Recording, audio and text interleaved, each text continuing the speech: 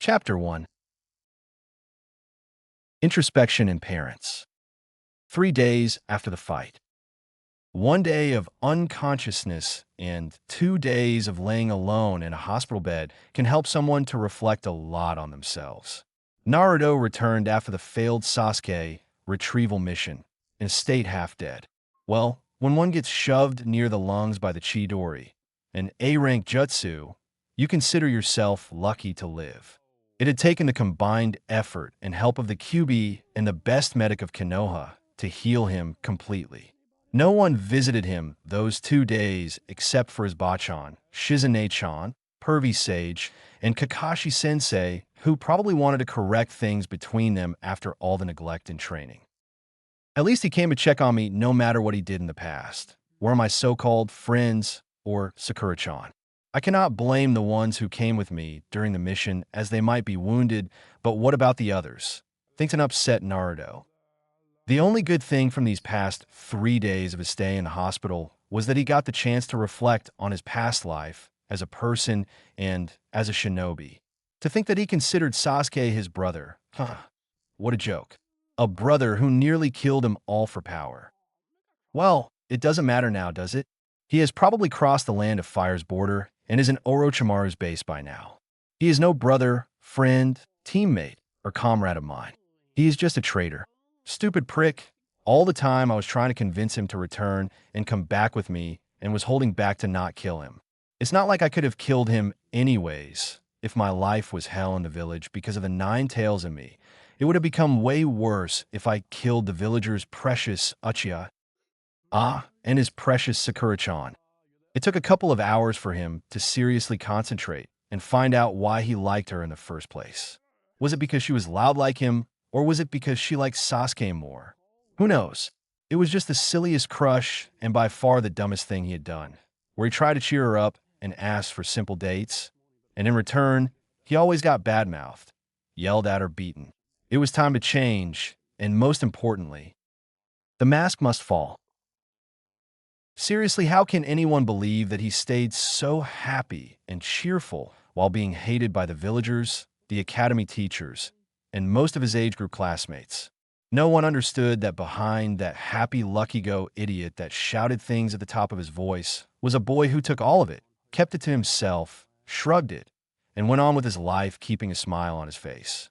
It isn't possible for anyone to bear such hate and pretend as if nothing happened. But he did it. He heard the whispers, he saw how parents pulled their kids away from him, how most of the shop owners didn't allow him to get anything from their shops. No more. What was the price paid in acting like a loud, brash, annoying, and pranking king? An idiot who did not take his ninja studies and basics properly. A weak, orange jumpsuit, and a short boy who got beaten by everyone in the academy and insulted for being last. Winning most of his fights on either luck or with the help of the Kyuubi. He could blame the Konoha Academy instructors that they didn't help him, being kicked unnecessarily out of the classes, or the ones who taught him something was deliberately done wrong, like Mizuki. He was easily fooled by Mizuki and in desperation would have been punished if Mizuki got the forbidden scroll and got away with it. Although it was because of all that scenario that Konoha was able to get hold of one of its traitors as well as I was able to pass the academy and become a ninja for the village. So there's that. Oh, and I got to know a forbidden jutsu from it, the Kagebunshin, and its other form or advanced variation of it, the Taju Kagebunshin. So that is a win in my books, Databeo. Naruto thinks while watching nothing in particular outside the window of his hospital room.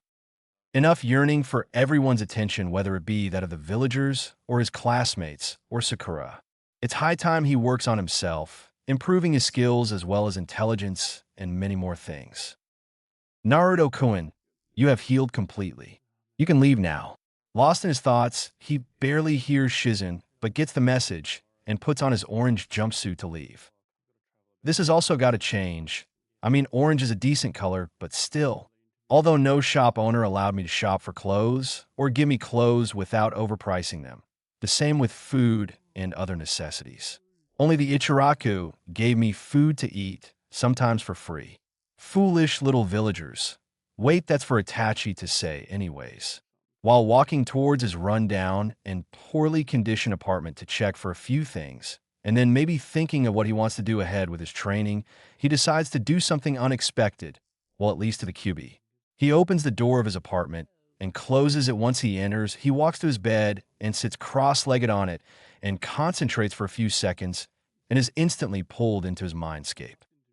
Walking up to QB's cage in his mindscape, he says, "Oi, QB, this might feel weird and unexpected, but I just wanted to thank you. Up until now, you have saved my life more than a couple of times and helped me win against most opponents. Whether it be on the bridge in Wave Country against Haku, or in the Chunin exams against Niji or Gara." The QB has his head resting on his hands. Is it hands or paws?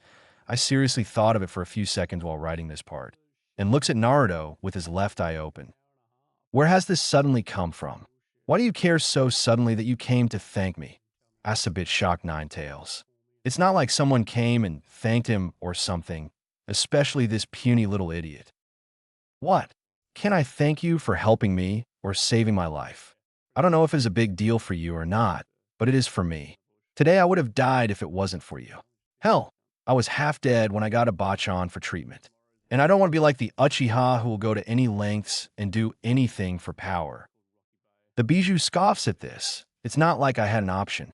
I would have more than loved to watch you die, but because this seal is made in such a way by that cursed fourth Hokage, if you die during your lifetime, then I die as well because of being stored in you." Who wants to do that? The fourth Hokage, sure, was a cunning shinobi. Get it? Cunning isn't like a fox, and you are one as well. Naruto says and laughs nervously for a couple of seconds, but stops on seeing the Bijou's unchanged face. Sighs, "Well, I did learn something new today about the seal, so that's something. Is there something I could do to help you?" You. And help the mightiest Bijou in the world. Don't make me laugh, Ninjin. You could do nothing to help me. I am the mightiest of all the tailed beasts and can destroy mountains with a single swing. QB retorts and tells him about his glory days, but got intervened in between. Coughs. "Okay, let me rephrase that. Is there something I could do to please you?" "How's that?" "Yes, you can. The next time, don't interrupt me during my brilliant monologue, and secondly, just tear that seal off completely, so I can kill you, get my freedom and riddance from this seal, and then destroy this pathetic village who thinks of me, the great QB, like some pathetic dumb blonde." QB snarls in disgust at the last part. Naruto just stares at the QB as if to say, "Did you seriously think I would do that?" Sighs, rises to his full height.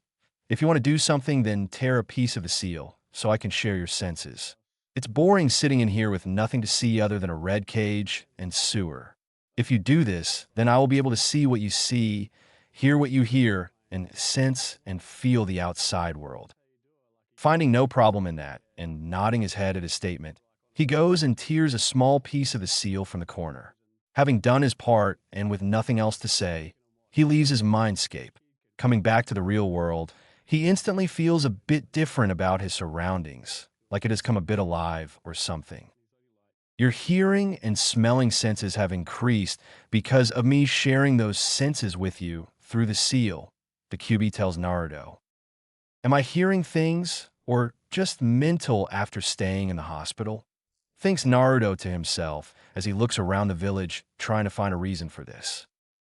"No, you idiot. Because you ripped apart of the seal, we can communicate with each other without you having to appear in your mindscape. You just have to think about what you want to say, and I will understand it." That's sweet. See, we could be good to each other like this, and help another in return. You get to see the outside world, and I get a minor boost or something from it. It's a win-win situation. Whatever. I don't have the patience to talk so much with you. Go on wherever you are going. I'm going to sleep. The QB rests his head on his hands and thinks to himself, "Uzumaki Naruto, in all my years of being alive, no human has thanked me for anything till now, except for one person, but then he was different than the rest." Seeing no point in continuing to talk with a sleeping beast, he continues walking towards. Wait, where was I going? Is this what Kakashi-sensei meant about getting lost on the road of life? Ugh, why is my memory so bad? No, No need to answer that. We know whose fault that is. Taking a random right, he sees Shikamaru coming from the opposite end. Hey Shikamaru, where are you going?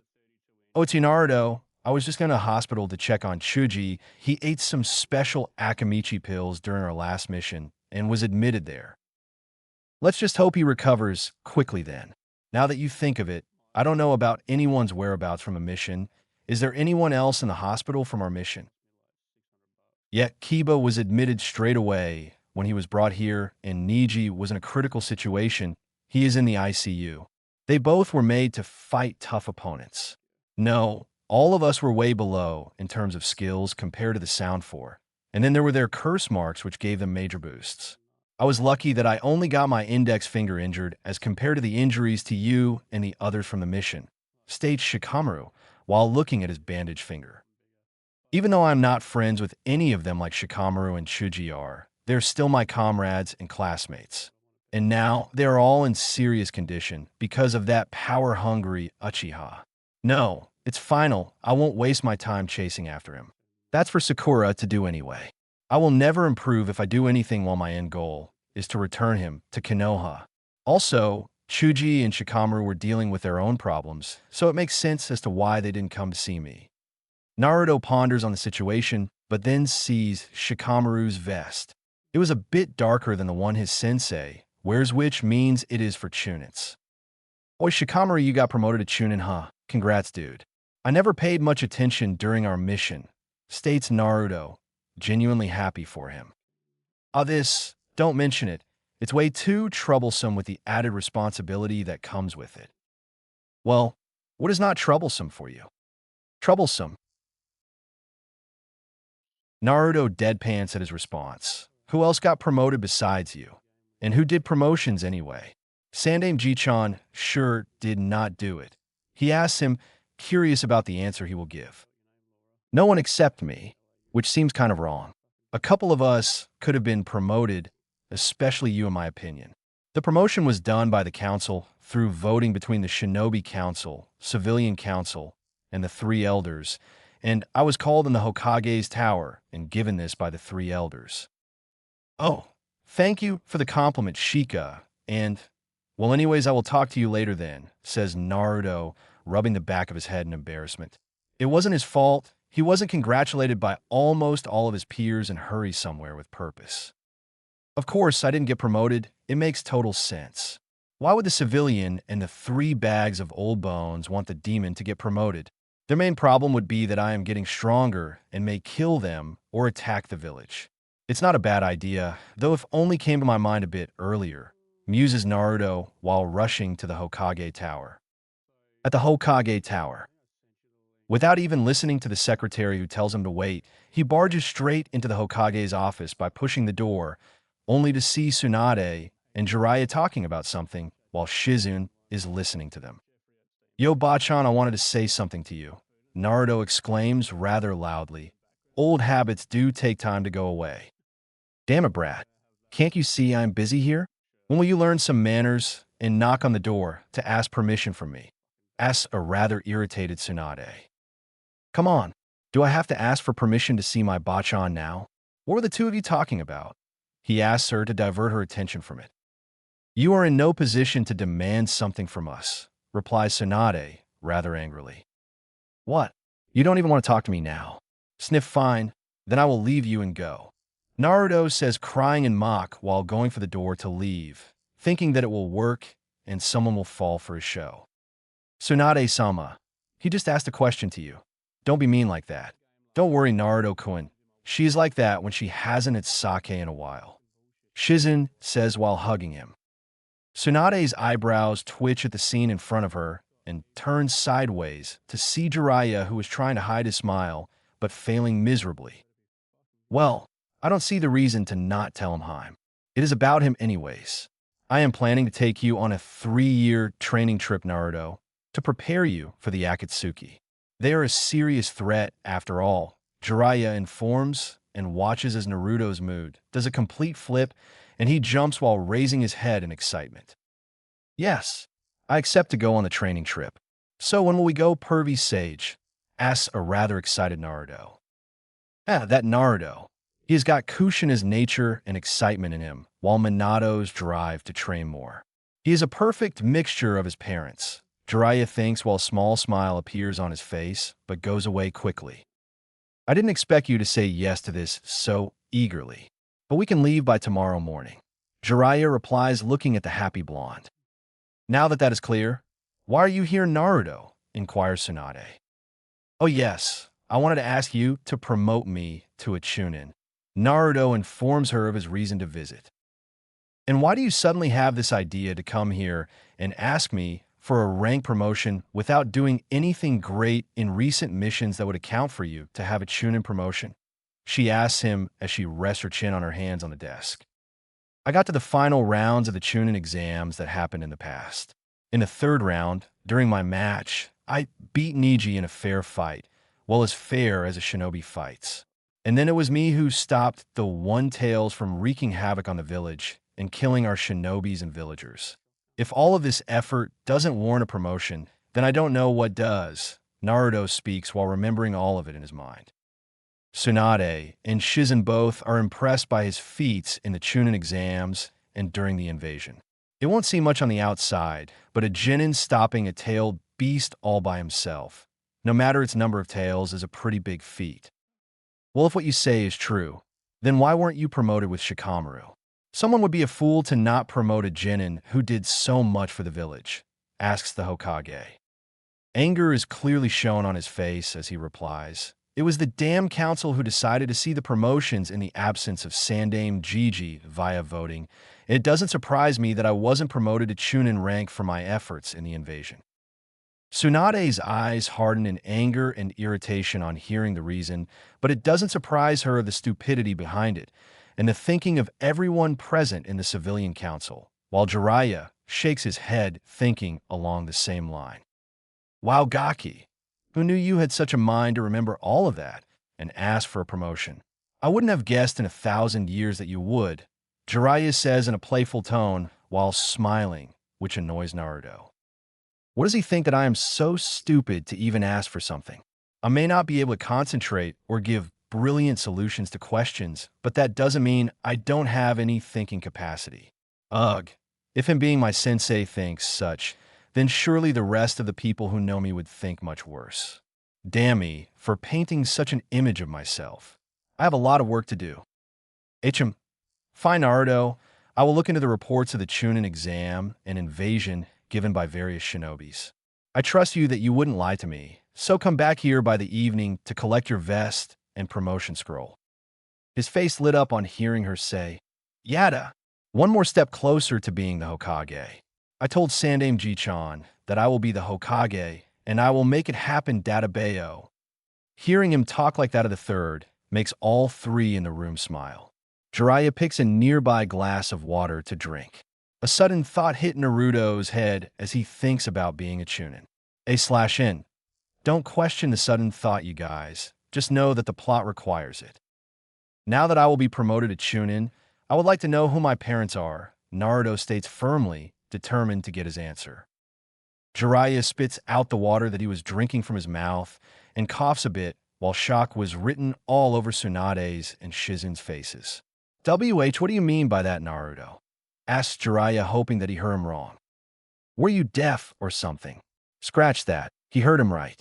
Gigi promised me whenever I used to ask him to tell me about my parents, and he said that he would tell me everything when I turned 16 or became Chunin. I begged him to tell me, but he told me that my father wished it for some reason, so now I will not go without knowing about them. Sighing at his request and seeing no other option, Jiraiya nods at Tsunade and closes the window and activates a privacy seal while Tsunade sends out her umbu. Whoa, what was that blue light thingy which covered the room? Naruto asks curiously while watching some weird patterns covering the room. Your parents are part of an SS rank secret like the QB was. It would become quite a problem if someone else knew of it. So I told the umbu to go out while Jiraiya put up a privacy seal, Tsunade informs him. Well, it must be important then if it dash. Another person is hiding near the couch on your right, Brad. What? How do you know that, QB? I can't see anyone. He asks the QB, bewildered by his response. I can sense the emotions of humans.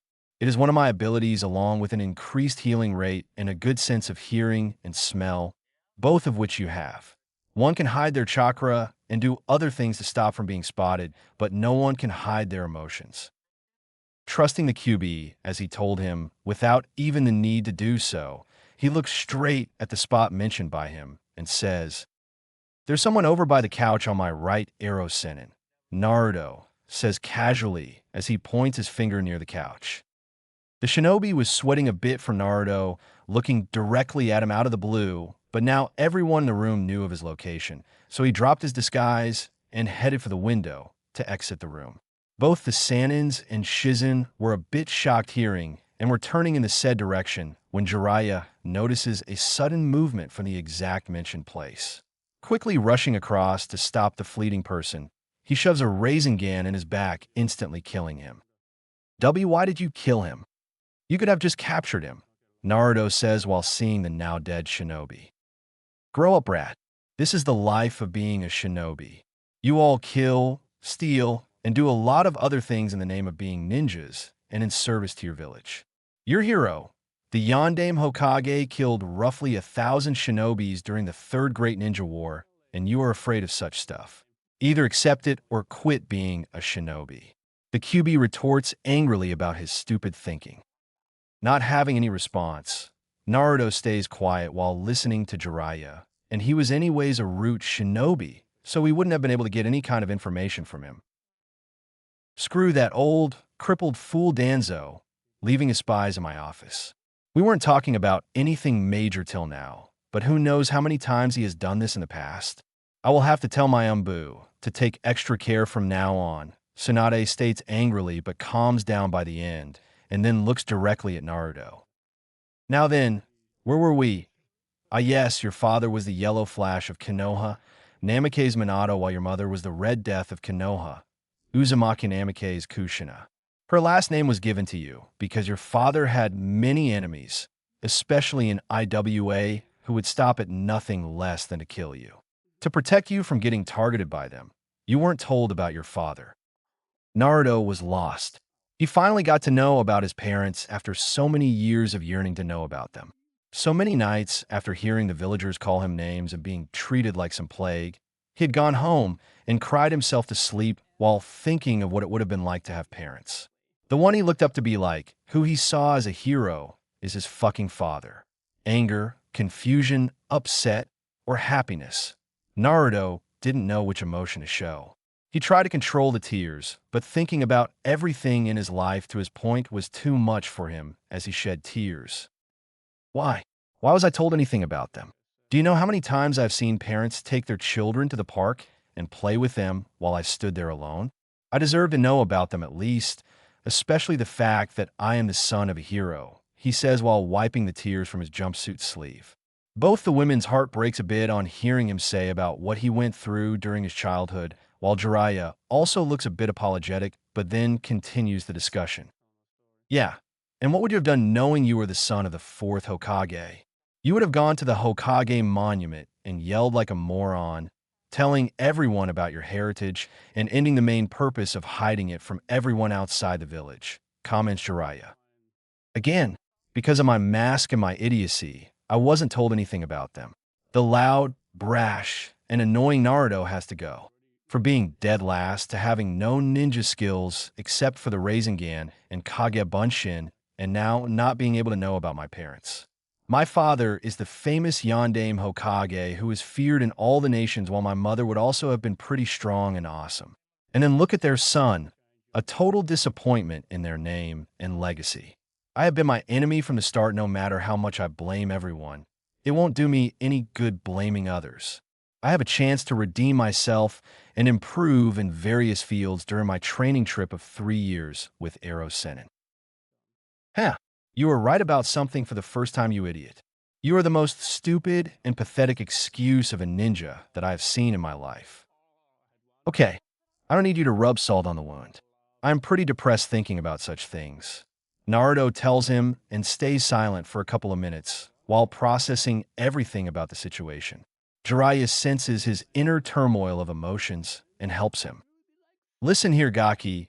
Don't think too much about it right now. Just read the letters they have written for you, and most of your answers will be clear, Jiraiya says. Wait, you have something of theirs for me? Naruto asks, and here Tsunade scoffs at that. Not only the letters, but the direction to the compound they got built after being married, along with the numerous jutsus and other stuff that may be in their house. Where are the letters? Or their house? Do you know the direction of their house? Naruto asks hurriedly as he wants to see all of it as soon as possible. Calm down, Naruto. Just lift your father's photo frame and smear some blood behind his portrait, she tells him. Taking a deep breath to calm his nerves, he shakily moves toward his father's picture. This time, he doesn't even complain about being an idiot for not realizing the similarities between him and his father while looking at his father's photo more closely, removes the frame, and smears some blood on the wall. A complex seal appears over there and then shrinks into nothingness, revealing a small section. Inside, it was 2 envelopes, probably the letters, along with a small map of their house. Lifting it from the section, he places the portrait back and is about to open the letters until he hears Jiraiya. Read it later, Naruto.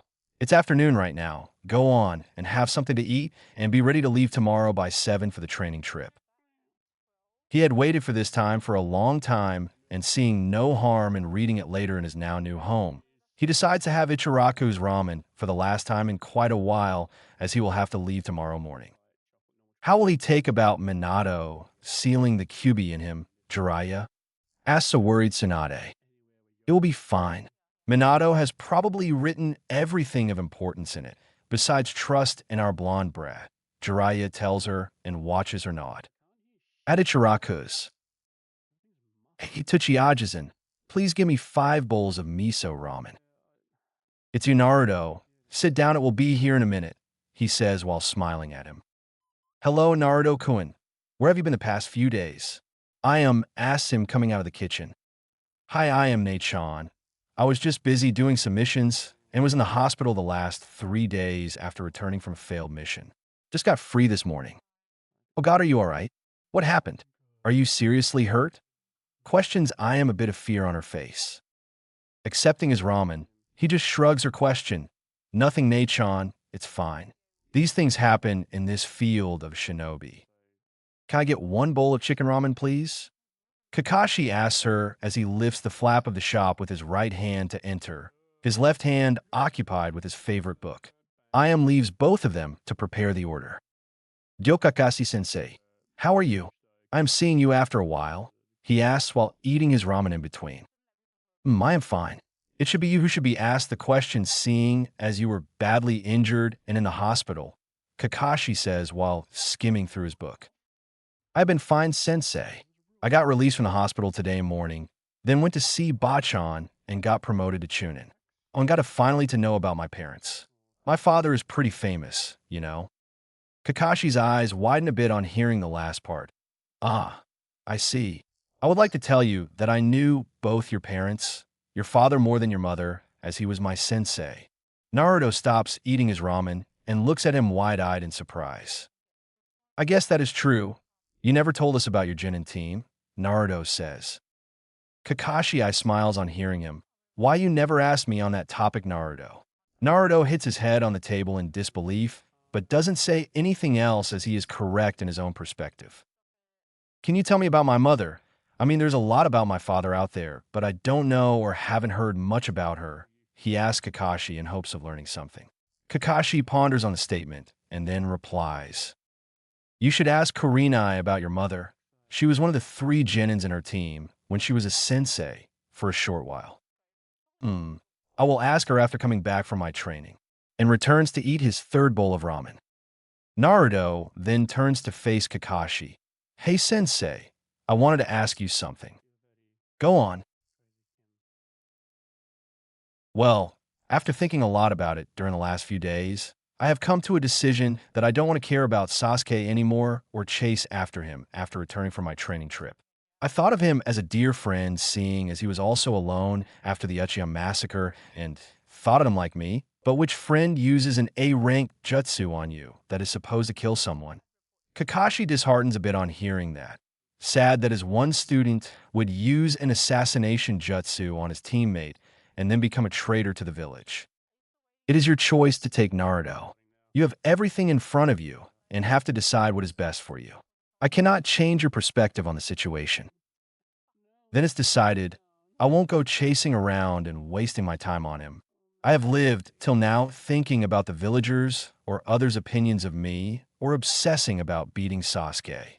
If there is a mission regarding him or his whereabouts, I won't care about it. Sakura is there for that. Although if I were to come across him somehow, I will not hold back that time against him thinking that he is a friend, Naruto says with determination. Kakashi smiles a bit at that and then decides to say what he came there for. I came here to say, sorry Naruto. I was the one who brought you back to the village from the Valley of End, and on the way, seeing your condition made me realize that I haven't been the best sensei for you, ignoring you while teaching Sasuke, who used a Chidori on you when I told him not to use it on comrades and teammates. Kakashi apologizes sincerely as Naruto listens to him. It's all right, sensei. You may have not taught me much, but you were there for me and treated me better than most of Konoha. And don't worry about my training. I am going on a 3-year training trip with Pervy Sage from tomorrow, so I will learn a lot from him.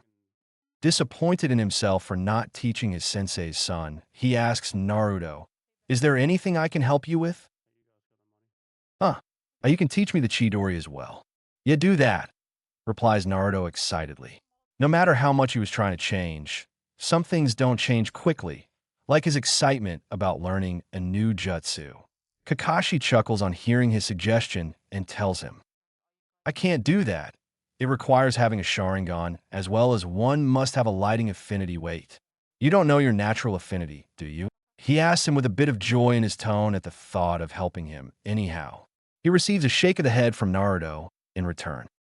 I know something that might help, and reaches into his vest pocket to take out a square piece of paper.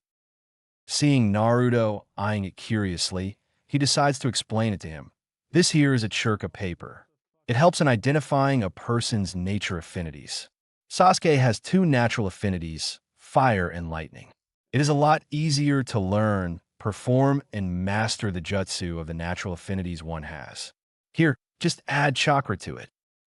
Taking the paper and placing it in between his fingers, he applies chakra to it and looks at it as it splits by the middle into 2. Then the left side becomes wet and the right side crumbles into a ball. Raising an eyebrow and staring at Kakashi as if asking a question. Well, that's rare for anyone to have 3 affinities. But it can be explained seeing as who your parents are with Minato-sensei, having primary wind affinity and secondary lightning affinity, and Kushina-san having primary water affinity and secondary wind affinity. You have a primary wind affinity with closely followed water and lightning affinity. I knew I was awesome. Take that Sasuke team, exclaims Naruto happily while Kakashi just chuckles and ruffles his hair a bit. Kakashi-sensei, can you tell me before going on the training trip what all things I need to work upon? You have watched me train and stuff for 6 or some months, so you would probably know my weakness and as such areas to work on. I'm going to be completely honest with you, so don't be disappointed, okay? Asks Kakashi to see Naruto nod at him. Your weakness, it's in every area, he tells him and watches as Naruto hangs his head in shame.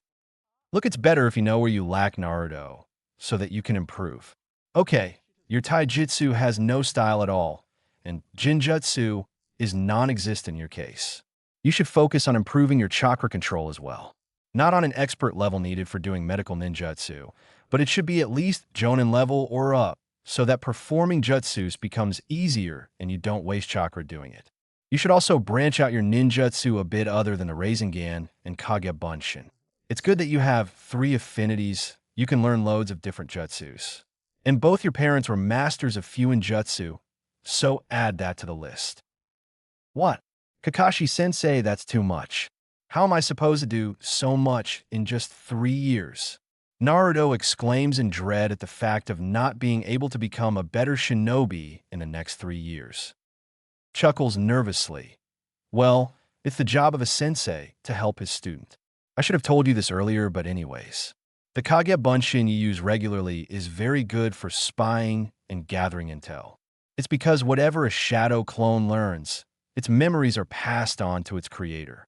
You can apply this to your studies as well as to improve yourself. So if your clone reads a book while you sleep, after dispelling the clone, you will remember whatever it read. Kakashi informs Naruto and turns towards him to see his mouth agape. This is wonderful. Because my chakra reserves are so high due to the QB, I can easily produce hundreds of clones. This would make my job easy and I won't need to read boring history books. Thank you for your help, Sensei. See you later. Naruto hurriedly leaves the stand after hugging him to check his parents' house, leaving a happy Kakashi alone who was able to do something to help his student. Near the Hokage Monument. Somewhere around here. Is their compound, huh? They sure did get it isolated from others, muses Naruto while walking towards the location and looking at the map to try and figure it out. His exploration had brought him to the Hokage Monument where the rest of the Hokage's stone faces were present and below the whole village was visible. After 10 minutes of wandering in the area near the monument, he sees a medium-sized compound near the forest. I should send a clone to collect my Chunin vest and promotion scroll from Bachan. And according to Kakashi Sensei, it should remember most of the things that happened during its life. Wait, do they have a life? Naruto thinks about the stupid theory of whether they have a life or what, nearly forgetting the task at hand. Making a cross sign with his index and middle finger on both hands, he calls out, Kage Bunshin, no jutsu. Go to Bachan's office and get the things provided with a promotion, Naruto says to the clone. Seeing the clone going away, he walks to the gates of the compound and stupidly tries to open it by pushing it. Why would they not lock the doors of their compound? I can see how stupid I may be in various situations now that I am a bit calm and not shouting random shit every few minutes. Pondering about a way to open the gates, he remembers what he had to do to get his parents' letters. He presses some of his blood on them. Watching a seal appear and then go away after a few seconds, he opens the gate to see a 2-storied big house along with a garden, pond, and trees in the compound. Walking up to the house door, he smears blood on it again. Looks like they took the protection of this house seriously. I wonder what happens when someone else tries to enter it. If I just tell the Uchiha prick that Itachi is inside, he will stupidly try to enter and he'll come running in. Foolish little Uchiha. God damn it, it's Itachi's line, although I quite like it. Entering the house, he sees some couches near a fireplace, along with a table in between the couches. In the back are some portraits of his parents hanging on the wall, from their Genin days to their marriage and many more, and just in front of the wall of the photo frames is a dining table. He makes another shadow clone and tells him to go to his old apartment and bring all the important stuff. To the left is a big kitchen with a washroom some distance away from it. Watching his clone keep the brought items from the Hokage's office on his promotion on the table, he dispels the clone and is filled with the brief but important conversation the clone had with Tsunade. Going to the second floor by the stairs or further back in between the kitchen wall and washroom, he looks around to come across 5 rooms on the floor with each room having its washroom. Walking to the room on the far end, he opens the door to see a queen-sized, probably his parents' bedroom. There's a small side table near the bed that has a picture. Picking it up, he sees a picture of his father smiling and placing a hand on top of his mother's hand, and his eyes block his view as tears form in them while he looks at his mother's face this closely for the first time. Ka-chan. She is so beautiful. Red hair with violet eyes. My face matches hers, even though I have my 2 sans eyes and hair. She is also smiling in the picture, and both of them are pretty happy. Following her hand, he sees it placed on top of her belly, which is quite round. His hands that are holding the frame tremble a bit as he realizes the significance behind the picture. They look so happy. They loved me even before I was born. And here all my life, I thought my parents left me. Naruto cries a bit seeing them and hugs the picture close to his heart. What he wouldn't have given to meet them and hold their hand once. Placing the picture down on the table, he moves to the closet on the left to see a white cloak with red flames on the bottom of it. Lifting it, he sees the words 4th Hokage printed in red on it. Placing it back in the drawer and closing the closet, he sits down on their bed. I will check the basement later. It's probably filled with books and scrolls on different ninja skills. Now to read my parents' letter. Chapter 2. Letter and Training. Taking a deep breath to prepare himself for what is to come, Naruto decides to first read his father's letter as he takes the envelope and takes the paper inside it. Hello, Naruto. If you're reading this, then know that I asked Sandaime to give this to you when you either became a Chunin or when you reached 16. If it is the latter, then please forgive me if you can for not being there in your life for so many years. 16 years, without having the love of a father or a mother. I am sorry for doing this, but try and understand my predicament as well. I had no option at that time when the Kyuubi was ripped from your mother and sent to attack the village. I had to quickly think of a solution, or the Kyuubi would have wreaked havoc on Konoha and lay waste to it and its citizen. Well, technically it still did, but it would have been far worse. Now, listen closely. Not many people know the exact reason why the Kyuubi attacked the village. A masked man attacked your Kaachan that night when she was giving birth to you. He got hold of her, and because the seal weakens when a woman is pregnant, he was able to release the Kyuubi. I also saw the man GQ Sharingan in the eyes of the nine-tailed fox, so the masked man was an Uchiha who took control of the Bijou with the Dojutsu's visual prowess. As I'm writing this letter to you right now, well, not me, but a clone, try to put yourself in my place and see things through my perspective. How could I, as a Hokage, ask someone else to give their child for the sealing when I couldn't do it on my own? I'm not saying that what I did was absolutely right or the only way, but at that moment, I only saw this as a solution. I believe that the villagers will see you as a hero for holding the Kyuubi back, as you will keep the beast seal from the rest of the village, but if that is not the case, then please forgive me. Although, know that you are just the jailer of the Kyuubi and not the Kyuubi itself, Naruto. Also, that masked man, who calls himself Madara Uchiha, will try to control the Kyuubi again, so I believe if anyone could control the Nine-Tails' power and stop the masked man, it's you, Naruto. After all, what father wouldn't believe in his child? I know I have placed a very heavy burden on you, which may result in you being hated as well. Although, I hope not. I trust you to do the right thing for yourself and the ones you consider friends. You should check the basement of our your house, where you will find the notes from my esteemed jutsus, the Rasengan and the Hiraishin Jutsu. Although I hope your godfather, Jiraiya, has taught you the Rasengan. It is an incomplete jutsu, though, and maybe you will be able to complete it. No matter what happens and what you do, Naruto, know that I love you very much. It would be my wish to see my son as the protector of Konoha and its villagers after me. Maybe you can even become a Hokage like me or better than me. It is upon you to decide what you do in your life, Naruto. Please try and forgive me. You're too San. The fourth Hokage. Namake's Minato. Naruto couldn't comprehend which emotion to show.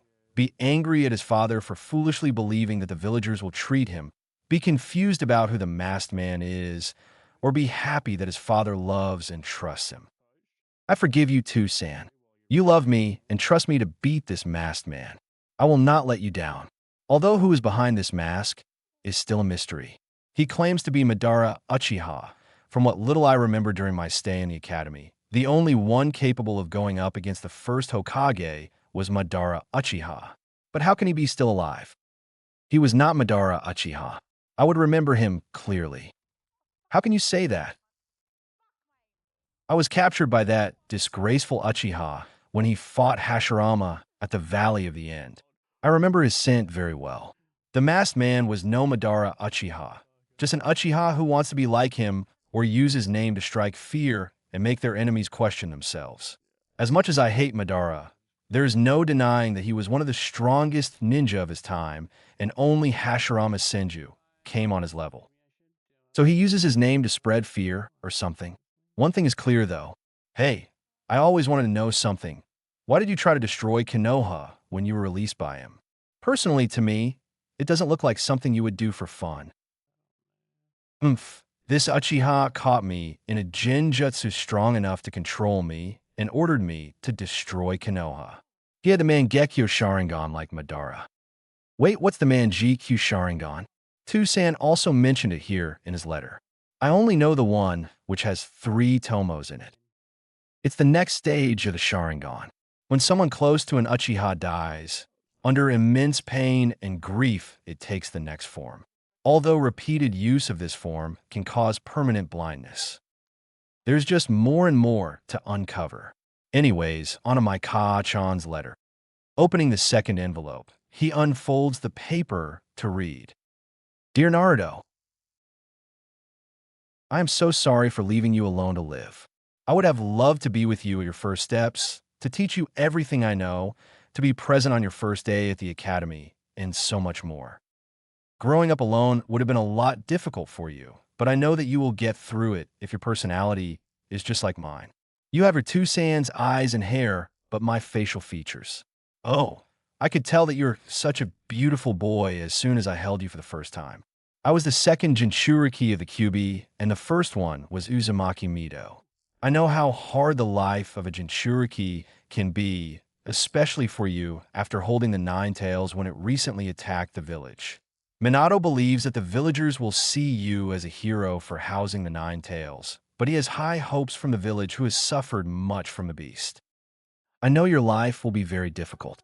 They will direct all the hate and anger that they have on the Kyuubi toward you. I know how sad you must have been a lot of the time, and how much you have suffered. I am sorry, Naruto, for not being there for you, and then your suffering would have increased at the hands of the villagers. I really am. It is true that we are the vessels for the Kyuubi, but there's a way to live happily, even as a Jinchuriki. First, we must fill those vessels with love. Then, we would be able to live our lives happily, even as a Jinchuriki.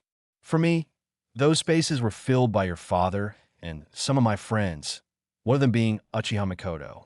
Find love in your life, Naruto, whether it be that of friendship or with your teachers. You do not need to have many friends. Some of them will be fine. If you ever find our house, go to the basement where a library is present along with a training ground. Uzumaki clan of the Uzushio village was famous for its skill in sealing knowledge.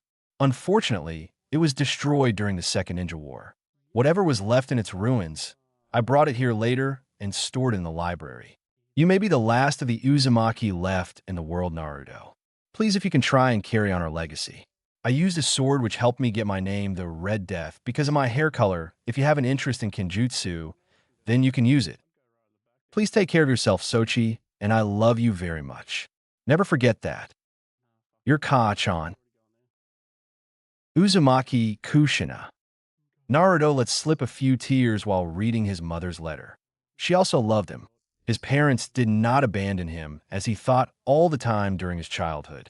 He would always have traumatizing dreams of his parents abandoning him, since he was hated by nearly everyone in the village. Thank you, Ka-chan. I love you as well. I will carry on your and Tusan's legacy and do my best to make you proud. Determined to do his best, he goes down to see the sun is about to set.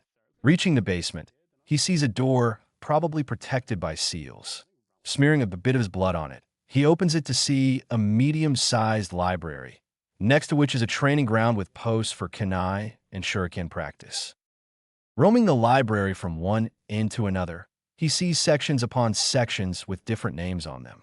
There are many scrolls of different elemental jutsus, along with books on basic Fuinjutsu theory and advanced Fuinjutsu. There are a few Jinjutsu and medical ninjutsu scrolls near it. Varying ninjutsu of all the ranks from E to S is kept in there. At the end of the room was a table with 2 scrolls kept on it, with a 3-pronged kunai behind the second scroll and a sword laid on the table. Checking the first scroll, he sees it's for Rasengan. Opening it to read the contents in it, he sees. So Tusan created the jutsu, seeing a Bijadama, and he sure lives up to his name of being a prodigy. What else? It says here that it is incomplete. An element can be added to it like the wind to make it a completely new jutsu. Cool. So that is what he meant. I will try my best to do it. Going up to the second scroll, he sees it's for the Hirashin jutsu along with a 3-pronged kunai near it. Oh God, it's the jutsu with which Tusan killed 1,000 IWA shinobi in a matter of seconds. I need to learn it. Let's see, One has to be a seal master and understand the theory of space-time seals to be able to do it. I can use my shadow clones to do that. Thank God for the QB and its reserves. It is a kind of summoning technique. By entering a dimensional void, I can instantly teleport to the technique's formula location whenever I please. I hope I can learn this. It would be so effective. Next up, he watches the sword that is laid on the table, his mother's precisely. Holding up, he looks at it closely to see a katana. Its blade is sheathed in a black scabbard made of leather. On top of the scabbard and near the guard is a red color hanging cord helping in hanging it on the back or anywhere else.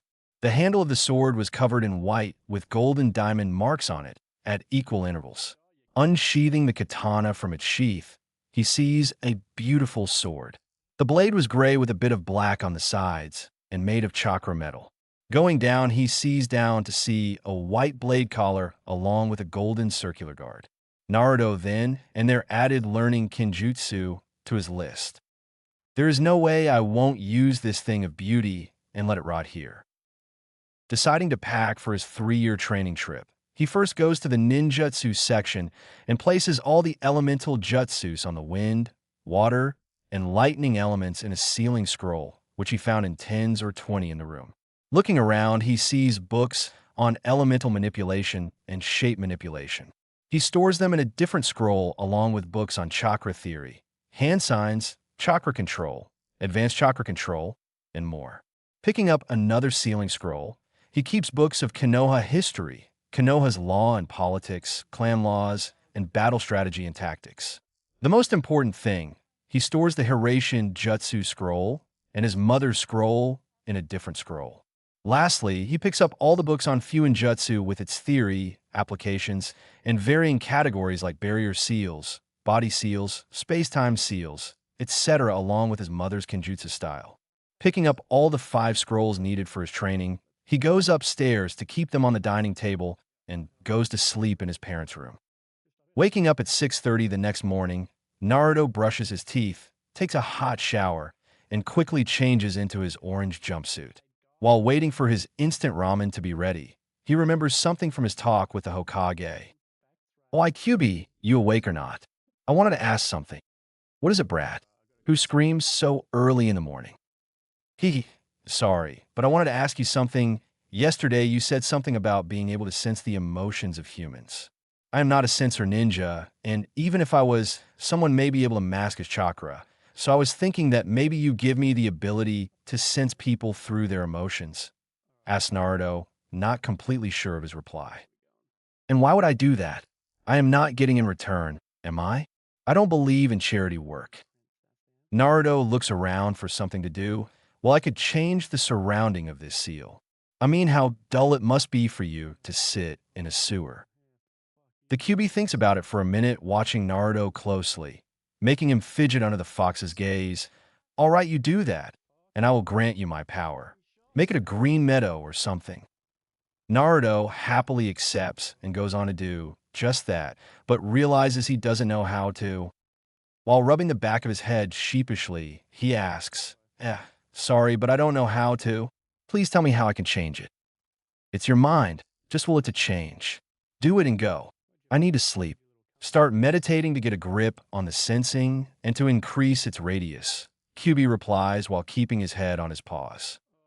Naruto gives a mock salute and changes the seal to become a lush green meadow with trees, bushes, flowers, and ponds. Closing his eyes after watching Naruto run on top of buildings with his backpack of scrolls, the QB thinks, "Uzumaki Naruto, you did not demand power from me as you did while using the summoning jutsu. Maybe it was you Toussaint mentioned about near his death. We shall see."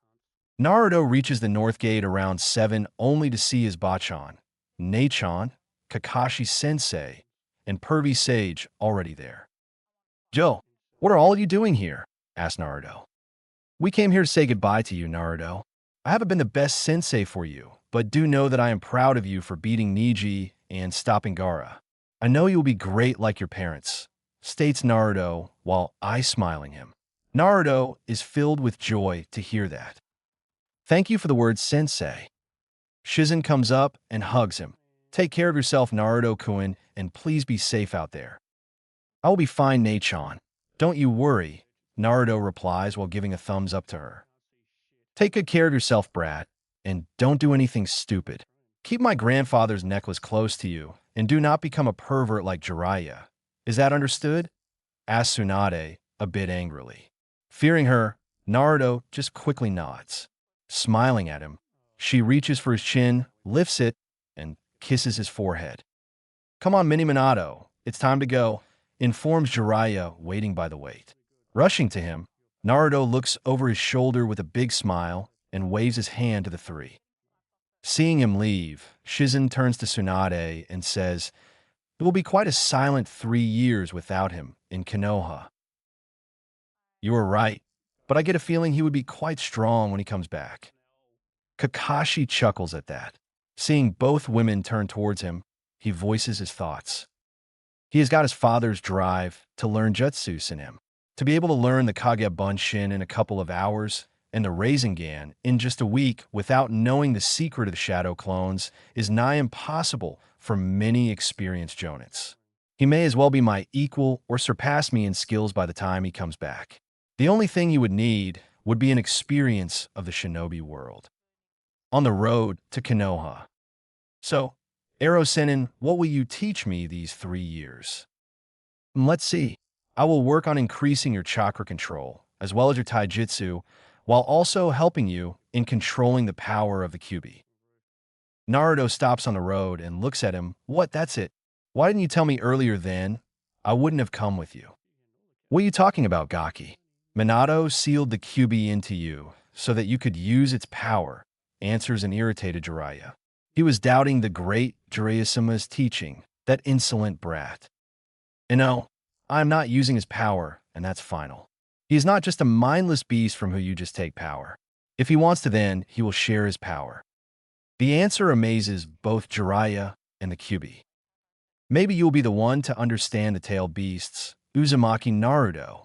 Well, you sure have made the future interesting. The Kyuubi thinks, keeping his thoughts to himself.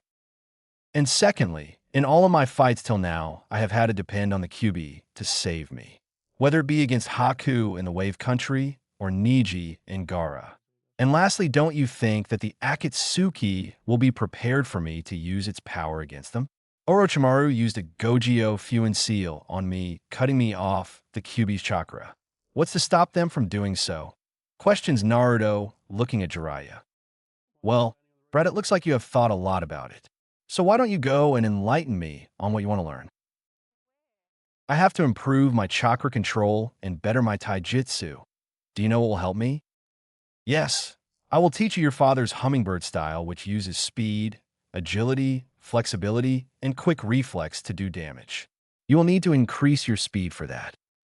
That's fine.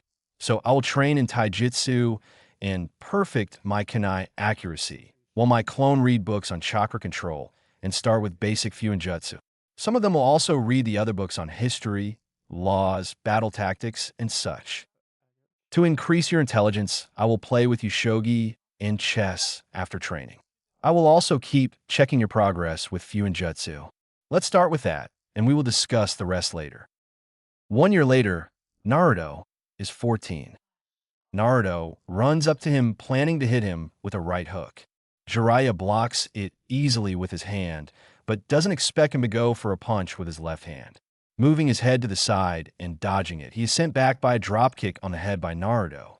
Seeing him get up, he rushes and lifting his left leg to kick him near the shoulder, but is blocked by his arm. Quickly changing his chance, he goes in for a low kick only for Jiraiya to jump over it. Sensing a counter coming for the Toad Sage, he quickly backflips some distance. Rushing in, he tries to knee him in the chin, only to be blocked by his hand and kicked back to the ground. Obviously, this was going at a very fast pace for the eyes of a common human. Punches and kicks were being shared and dodged. Naruto feints a left jab at Jiraiya while going in for a right uppercut, but is blocked by Jiraiya. All right, Mini Minato, let's stop. We have been going at each other for the past 2 hours. You have improved a lot in taijutsu throughout the previous year, says Jiraiya, stopping him. I can barely hit you with anything. I only managed to land some hits when I released the resistance seal placed on me. Don't sell yourself short, Naruto. You have achieved something in 1 year, many take a couple of years to do. You just lack experience. What? You think you could beat a Sannin? Huh, don't make me laugh, kid. Still, taijutsu is not only the thing you have improved at. That was true. Learning the hummingbird style came easily to Naruto because of never to seem to end stamina. Doing numerous laps around fields and other areas that he found, followed by exercises like pull-ups, push-ups, sit-ups, etc., helped him build some muscle mass. Getting a proper diet other than ramen, which consisted of nutrients, vitamins, and proteins, helped him increase his height. Jiraiya also assisted in his training by placing resistance seals on his legs, which helped increase his speed, while the same seals on his arms helped him move his arms rather quickly and do more damage. The resistance seals on his hands were at level 3, with the max level for it being level 5, while the seals on his legs were at level 5, with level 7 being the max. 2 more years of constant practice would max it, although while learning how to swing and use his sword, he would have to again go across all the resistance seal levels off his arms to get a hold of doing it with a katana. His chakra control had come along nicely. Firstly, he decided to completely master tree walking and water walking so that he could stay or fight for a good time on them. He made his clones start by throwing stones at him, followed by kunais while tree walking to disrupt his concentration. Water walking was also the same, but with the addition of fighting his clones on water. It started with 1 clone and got increased to 7 or 8. Then he started doing waterfall walking with the constant movement of water, making it a lot harder. After mastering that, he got up a notch by balancing stones, senbons, and kunais in his hand. It started by balancing 1 and then balancing 5 of them, 1 on each fingertip with ending on 10 on the fingertips of both hands. He had completed the academy syllabus that he had neglected all the time, with the clones reading books on different subjects while he practiced his kunai accuracy. He needed it perfected to use his father's 3-pronged kunai effectively, so he practiced it on stationary targets and moving clones. He would sometimes blindfold himself and try to hear the clones and hit them with the kunais so that he wasn't dependent on only one of his senses. He had to make sure that he had other options open if he could not see anything. He had studied the history of his village and its shinobi along with village laws and politics. He also studied chakra theory and the theory behind jutsus. But by far his greatest accomplishment had been in Fuinjutsu. He had taken a week to perfect his calligraphy and learn the different kanjis. He had got down the basics and the theory of seals and made storage seals, explosive seals, restriction seals, privacy seals, etc. He had a complex storage seal that could store a lot more than the regular seals. He had placed 2 of these seals on his wrists of both hands to hold kunais in them, while also placing the same seal on his jacket to store his clothes, money, and all the scrolls he brought with him from Konoha. On the road to Tetsu no Kuni. "Where are we going now, Arrow Sennin?" asked Naruto while rubbing his hands together. He had purchased the necessary clothes for the trip and also bought many other clothes to sustain him for a while. Black boots accompanied by brown jeans. On top of it was a red shirt and dark blue leather jacket. Completing the look was a red scarf wrapped around his neck. "I cannot teach you anything in Kenjutsu, so we're going to the Land of Iron, where you will train in your Kenjutsu style along with the rest of the stuff. It is a place filled with samurais who use swords. They may be good sparring partners for you. If one of them becomes easy, then increase their number. You will be learning everything mentioned in your mother's scroll about using a sword, and then for practice and experience against real opponents, you will fight these samurais." Nodding at that, they continue walking forward when they are approached by a samurai. "Halt! State your reason for being here." "I am Jiraiya of the Sannin, and this is my apprentice. May I speak to Mifune? He knows me." Watching them for a second and then nodding, the guard leads them to the building at the center of the area. Knocking at the door of probably Mifune, he goes inside on hearing a muffled come in. Returning after a minute, he says, "Please go inside. He will see you now."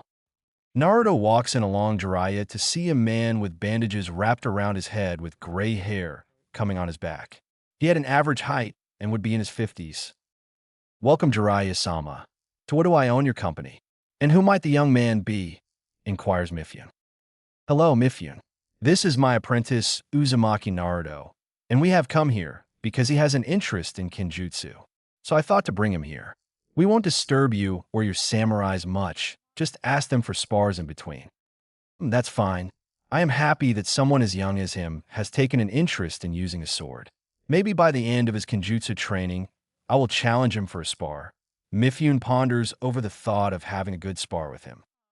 That is fine by me, replies Naruto. 2 years later, Naruto is 16. The last 2 years had been quite satisfactory to Naruto. He had become a master in using his katana, if the remark from Mifune meant anything. He had practiced the basic stances and then the different katas of his mother's style from the scroll. It had taken him 2 weeks to get down all the forms correctly with a wooden sword and then another couple of weeks to adjust to using the katana. Then he had gone into a fight with his clones, slowly increasing their number from 5 to 12 at a time and using what he learned against them. After that, he made a clone to blindfold him and then fought against them relying on his senses while the clones used wooden swords to attack him. It made swinging the sword a lot easier after that. Then sparring against the samurais for a couple of weeks helped him polish his skills. At the time of leaving, he was asked by Mifune to have spar with him. The spar had gone for nearly an hour with none of them giving up. Dodging, parrying, and blocking swords was all that was seen, and the clang of metals was heard. Naruto had lots of tear marks on his clothes with a couple of scratches on his face. Mifune had complimented him on his accomplishment, but wasn't prepared when Naruto released the resistance seal placed on his legs and the same seal on his arms. With increased speed and increased movement of his hands, and thus swinging his katana with increased momentum, he was able to lay out many cuts on Mifune's skin and arms. With more experience, he could go on to become the best swordsman. Next came ninjutsu, for which he had a knack to pick things quickly. Something about dumb blondes and skill in ninjutsu, according to Jiraiya. He had learned all the hand signs and the theory behind chakra molding, jutsu making, etc. With an already above Jonin level chakra control that he achieved last year and kept practicing in between, performing and mastering jutsus became easy for him. But first, he had learned all about nature/elemental manipulation from books and go through the different stages required in mastering an element, like splitting a leaf with wind chakra, stopping the flow of a river, or making a light bulb glow only using chakra. Each element had 3 stages to it, which would take regular shinobi years to do, while he had done it for all the 3 elements in 8 months. After that, performing the different elemental jutsus became easy for him. But he wanted to master most of them and make fewer hand signs to perform them. In the end, he had managed to bring down the hand signs for most of his jutsus to 4 hand signs or less. He had also mastered the Rasengan, being able to make it without the help of Shadow Clone and also form it single-handedly in an instant. Because of mastering both the wind and lightning elements, he was able to channel said chakra through the blade of his katana, as the blade was made of chakra-conducting metal. Wind-coated sword made it easier for him to pierce through most things easily, while lightning-coated chakra made it so that electric current will course through some if hit or stabbed by it. But again, it was Fuinjutsu that made him the happiest. Just the endless possibilities with it made him feel giddy on the inside. He had learned to make strong barrier seals, chakra sealing seals, paralysis seals, and more important seals. The ones he found the most useful were the chakra suppression seals that would hide his chakra from most of the ninjas except the dojutsu users. For his clothes, after living in a snowy country for a long 3 months, he had made a temperature converter seal that would automatically sense the outside weather and change the temperature around him. He had placed these seals on all his clothes along with durability and self-repairing seals on them. The next best seal he invented was the one that masked his chakra from dojutsu users, meaning the Sharingan or Byakugan users would not be able to see him mold chakra. This was done keeping in mind to not allow the Uchiha traitor to see him mold chakra and copy his jutsus. He had started learning about space-time theory and the seals used in making them. Completing all of that made it comparatively easier to try and decipher the logic behind the Hiraishin jutsu. The first thing he did was to learn to make the technique formula Jutsushiki for himself, otherwise it wouldn't work for him. He had to construct the formula from scratch, using various symbols, kanjis, and mathematical equations in it. Lastly, he needed to mix his own blood and chakra in the formula, completing the first process in order to perfectly learn it. This formula could be applied to the surface or his opponent by mere touch, and the best part was that the formula wouldn't be removed even if he died. Not that he was planning to. This whole process was level 1 of Hiraishin no Jutsu, Flying Thunder God technique. The second step was to apply the Jutsushiki on the specially made kunais like his dad, which allowed him to teleport to the said kunai. The last thing he learned from his Two-Sans note about the Jutsu was the Hiraishin, Dorai, Flying Thunder God, Guiding Thunder. It is a barrier technique that incorporates the use of the Flying Thunder God formula to erect a barrier space capable of warping away anything that comes in contact with it. It is a space-time barrier jutsu, and according to Jiraiya, the barrier has proven powerful enough to warp away techniques as destructive as a Bijadama. Other than learning everything from the notes, he was able to reverse engineer the complete formula and create a new formula that would summon an object to the one who created the seal and forces his chakra through it. He had named it the Reverse Hiraishin Seal and put on his katana so that if he dropped it somehow, he could summon it in his hands along with his three-pronged kunai. A/N. Think of it like Thor's Mjolnir or Stormbreaker, kind of physics to it, but instead of floating in the air, it just appears in his hands. It wasn't as great of an accomplishment as his dad's technique, but in a difficult fight, he could summon his sword in his hands, completely throwing off the opponent for a second, which could give him an upper hand. He had increased his overall IQ a lot over the years by playing shogi or chess with Jiraiya, or solving the puzzles he gave him. His battle awareness and reflexes had increased with all the blindfold taijutsu and kenjutsu practice. He was able to assess a situation quickly and come up with plans on the go because of going through different battle strategies and war tactics. He had learned how to cook and garden, seeing that he will have to take care of his garden in the compound. To increase the range of his senses provided to him by the QB, he started meditating. Jiraiya also told him that it will help him later learn Senjutsu from the Toad summons rather easily. Meditation had helped him get a grip on his emotion sensing, making it second nature while also helping him stay calm. Another thing Jiraiya had told him to control was his anger so that he would not just rush toward his foe without thinking.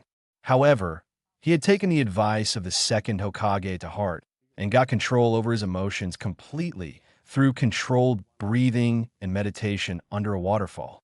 Now he could get serious at any moment, and it was difficult for anyone to slip up and show emotions. But that was all for missions and enemies, not for his precious person. Heeding the advice of Jiraiya, for the last 3 months, he had gone alone in the shinobi world accepting various B or A-rank missions from the Hokage via messenger toads. Being alone without anyone to hold him back had done him good, as removing the resistance seal had allowed him to travel fast and do various missions. He had purchased a bingo book as well and fought many B to A-rank missing ninjas and killed them in those 3 months. He had come across various scenarios while fighting them, and for the first time, he was fighting alone without anyone to back him up, and also the enemy had an intent to kill him. Chapter 3. Return and Spar. Near the gates of Konoha, 2 people could be seen walking towards Konoha.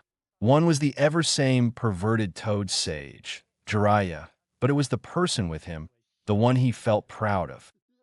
While looking over at Naruto and smiling at him, he thinks, "I am so lucky to have got you as a student. Naruto, you have grown so more in the past few years. A couple of years of experience, and you may become my equal or better than me and your father." He had grown quite tall, towering over an impressive 6 feet. Eating the right quality of food, along with physical exercise and running, had helped quite a lot. His appearance had also changed a lot. He had spiky, long golden hair that reached till his mid-back and was kept in a straight pony held by a black band, but to reflect his mother's side, he had dyed the tips of his hair red. 2 shoulder bangs fell on both sides, reaching his shoulders. He had his Konoha headband strapped across his forehead, a bit of his hair falling on it. His eyes were as blue as an ocean where one could completely get lost while staring at it. Blue eyes contrasted quite nicely with his golden hair and gave him a handsome look, while the three whisker marks on both his cheeks made him look cute but feral sometimes. He had painted his nails on both the fingers of his hand in black, finding it quite attractive. He still wore the green jade necklace that he won against Tsunade, but now added to that was a pendant made of silver, which consisted of his parents' picture on the inside. He had been persistent in having that. He wore black boots on his feet, followed by black umbu pants, which consisted of 2 pockets near his knees and 2 in the hips. White bandages were wrapped around his ankles, contrasting his black boots and pants, and a red-colored belt held it. His torso was covered by a gray mesh shirt, on top of which was a skin-tight white t-shirt. At the end of his shirt, near his wrists, were complex storage seals that stored 30 each of the 3-pronged kunais. He had developed a muscle body, but not like the bulky rakage. His body structure was lean and athletic, while his muscles could be seen in the white t-shirt. When sweating, his perfect abs could be seen through his clothes. Completing his look was a full-sleeved red haori with black flames at the bottom of it, and consisted of a storage seal in it, which contained his clothes, money, books, scrolls, and other necessary items. A/N. The red haori with black flames is the same as the first time Naruto appeared in front of Pain. On his back was his katana, strapped across his back by the red hanging cord. It was strapped diagonally, and its handle was above his shoulders on the right side, making it easier to unsheath it. Along with the change in his skills and appearance was the change in his attitude. He still jokes around a bit, but can quickly become serious when facing an enemy ninja. His face showed no emotion, and his movements were precise and quick. He would not just rush in like the 13-year-old Naruto. Not this Naruto. He keeps his calm and assess the surroundings around him. "Well, Mini Minato, excited to be back and meet everyone," asked Jiraiya. I am happy, but won't go on and shout about returning. That would have been the situation if I hadn't decided to remove the happy and without a care in the world act and continued on the path," replies Naruto. "Who knew you would be able to keep in check your emotions like this? Although it is good, it helps to have a calm mind and think clearly and properly like you've been doing in these last 3 months of missions. It has helped a lot with many ninjas belittling you to get a rise of you. The fact that I look almost like a carbon copy of Two-Sin doesn't help, as I have to listen to the constant crying of Iwa's missing ninjas." "Haha, that is true, you look a lot like him except for the whisker marks. But it's good that you dyed your hair red a bit. It looks good on you. Oh god. Ha ha ha. Everyone in Konoha will have a heart attack looking at you. They would see their beloved Yandame-sama in you," informs Jiraiya while laughing at Naruto's expense. "You laugh it up, you old perv. And because of that, I'm going back to the compound while you go on to Bachan's office." With that, he vanishes in a yellow flash, probably sensing the marker in his compound. Damn Gaki, he has become a better Fuinjutsu master than me. Mastered his father's prize jutsu and created many other seals. From temperature converter to durability and self-repairing seals for his clothes. While his 2 best seals are the ones that mask his chakra from dojutsu users like the Sharingan and Byakugan, and the other one is the reverse Horatian seal, specifically made for his katana. Even if someone takes his katana miles away, is somehow dropped, lost, or he forgot to bring it, he can just summon it because of the seal, muses Jiraiya while walking to the Hokage Tower. At the Uzumaki Namikaze's compound, arriving in a yellow flash near the compound gates, he notices the seals present on the gates, which consist of a protection seal, strength seal, blood seal, and chakra identifier seal. Simply applying his chakra, he opens the gate and goes inside to see the house and garden for a long time. Making 10 clones, he orders them to clean the ground, empty the pond, and refill it with a water jutsu, and water the trees and flowers with water while burning the dead flowers with a small katon jutsu. Applying chakra to the doors of his house, he creates another 5 clones to clean up all the dust in the house. Reaching the basement, he keeps all the scrolls and books in their place and leaves the clone to do their work. Closing the gates of the compound, he watches the village for the first time in 3 years. Not much has changed in the village. Huh. So they added Bachan's face on the Hokage mountain. Well, that's something new. Muses Naruto and starts running toward the Hokage tower. At the Hokage tower, entering the building and walking past several shinobis, he knocks on the Hokage's door. Hearing a soft come in, he opens the door to see Tsunade sitting behind her desk with Shizen standing near her while Jiraiya is leaning near the window. Sakura is also present holding papers, possibly for the Hokage to sign. Sakura turns around to see Naruto, and she wouldn't have identified him if not for his 3 whisker marks. He looks so hot. When did he become so handsome, thinks Sakura while looking him up and down. Golden blonde hair with red tips, tied in a straight pony and going with his blue eyes. Muscular and lean build with proper clothes. Compared to the 13-year-old orange jumpsuit kid, he had become a god amongst men. I wouldn't mind going on a date with me now. He will ask me for a date anyways like he used to do, thinks Sakura, clearly in the wrong about it. Yo, Bachan, how have you doing? Asked Naruto while smiling at them. We have been fine, Naruto, but you look like you have had the best training trip. You will have a hard time now because of your newly formed fan club, jokes Tsunade a bit while not denying that he looks good. So you accept the fact that I look handsome? Huh? I knew you loved me, replies Naruto while smirking a bit seeing her face. Shut up, rat. Just take the goddamn compliment and move on. Okay, so do I need to report something or what? Yes, all the missions you did and the missing ninjas you killed, bring a detailed report by tomorrow. And because of your actions and word getting out from Odo that you defeated the one-tailed Shikaku, you have an entry and throws the recently updated bingo book at him.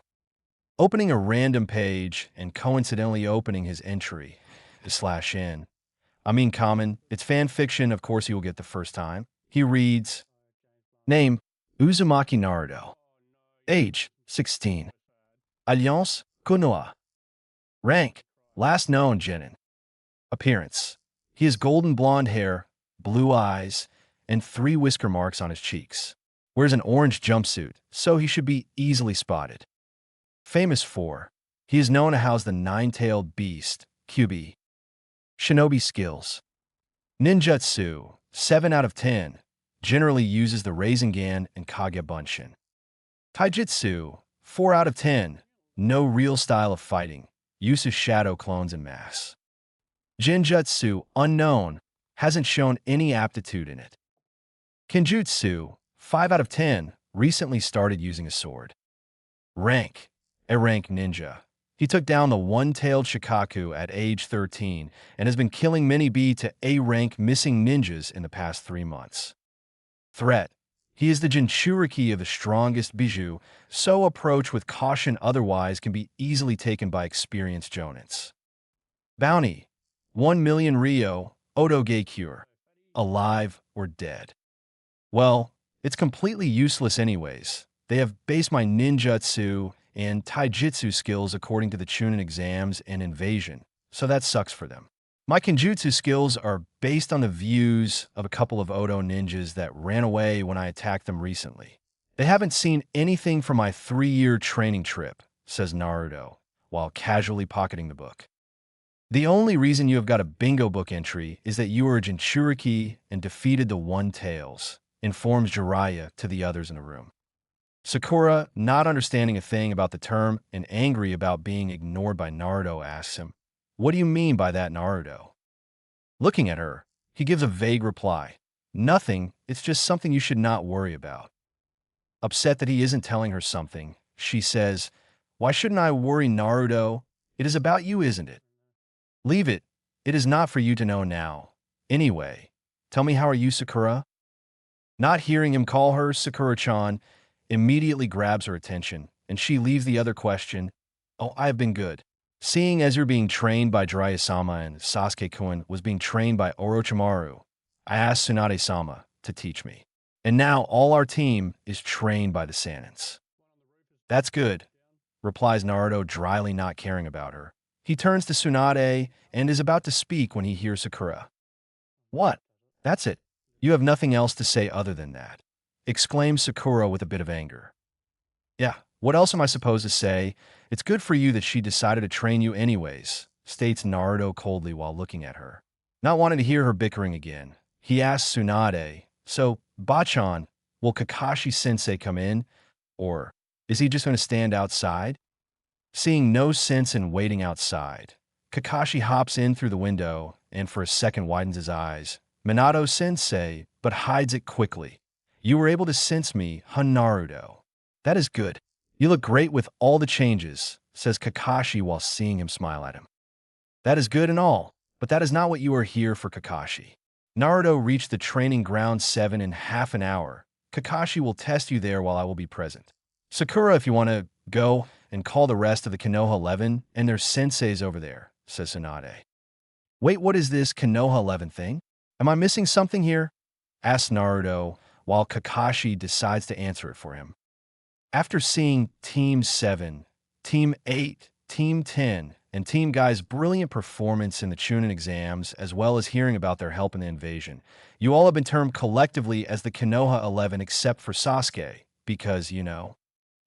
Nodding his head at that, he waves to them and leaves. Having nothing in his mind to do for half an hour, he just decides to walk home. I could have gone to meet Konohamaru and his friends, but I can't use the emotion sensing to differentiate between people. It helps to see if anyone is there in the area or not.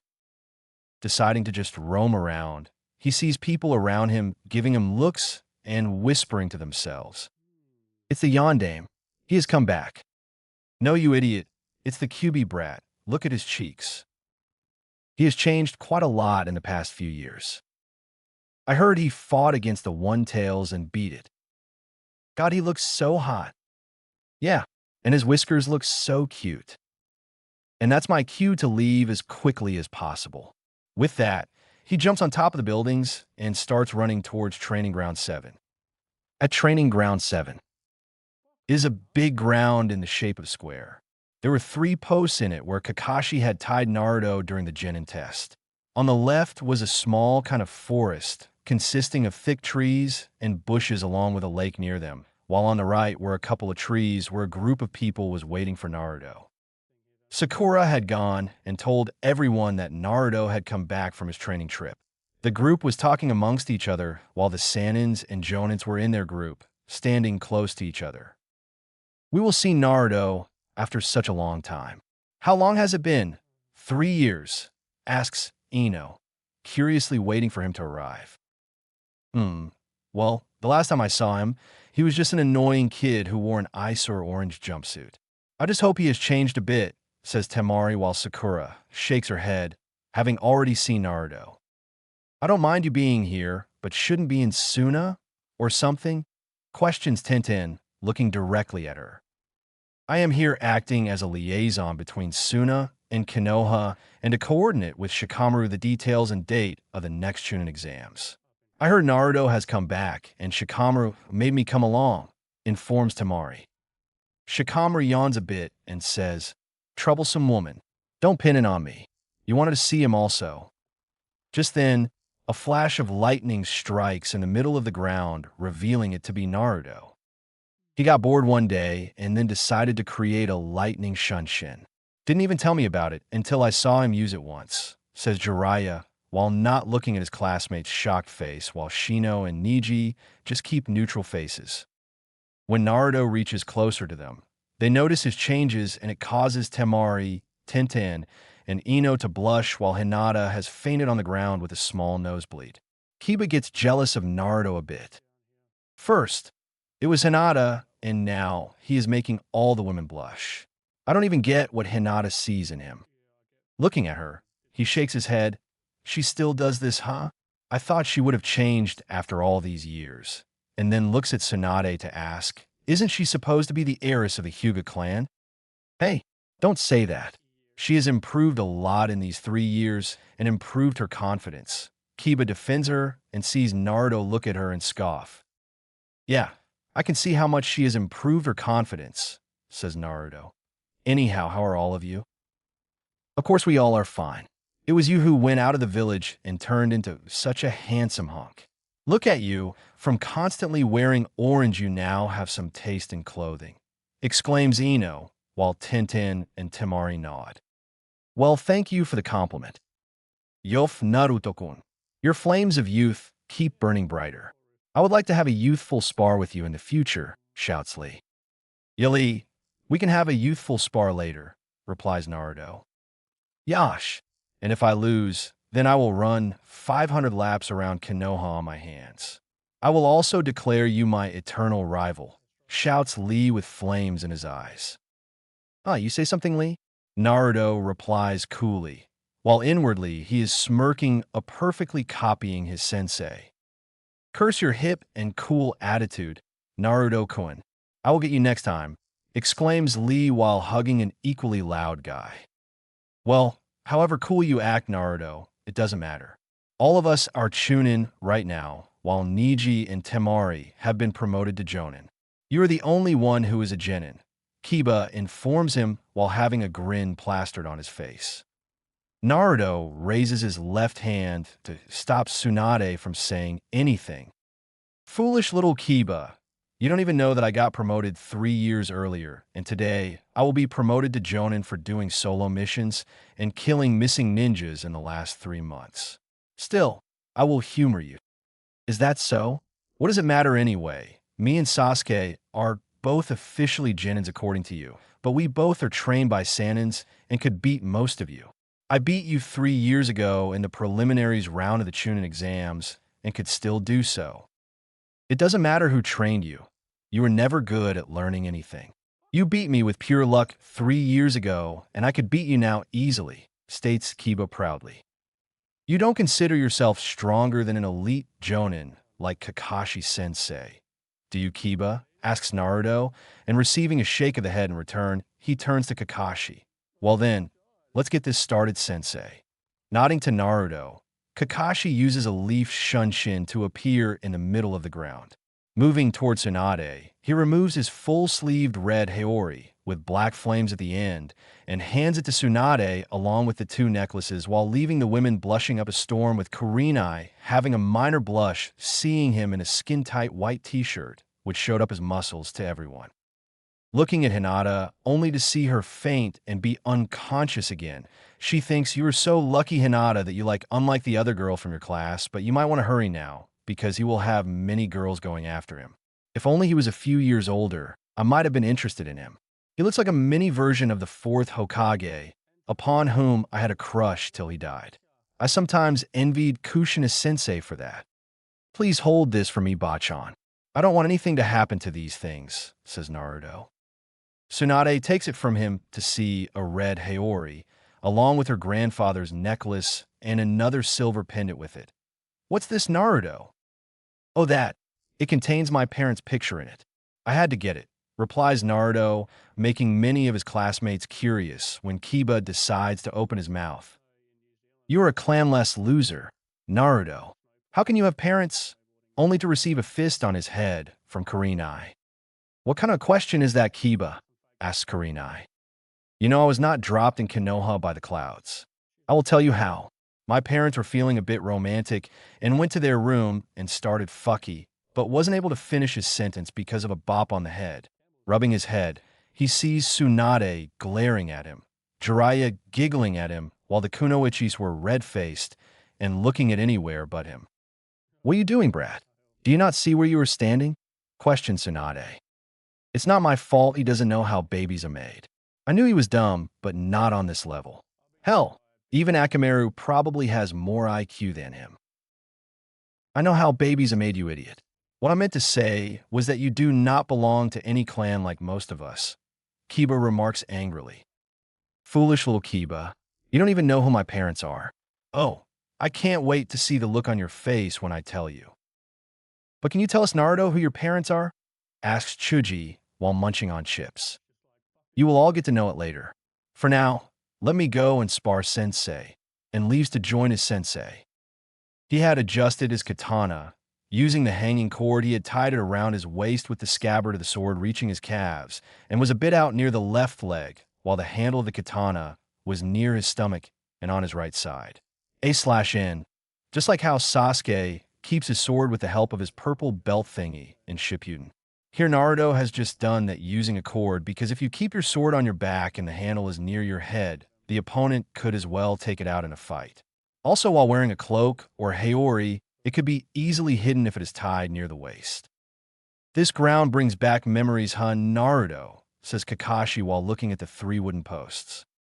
It sure does, sensei, but this time I will not be tied to a post. This will be different from the last time. I assure you of that. On the sideline. What does he think he will be able to do against an elite ninja? It's good we came here to witness him get humiliated, says Kiba, while waiting for them to start the match. Why you shouldn't say that Kiba, like all of us Naruto-kun, has also changed in the past years. Hinata tries to defend Naruto. What do you like so much about him, Hinata? You didn't even hear what he said about you when you were unconscious, thinks Kiba. She is right, Kiba. Naruto-san has improved. My bugs report that his chakra has increased a lot in the last 3 years.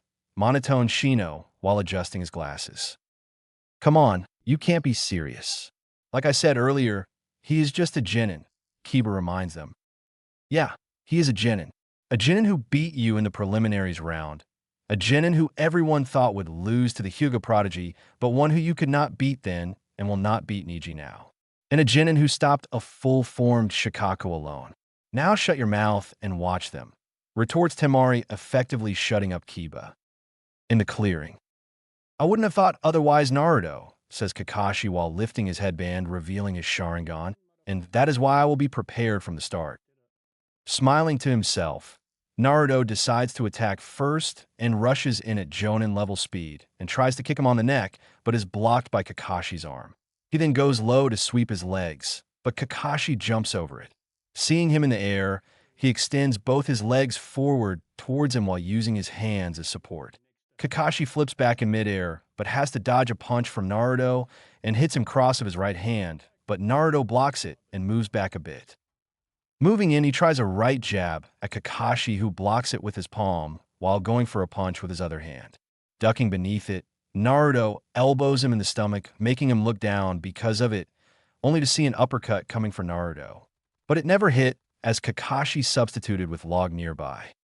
The back and forth goes on between them for the next 10 minutes, with both of them throwing punches and kicks at each other while dodging and weaving through the attacks. Even though Kakashi was able to see his attacks clearly, Naruto would go in for unpredictable but fast attacks in between, landing a couple of hits on him. Kakashi catches the swing of Naruto's right arm with his left hand. Naruto tries to headbutt him, but Kakashi moved his head to the left and kicks him in the chest, sending him to the ground. Naruto quickly gets up and backflips a couple of times to create some distance. Your taijutsu is very effective, Naruto. You have worked hard to improve it and are able to land hits on me, remarks Kakashi. You should know this style, sensei. You would have gone against it every day, says Naruto, while Kakashi nods. Naruto decides to take it up a notch and makes a half ram sign to remove the resistance seal off his legs. Kakashi was barely able to follow Naruto after that. He was hit in the face, gut, and arms, and the hits were strong as well. Naruto went for a left hook, but Kakashi barely dodged it, but wasn't expecting a knee from Naruto to strike him in the stomach. Barely recovering from it, he decides to go on the offensive and goes for punches and kicks. Naruto blocks, dodges, and parries most of them. Deciding to end it, he throws a right punch at him, but it is just a feint to deceive him as he goes in for a round kick on his shoulders, creating enough momentum to make him fly. Kakashi flies from the force of the attack and covers the back of his body with chakra to minimize the damage. On the sideline, most of them are in jaw and shock, seeing Naruto just stand there while Kakashi flies into a tree, breaking it, and falling on the ground, creating dust around him to block their view. Some could not even follow their fight after Naruto removed the resistance seals placed on his legs. Did Naruto just win in taijutsu against Kakashi-sensei? Questioned Sakura to no one. No, he managed to land hits on him, but Kakashi won't be so easily defeated, informs Asuma. How can he be so strong? His taijutsu was the worst amongst all of us, and now he hit Kakashi-sen so many times, says Kiba, clearly remembering beating Naruto easily in the academy spars. However, elite Kakashi may be kid. He is not stronger than a Sannin now, is he? If only he continued training after leaving Anbu. Naruto has managed to land a few surprise hits on me as well, states Jiraiya, casually saying that Naruto was able to hit a Sannin. How did he just suddenly vanish Asuma-sensei? Is he using a Shunshin in the spar? Asks Ino while looking at her sensei. Guy decides to answer the question instead. No, it is pure speed. He is wearing some kind of weights on him to increase his speed and surprise his opponent. I could follow him for a bit at the start, but then it was difficult for me as well to follow him, says Niji watching the spar carefully. To be able to land hits on Kakashi like that, who has the Sharingan and years of experience, is truly exceptional from Naruto-kun. He may be on par with me with his speed when I remove my weights, says Guy while Kiba has a look of jealousy on his face. I am of the Inuzuka clan. We're supposed to be the fastest. It was Lee and his sensei, till now, who were faster than me, but now he comes and does it. You are correct, Guy, says Jiraiya while most of the eyes are on him now. Although those are not your regular weights, they are resistance seals applied on his legs. They make it so each level of the seal makes a different experience for him. Level 1 feels like moving against a strong current of air, and level 2 feels like moving through the water, and so on. Yashgai Sensei, Naruto-kun has taken his taijutsu to another level. I will also improve my speed to match him, exclaims Lee. That's good, Lee. Competition amongst one another will only improve you, Guy informs Lee, who is nodding and writing it all in a notebook. Yes, Guy Sensei. I declare Naruto-kun my eternal rival, and if I can't beat him, then I will do 500 push-ups, one-handed, shouts Lee while Tintin hits him on the back of his head. Shut up, Lee, and watch the rest of the match, remarks Tintin in an irritated tone. Back to the field. There is no way Kakashi-sensei will go down so easily. I have to concentrate and look out for any sign of him, muses Naruto. He sees a single kunai come towards him from the smoke where Kakashi was and was going to dodge it when he heard Kunai Kakebun Sin no Jutsu. Seeing no point in trying to dodge the single, now turned 20 kunais, his right hand reaches to his waist. He grabs the handle of his katana and takes it out. Watching the projectile of the kunais, he grips his sword and swings it, effectively defecting the kunais. Not spotting Kakashi anywhere, he remembers what he did to Sasuke and flips back a couple of times just to see his hands coming from the ground. So, I assume correct, he tried using Doton, Zanshu no Jutsu, Earth Release, double decapitation technique, like he used on Sasuke. Kakashi comes out of ground looking a bit rough. Your taijutsu is impressive, Naruto. You have been able to learn your father's style completely. Kakashi compliments while taking out a kunai from his hip pouch. Naruto just grins at him and holds his sword in front of him. He then dashes toward Kakashi, swinging his sword, trying to do some damage, but is blocked by his kunai. The constant clinging sound of the sword against kunai was heard for the next 5 minutes as Naruto brings down his sword or slashes it diagonally at him. Kakashi just blocks his sword movements, being able to pick on the movements easily, but notices that the force behind Naruto's sword attacks is strong, and he has to hold his ground. However, he doesn't like whatever next he's planning to do when he sees Naruto smirk mid-fight. Forming a half-ram sign again with his left hand behind his back, he releases the resistance seal on his arms, making it feel lightweight, and goes in to strike Kakashi with the improved movement of his hand. Kakashi now has to dodge the blade coming at him fast and brings out another kunai to block it. However, the strength behind the attacks, accompanied now by an increased momentum of the sword, makes both his kunai fall out of his hands. Naruto charges his chakra into the sword and envelopes it in wind, increasing the sharpness of the sword. He slashes his sword many times, causing cuts to appear on his hands and torso, but avoided any lethal damage, just shedding some blood. Realizing no point in going up against him when he clearly knows how to use a sword, Kakashi jumps back a bit. Although I cannot test you in Kenjutsu like many others, I must say your skills in using a sword are really good, Naruto, says Kakashi eye smiling at him. Now then, for your last test. Ninjutsu. Nodding, Naruto swings his sword in a crisscross a couple of times, and then sheathes it in the scabbard tied to his waist. On the side, how did you train him in Kinjutsu Jiraiya? Asked Tsunade, eyeing her teammate. I didn't do much. He wanted to carry his mother's legacy ahead with him, and took her sword with him on the trip. Then we went to the Land of Iron, where he trained using scrolls and sparred with the samurais there, Jiraiya informs her. He is good with it. His swings and slashes were precise and aimed at non-vital areas to not do serious damage. Although he still managed to cut Kakashi-san even when he dodged some of the attacks, says Tenten, fascinated by his skills. Asuma answers the question for everyone. He can channel his chakra into the blade, which is made of chakra conducting metal. It was coated in wind chakra, making it cut Kakashi's skin. So he has wind chakra as his element as well, and knows how to channel it. Not bad, comments Temari, impressed by him. His attack speed increased as well, which I assume is due to the seals Jiraiya-sama mentioned earlier. He has on his hands as well. The strength behind his attacks was able to force Kakashi-san to drop his kunais as well.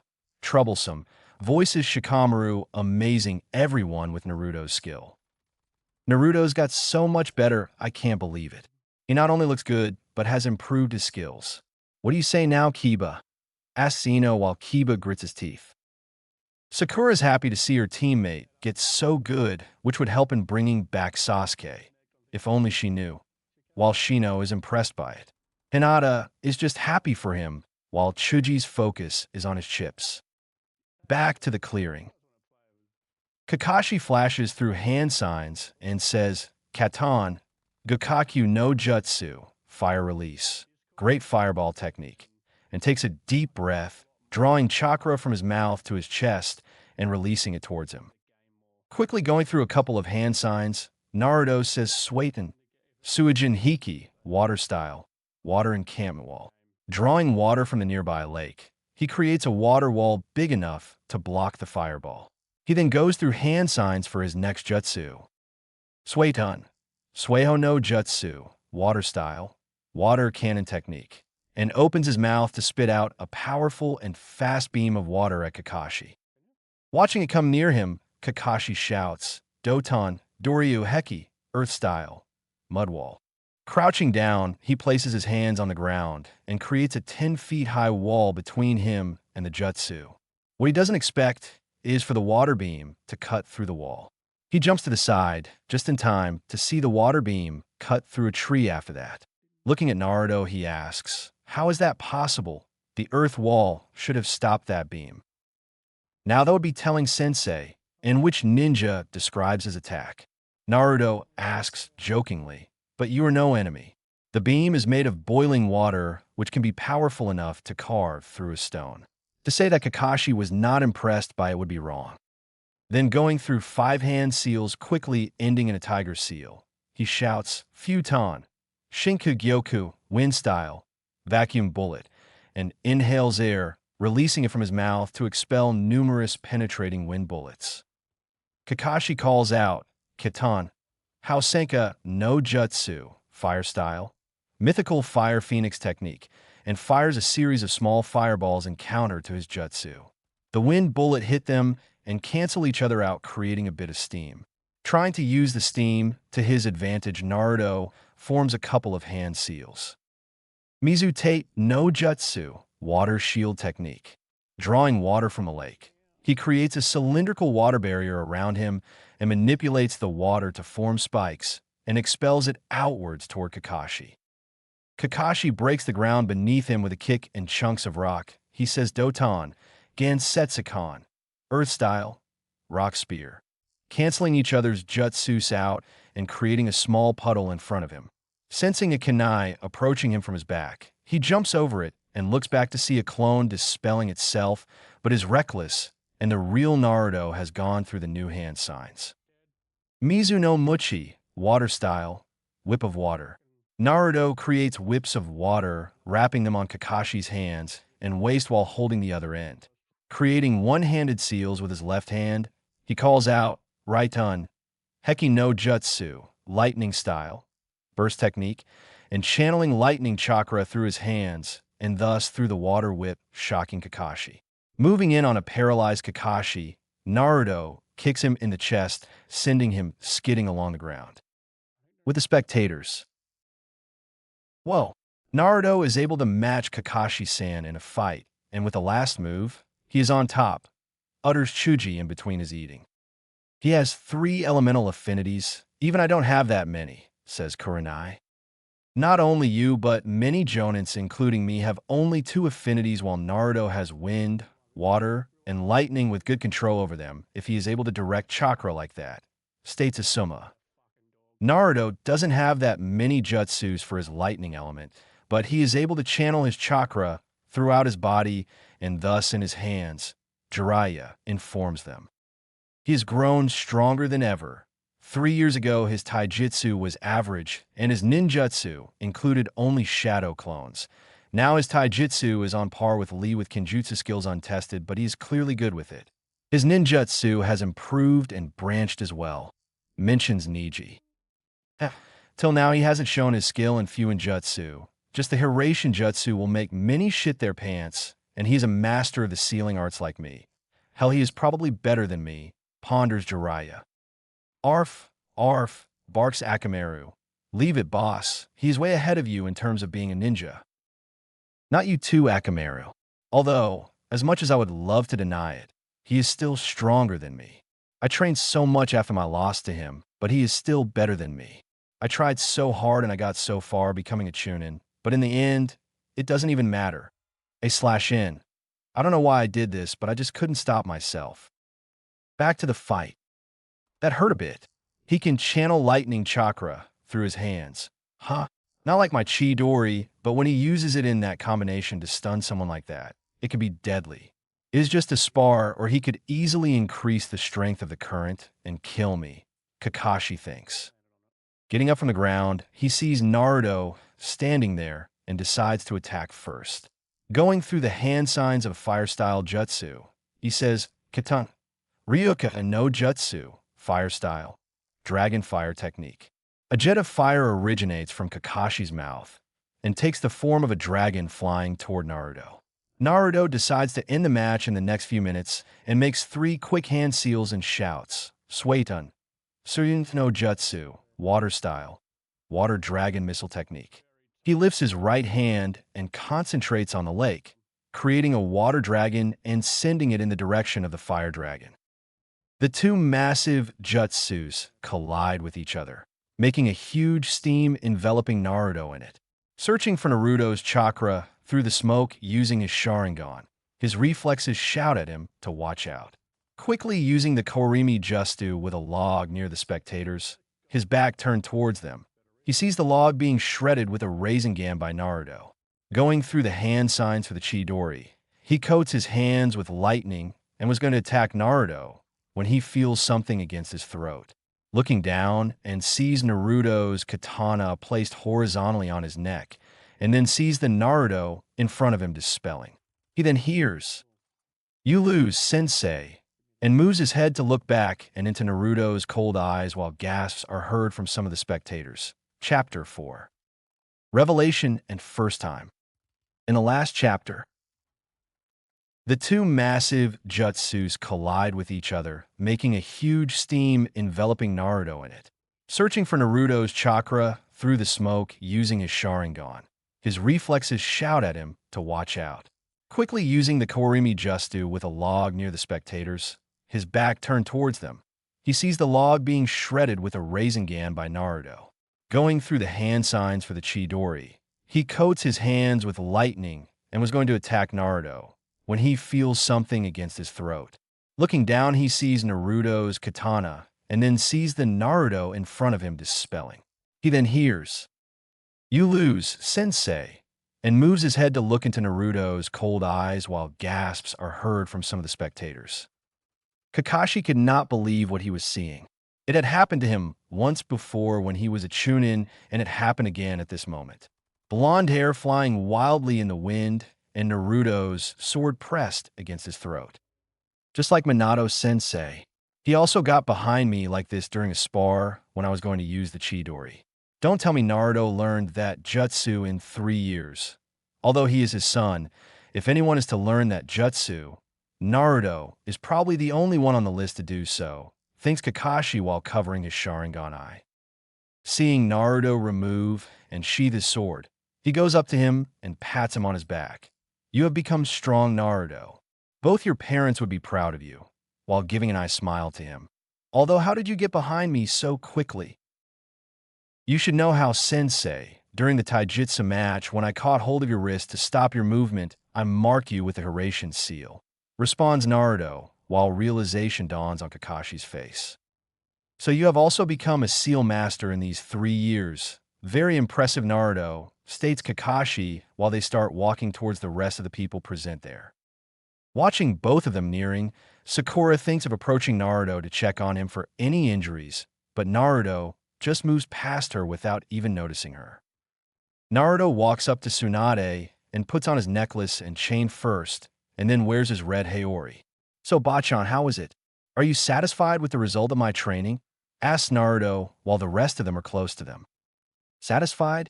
I didn't expect you to go up against Kakashi and win the spar. Heck, I'm also a Sannin and trained a student for 3 years like Jiraiya, but this is madness. Jiraiya, what did you teach him? Questioned Tsunade while looking at him. Hey, don't blame me. I was just going to teach him a couple of things and go on a research for my book a bit, but he decided that it was time to change and made the plans himself.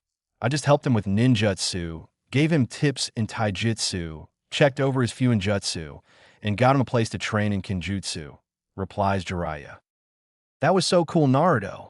You just beat Kakashi-san in a spar, dude, Chuji says while eating a bag of chips. First of all, it was just a spar and not a real battle where Kakashi-sensei could have gone all out. Also, Sensei has been slacking in his training and skills ever since he left the Umbu. Kakashi takes out his book and waves his hand at Naruto. Masamasai Naruto, I am fine, but thank you for the worry. I'm serious, Sensei. The world knows you as Sharingan no Kakashi, who doesn't belong to the Uchiha clan, but can still use it effectively. You made that name for yourself while participating in the Third Ninja War, and then carried that reputation with you in the Umbu. They still respect you in there, but what happened the first time you fought Zabuza? Naruto asks. He got caught in a water prison, but we got him free, and the second time Sensei killed him, Sakura defends him, completely forgetting the fact that she did nothing on the mission except maybe staring at the Uchiha's ass while Naruto and Sasuke were the ones who saved him. I know that, and don't get me wrong, Sensei, you killed him the second time around, but you should have never been caught in the prison.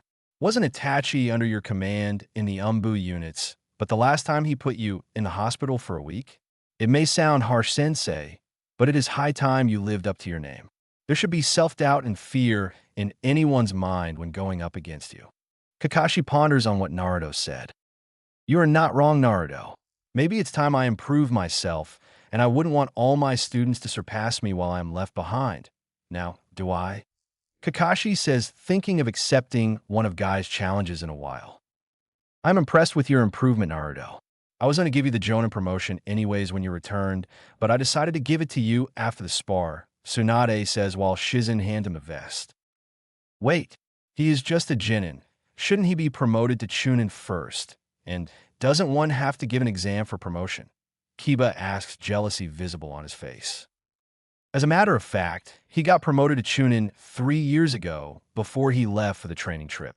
He has been a Chunin longer than you, and secondly, Jonin are promoted in 2 ways, either by taking an exam or by direct promotion from the Hokage. Tsunade informs him and by default everyone. But what did he do to get a direct promotion to Jonin by you? He just beat Kakashi-san in a spar. That is it, Kiba says. See what I'm talking about, Sensei. Ninjas like him take you very lightly, thinking that the history books exaggerate your skills. He thinks beating you in a spar is not good enough to see my skills and promote me. Naruto voices. As I was saying before, Naruto got promoted 3 years ago, and during the last 3 months of his trip, Naruto has been doing various solo missions and killing numerous ranked missing ninjas from the bingo book, states Tsunade, while Naruto picks up the vest from Shizen and seals it away. Yeah, his entry in the bingo book is downright bad from the actual skills he possesses. Jiraiya says catching everyone's interest. He has an entry in the bingo book. What is it that you cannot do, Naruto? Neji asks Naruto. Waving his hands in a carefree manner, Naruto says, it's nothing serious. All my skills are based on my performance in the Chunin exams. Although it does help if people underestimate me from the beginning. Wouldn't you agree, Neji? Naruto asks cheekily, smiling at him. You learned how to use a sword, Naruto. That is good. I would love to spar, sometimes seeing as you are the only one who knows how to use a sword amongst us. Tintin days, happy that she would have someone else than a training dummy to practice it. Lifting his Haori a bit to his katana, he focuses his attention on her. Yeah, it's my mother's katana, and I had to learn it. So I told Ero Sennin that I was bringing it with me. There is something written on the handle of the sword, Naruto. What is it? Kurenai asks. That is a seal that I made especially for the sword, Naruto states. You know, sealing Naruto-san, but why did you not show any of it in the spar right now? Voices Shino, making everyone know that he is also present there. When you have a sealing master like Jiraiya with whom you can test your skills in it, one doesn't need to show everything he has. Now, does he? Naruto says. Then Jiraiya-sama, please tell us on what level is Naruto in Fuinjutsu according to you? Asuma asks. The damn brat's a seal master like me. No, scratch that. He is better than me in Fuinjutsu. Jiraiya informs to the shock of everyone. Tsunade decides to tell him, don't joke around, Jiraiya. I know you taught him Fuinjutsu, but stop exaggerating. He may have become a seal master, but better than you. I'm not joking, Tsunade. I may have studied and perfected all the seals that the Uzumaki clan made, but they did not stop at 100 seals, did they? They continued creating more seals. The moment Naruto learned every seal from the scrolls, he was on my level, but the moment he started creating his own seals, he surpassed me. And they are not just any ordinary seals. And then turns to Kakashi. Tell me, Kakashi, did you feel something different in the spar? In the ninjutsu spar, when he was making jutsus, I could not see him mold any chakra with my Sharingan. I would have been able to predict when his attacks would come, and that gives me an important advantage against many shinobis, but it was not the case against him.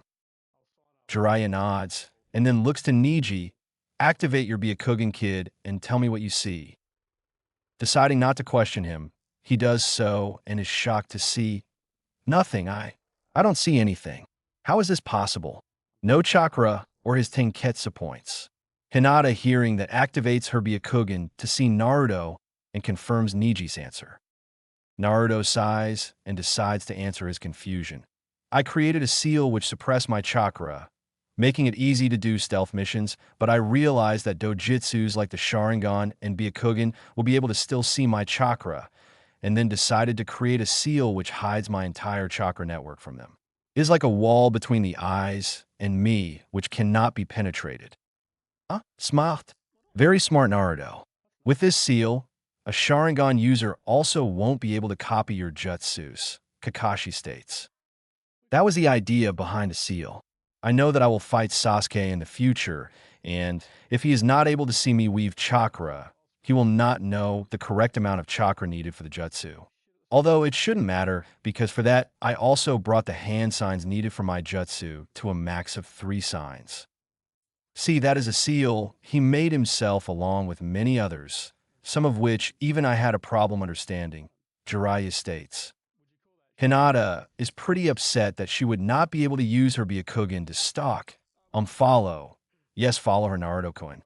The only advantage she had over other fangirl Sasuke had was that she was able to find him in a matter of minutes. Now she was just an ordinary fangirl because of the stupid seal. You shouldn't have made that seal, Naruto-kun, she says, imagining that she is thinking saying that. Looking at the rest, she realizes that she had said it out loud if their stare meant anything. And pray, tell Hinata, why shouldn't have I made the seal? Naruto asks her. Already a bit red from the embarrassment of thinking out loud, she goes fully red-faced now by his question. What was she supposed to say, the truth? Absolutely not. How could she tell him that she likes him? She will wait for the moment when he is on the doors of death and then suddenly find the courage to tell him, because if she did it earlier, she didn't know what would happen. BYTH that I meant that if my seal clan heard of such a seal, then they would try to go aga against you and do something, stammers Hinata while poking her fingers. And what could they possibly do to me? Asks Naruto, pretty interested in knowing the answer to that. What she meant by that, Naruto, is that the clan won't take lightly the fact that there's a seal like that which completely blocks out our eye. Niji informs him for Hinata. Why does it matter? It is only me who has the seal applied. Will they fear that I will go Itachi on them and wipe off the whole clan in a single night? Naruto snickers at that while watching the gaping mouth of most of them. Jiraiya just slams his head with the palm of his hand, while Kakashi shakes his head at him. Tsunade hits him on the back of his head. Don't speak like that, brat. He is right to think that. The Hyuga clan's taijutsu style works by seeing the opponent's chakra system and stopping it. Oh, for fuck's sake. Am I selling the seal in all the other villages, or even in my village? And oh, right, then there's nothing to worry about it. And what will they do if I decide to sell the seal in the shops of the village? Attack me, a fellow Konoha shinobi, for doing what a seal master does, make seals and earn money from it. Jiraiya decides to diffuse the tension in the air. Give me your sword, Naruto. Why? What would you do with it? Don't question me, just give it. Naruto takes out the sword from the scabbard on his waist for the first time. It was visible for everyone to see. The handle is made of wood and painted in white with golden diamond marks on it at equal intervals. A golden circular guard with a red collar blade separated the handle from a blade. The blade was gray in color with black on the sides of it. Holding the guard and showing the handle to everyone, Kurenai asked earlier what was written on it. This is also a seal, and Naruto will show you what it does. With that, he throws the sword for it to implant in the ground upright. Naruto just looks at Jiraiya, giving him a WTF was that expression, and why have you done that? Now go on and bring it back. Come on, brat, don't be a spoil sport and do it. Look at them, captivated and watching for something to happen in fascination. Jiraiya whispers to Naruto while leaning towards him. Naruto looks around to see most of them watching either him or the sword. Shaking his head, he turns towards the sword and stretches his right hand towards it. Sensing the reverse Hiratian seal on it, he focuses on it and summons the sword in his hand in a yellow flash. Swinging his sword a bit, he lifts his Haori and sheathes his sword. Turning around, he sees everyone stunned and watching him for an explanation. Sighing, he says, I invented a seal that would summon the sword in my hands. So if I left it in my house or someone stole it, or if I drop in a fight, I can summon it in my hands and surprise someone with that. That is impressive. No one would expect you to suddenly have a sword that you just lost in a fight. You also know how to effectively use a sword and channel your chakra into it. Genius. Asuma comments, genuinely impressed by him. And to think that I asked what you saw in Naruto, too, San. It's like only you saw the potential in him. You always had a good eye for spotting talent. Asuma thinks, remembering the time Hiruzen was impressed by Naruto learning a forbidden ninjutsu from the Forbidden Scroll. Hey Naruto, how did you get behind Kakashi-san like that? You just teleported or something? Was it a shunshin? Naruto hears Ino ask, while seeing everyone pretty interested to hear his answer. Now, who uses the shunshin when you can use a better jutsu to teleport? States Naruto, while revealing a three-pronged kunai from the seal on his wrist, but because it is covered by his Haori, it looked magic to them except to some who knew a bit about sealing. Tsunade, Shizun, Asuma, Kurenai, and Guy watch at the kunai in shock while the rest are a bit confused by what Naruto means by that. Sakura watches the older generation shocked by the kunai. The only people giving different reactions are Jiraiya, who is smiling proudly, and Kakashi, who seems lost in his thoughts. You don't seem surprised by this, sensei. Can you tell us what this is? Asks Sakura. Coming out of his dream world, Kakashi sees the Konoha 11 except Naruto, expecting an answer from him. Sighing, he says, it's the kunai which the fourth Hokage used to perform his famous Hiratian jutsu, with which he alone destroyed 1,000 IWA shinobis and single-handedly won Konoha the third ninja war. The shock was written on all of their faces, except for Shino, whose face was covered by a hood and sunglasses. But it wasn't on the fact that the fourth Hokage won them the war alone.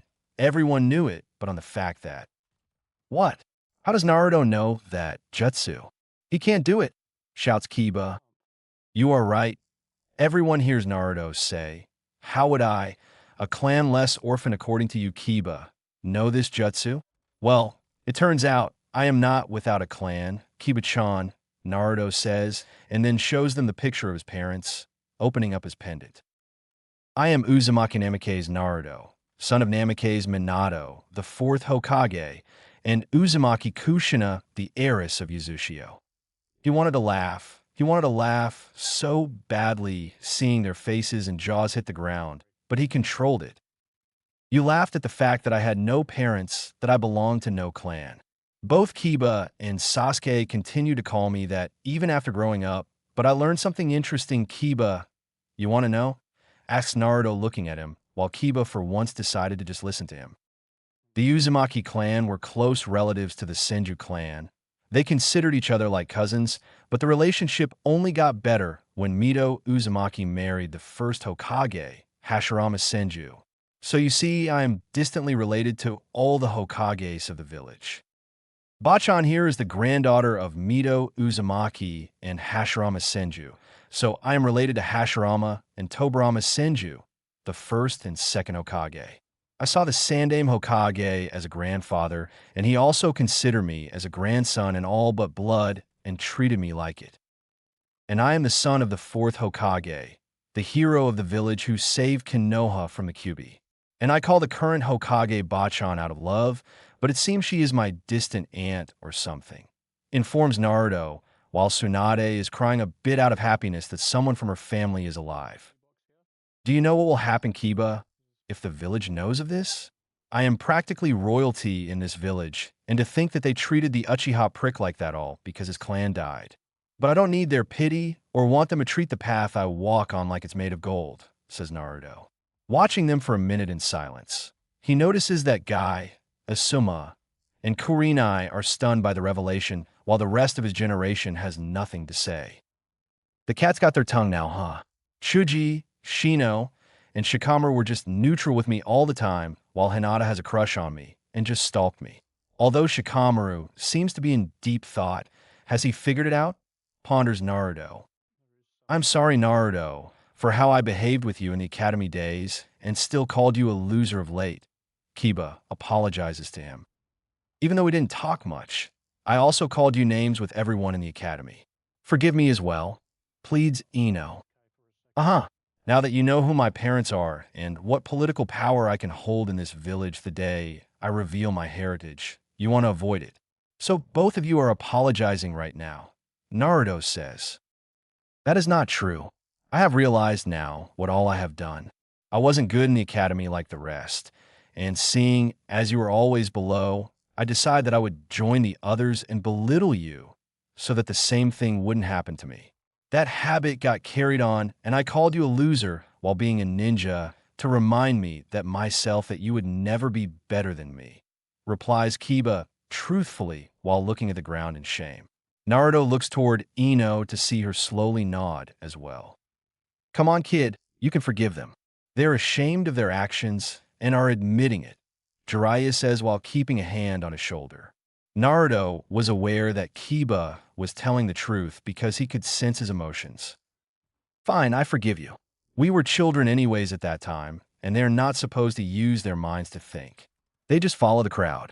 Kiba and Ino both look happy to hear that, while the older generation is happy that there are no ill feelings between them. But why would someone target him for 4+ years like that? I mean, he was just last in his class only and nothing else, was he?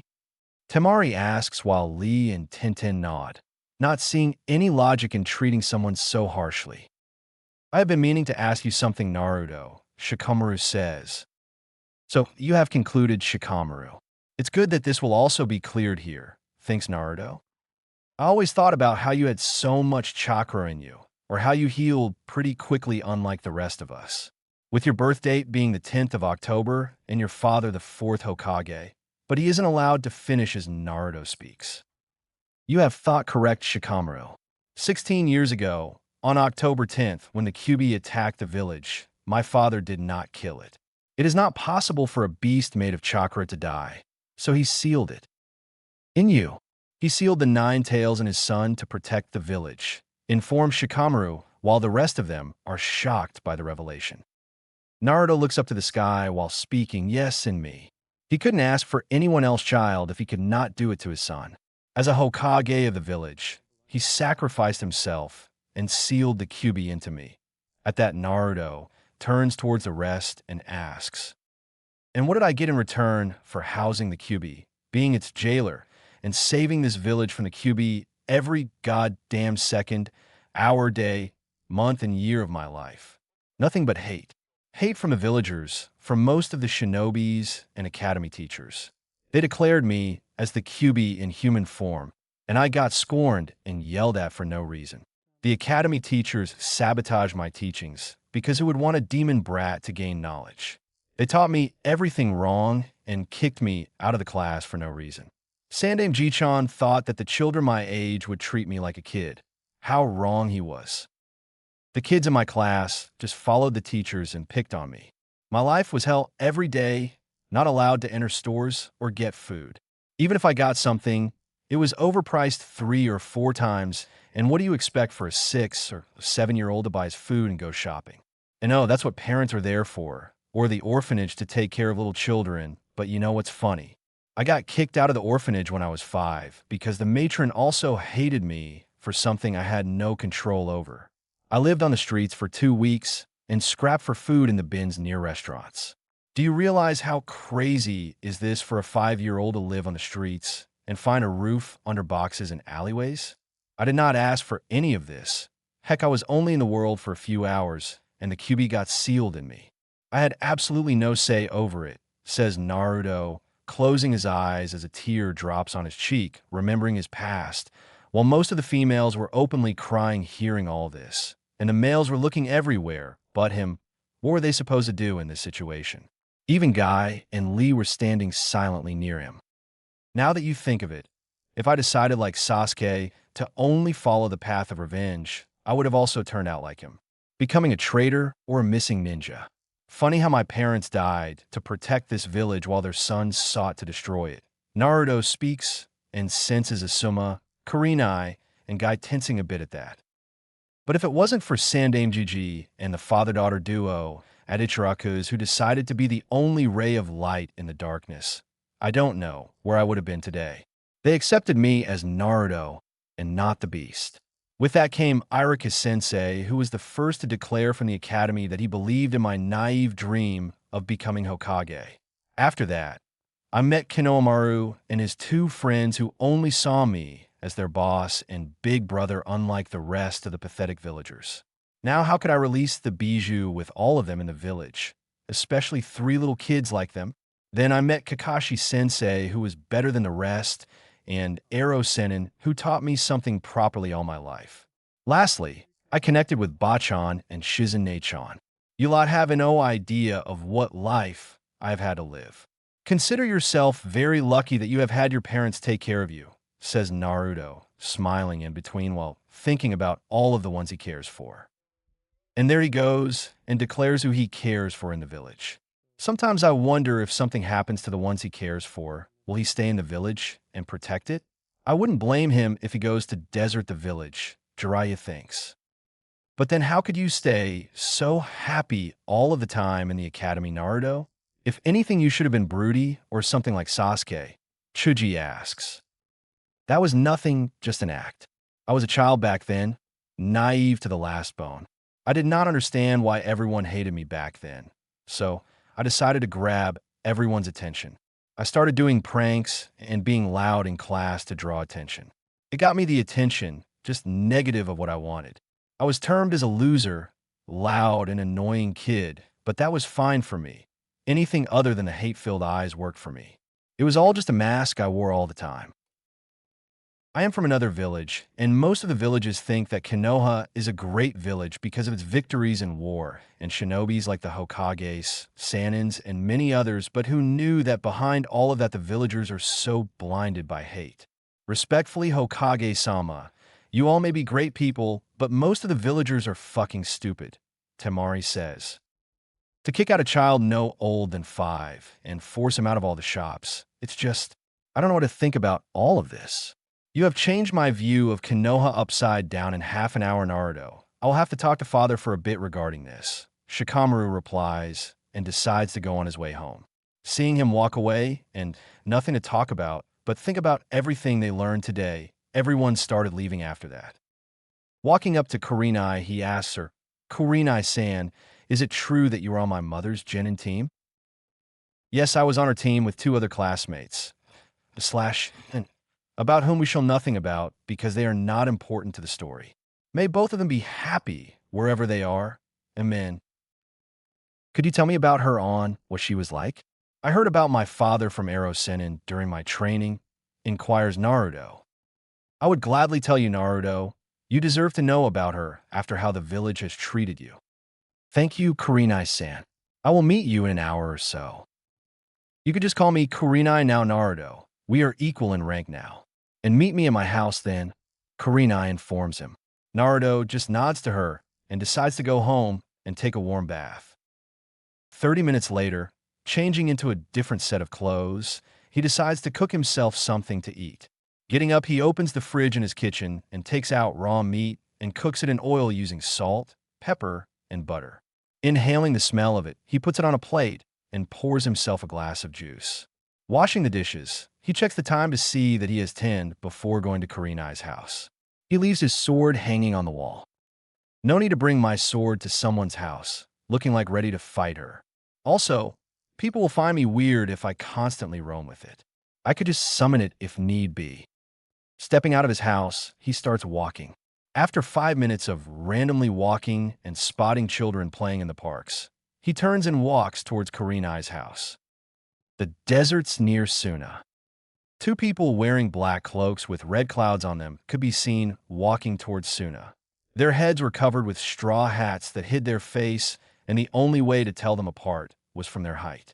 The one on the left was tall, and while the one beside him was hunched over. So, we have to get this guy and then go after the spy you have working for Orochimaru, the taller of the 2 asks. Yes, those are our orders. But we don't even know if that man has turned against us and told Orochimaru everything. That can't be helped. Even I don't know what happens after the jutsu is cast. More importantly, will just the bag be enough? We will be fighting a Jinchuriki here. All my jutsu are works of art. After all, true art is an explosion. At Kurenai's house. Kurenai was sitting on her couch, reading a magazine when she hears a knock on her door. Putting down the magazine, she gets up and opens the door to see Naruto standing there with a smile. She feels heat rise up her cheeks as she checks his outfit. Oh God, he had to go and wear a blue t-shirt with a Jonin vest above it. If his face didn't remind me of my crush since my academy days, then now his clothing surely does. Kurenai thinks, blushing madly remembering the 4th Hokage.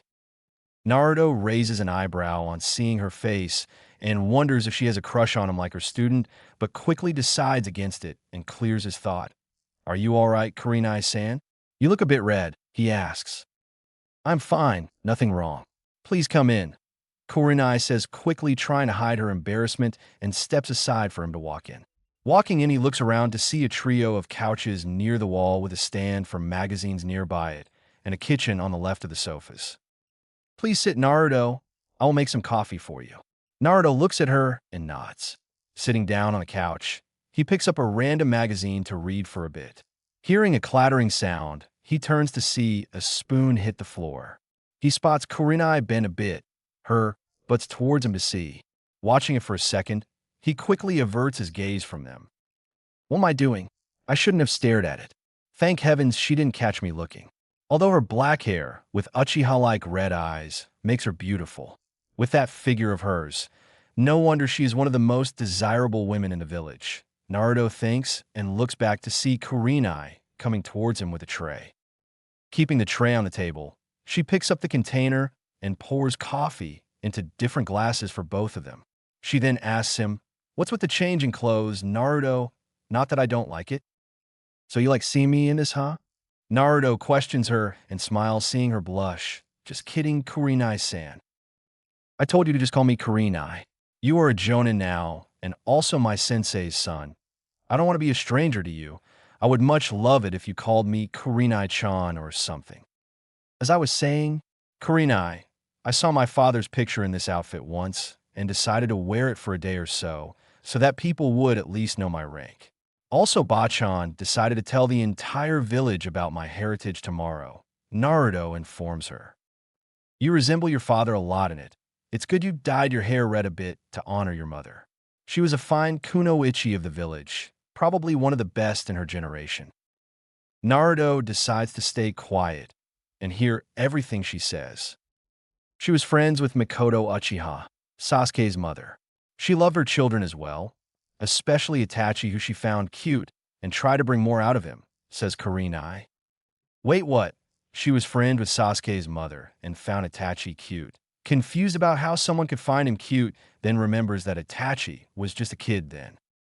She was with her on her Genin team, and their friendship only grew over the years. As for Itachi, he found her a relief whenever he visited her with Mikoto. Itachi was always pressurized by his father into studies, so he always went with Mikoto whenever she went to meet Kushina. Our mothers were also friends, huh, Sasuke? By hearing Kurenai, it seems like they were very close to each other, and to think we were also the best of friends once. Although she seems to be Itachi's aunt or something, thinks Naruto. She was always excited about the tiniest of things. Think of her joy when she found out she was pregnant with you. She told us about it during a team meeting, Kurenai informs him. She was happy even before seeing me born. Just the news of having a child brought joy to her. Tusen would also have been happy. And she never discouraged anyone to do something. When I told her that I wanted to excel in Jinjutsu, she always supported me and helped me in any way possible. She is generally cheery, but when someone threatens something precious to her, she doesn't leave that person alive. Kurenai says, I thought that this village did not deserve me, but only a few people were important in it. I did not know what I would do if something happened to all of them, but maybe I will protect this village like Tusan and Kachan would have wanted me to. Naruto says while Kurenai smiles at that. Kurenai gets up and takes the plates to the kitchen to wash for later. Coming back to sit and talk a bit to know her sensei's son this time properly, her leg hits the back of the table leg, and she falls on Naruto, who catches her but falls on the sofa. With his head and back pressed on the couch and Kurenai on top, he looks deeply into her eyes and says, Lemon scene. You know, this close to me, I can see your beauty clearly. Black hair with red eyes that someone can mistake for the Sharingan. You are very pretty, while removing a strand of her hair with his finger and placing it behind her ear. Kurenai was already having trouble not seeing Naruto as Minato, but then he goes on to talk like him about protecting the village even after their blatant hatred towards him. Now on top of him with their faces inches apart. She stares into his beautiful blue eyes and hears him compliment her like that draws the last of her inner strength. Closing her eyes, she moves her head down a bit and captures his lips with hers. For a second, Naruto seems completely lost, but then kisses her back while placing his hands on her waist, bringing her close. Enjoying her lips on his, he cups her cheek and rubs it a bit with his thumb. Roaming his other hand over her back a bit, he decides to be bold and places it on her ass and gives it a squeeze and hears Kurenai moan in his mouth. Bringing the kiss to an end after a bit to get some air, Kurenai opens her eyes only to see Naruto beneath her and realizing what she had done. She opens her mouth and stammers something, ignoring the fact that Naruto still held her by the waist. Naruto was quite amused at her attempt to justify her actions, places a finger on her lips, and says, Relax and breathe a bit, and then say whatever you want to. Like this, you're making no sense. Hearing him, she takes a deep breath. I am really sorry for that, Naruto. I just say the fourth in you for a bit and lost myself and kissed you. Kurenai tells him. Ah, So that's why you blushed earlier when you saw me like this. You like too, San. Kurenai blushes on hearing that and wishes to die. Hee hee, well, I can't blame you now, can I? He surely had a group of fangirls behind him. Kurenai sighs on hearing that and says, well, now that you know, I had a crush on him since I first saw him. With your mother as my sensei, she invited me over to her house a lot of the times when I saw him. I apologize again, Naruto. I don't know what got me. No need to apologize, love, Naruto says while patting her cheek a couple of times. I also enjoyed it.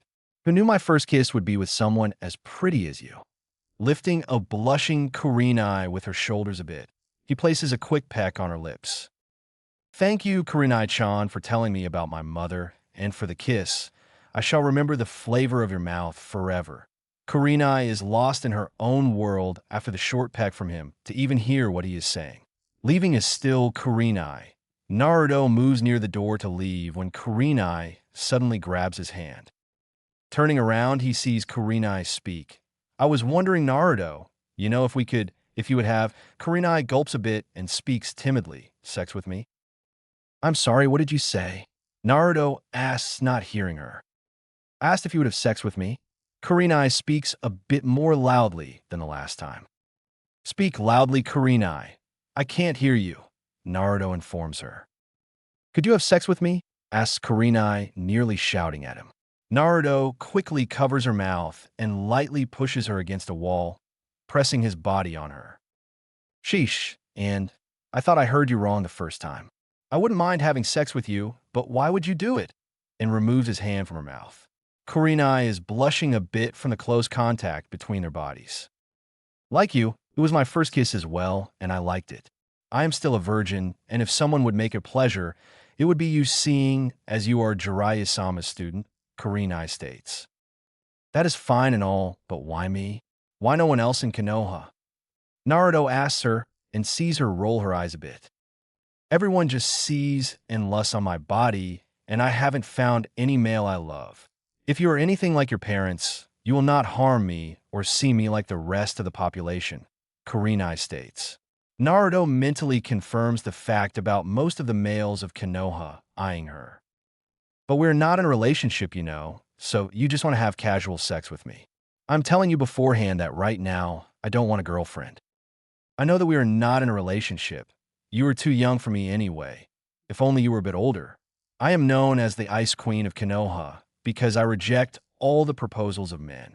I just had my first kiss with you and would like to experience having sex, and you are the best options out of the most, Kurenai states. Considering the pros and cons of the situation, Naruto decides to fuck the consequences and holds her cheek with his left hand and leans to kiss her. Kurenai enjoys the feeling of kissing and places both of her hands on the back of his neck, deepening the kiss. Deciding not to be left behind, Naruto holds onto her waist and roams his hand on her back, getting a feel of it. Creating a seal-less clone, he bites a bit on her lower lip. The clone, knowing what to do, locks the door to her house and applies the privacy and sound seal on the entire house and dispels. Feeling Naruto bite her lip, Kurenai opens her mouth a bit, but Naruto uses that moment to slip in his tongue and rubs it in her mouth, exploring every corner of it. Kurenai moans a bit at the feeling and backs up for a bit for air. Naruto uses both his hands and pushes her body against his, feeling her breasts on his chest. Is it fine with you, or do you want to stop? Naruto asks her. Kurenai smiles at him, thinking about why she allowed him to do it. It's fine, Naruto. I enjoy it. Don't worry about it. Hearing her answer, Naruto kisses her again and drops his hands on her ass and squeezes it. Kurenai moans at that, and Naruto continues grabbing it through her clothing, moving his hands up and down. Kurenai continues to moan in his mouth all this time while her legs feel a bit weak. Naruto lifts her from her ass and allows her to wrap her legs around his waist. Naruto breaks the kiss and decides to kiss her neck. Naruto kisses her collarbone and sucks on her neck, hearing Kurenai moan and groan a lot. What if someone hears us or comes in, Naruto? Don't worry about that. I have had a clone play seals on your house, stopping anyone from hearing you. And then leans in a whisper in her ear. You can make as much noise as you want and moan as loudly as you want. His hot breath on her ears makes her eyes waver a bit, and she places her head on his shoulder and moans as Naruto nibs at her earlobe and sucks on it, kissing her and pinching her. But as she has her hands on his neck and legs around his waist, he carries her into her bedroom and places her on the bed. He moves upon her and, applying a bit of wind chakra on his hand, cuts her shirt to reveal her alluring breasts in all their glory with the nipples hardened from the ass grabbing. Seeing her a bit embarrassed about being like that, he smiles softly and says, "No need to be shy, Kurinai-chan. You have such a beautiful body that it took me a moment to accept all of this," and with that kisses her. He uses his left hand and grabs onto her left breast and twists it. Kurinai feels giddy a bit on this and moans in his mouth. She grabs the back of his shirt and lifts it with Naruto, helping her to remove his vest and shirt. Seeing her closely watching his muscled body and developed abs, he gives her a peck on the lips and then trails kisses down her neck and throat. He gives a lick to her breast, while Kurinai is ready in anticipation for the next thing. Naruto swallows her right breast by his mouth a bit and sucks on her nipple while playing and pinching her left nipple. Kurinai squirms at that and moans loudly at the pleasure while holding his waist and roaming her hands on his abs. This goes on for a couple of minutes as Naruto continues sucking on her tits, altering the breasts after some time. He then pulls back to see her breathing heavily and sweating a bit. He kisses her on the lips for a couple of seconds. "Should I go forward, or do you want some time?" Naruto asks her. "Go on, but how are you good at this? Shouldn't this be your first time as well?" Kurinai asks him. "Yes, it is my first time, but like you said earlier, my sensei is Jiraiya. I have read his books in my free time." Kurinai glares a bit at him. "So you're also a pervert like most of them, and here I thought you were different." "You misunderstood me, Kurinai. Prior to the trip, I didn't pay attention in class, so I had no clue about sex or the female body at all. I had to do something and decided to try out his book. There is no story in that book, but at least it shows you different things, from a woman's to how to pleasure her." Finding no fault in it and accepting his reason, she gives him a quick kiss to continue where they left. Naruto traces his finger from her breasts across her stomach and reaches her skirt. Lacing his hands with wind chakra, he was going to cut it when Kurinai stops him. "Do you have to cut every single clothing of mine?" "Sorry, it's just a bit faster, but I will not do it," and stops the flow of chakra. Holding her skirt, he brings it down her legs, dragging his hands and feeling her legs along the way. He sees her wearing no panties and sees her light pink nether lips in all their glory. "Why should I be the only one naked here?" Kurinai asks him, trying to make him avoid his gaze. Naruto smiles at her and stands to remove his pants and boxers to reveal his 10-inch partner. He moves on top of her and places his body on top of her, then kisses her deeply. He traces his right hand from her legs up to her thighs and then her bottom lips, moving his hands a circle around it, sending shivers up her body. He then inserts a finger into her vagina and rubs around the insides. Kurinai moans loudly in his mouth as he continues to rub it. He stops the kiss and starts to suck on her breast while using 2 fingers to rub it.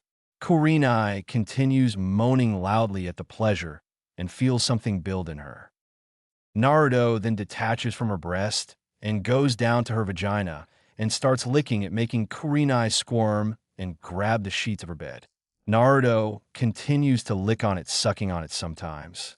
Kurinai continues moaning and feels the feeling inside her increase. Naruto stuck her tongue inside her and licks and sucks on her clitoris. Not able to hold back, she groans loudly and releases her load on his face. Naruto licks up all of it from her lips and thighs and lifts his head to see her breasts rising up and down and Kurinai breathing heavily. Moving up to her, he kisses her cheek and says, "Take deep breaths. It is your first time coming." Watching her relax a bit, he asks her, "Do you want me to continue? It will be a bit painful at the start." "Yes, we have come so far. No sense in going back now. Just go slowly at the start." Nodding at her requests, he lines up his penis near her hole and goes in. Kurenai moans and groans, experiencing it for the first time. Naruto hits the barrier and looks to see Kurenai close her eyes in anticipation.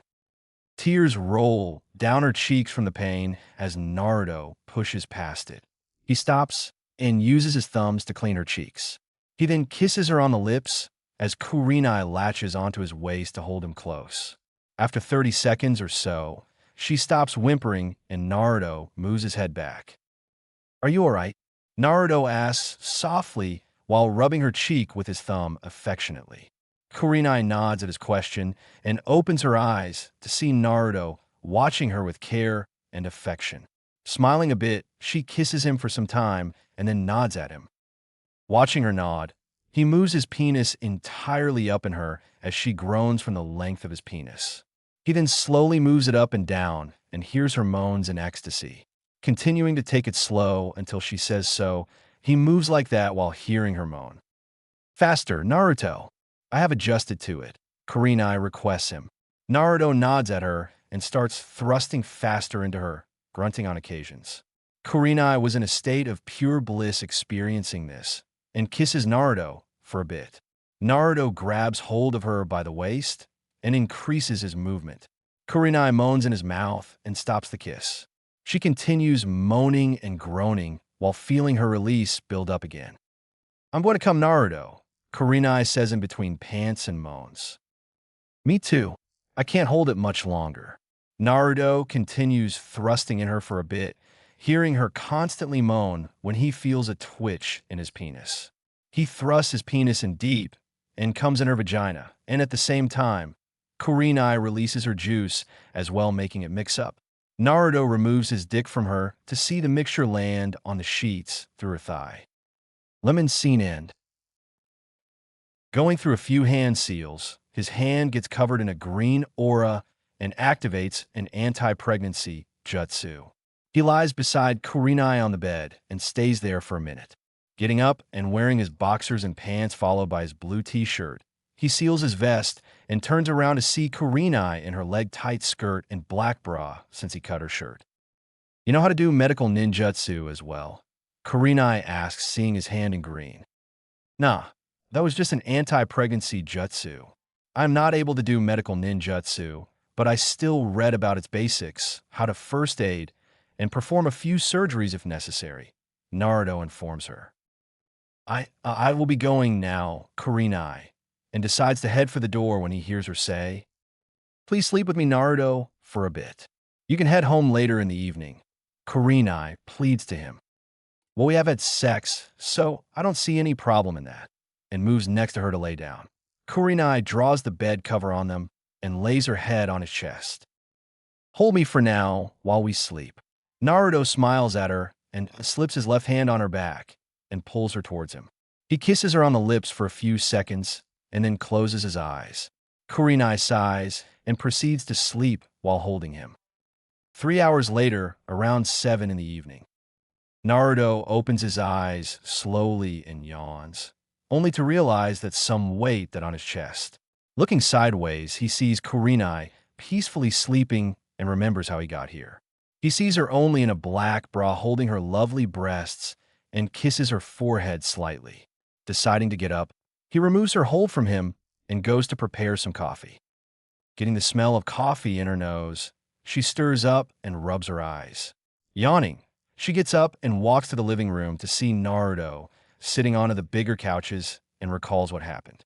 Walking up to him, she watches a coffee now cold, probably made for her, but she woke up a bit late. Removing the magazine from his hands, she sits on his lap and presses her back against his chest while moving his hands to hold her naked stomach.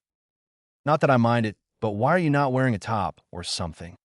Naruto asks, seeing her only in a bra. "I don't mind. You have already seen me naked. Now be quiet and hold me."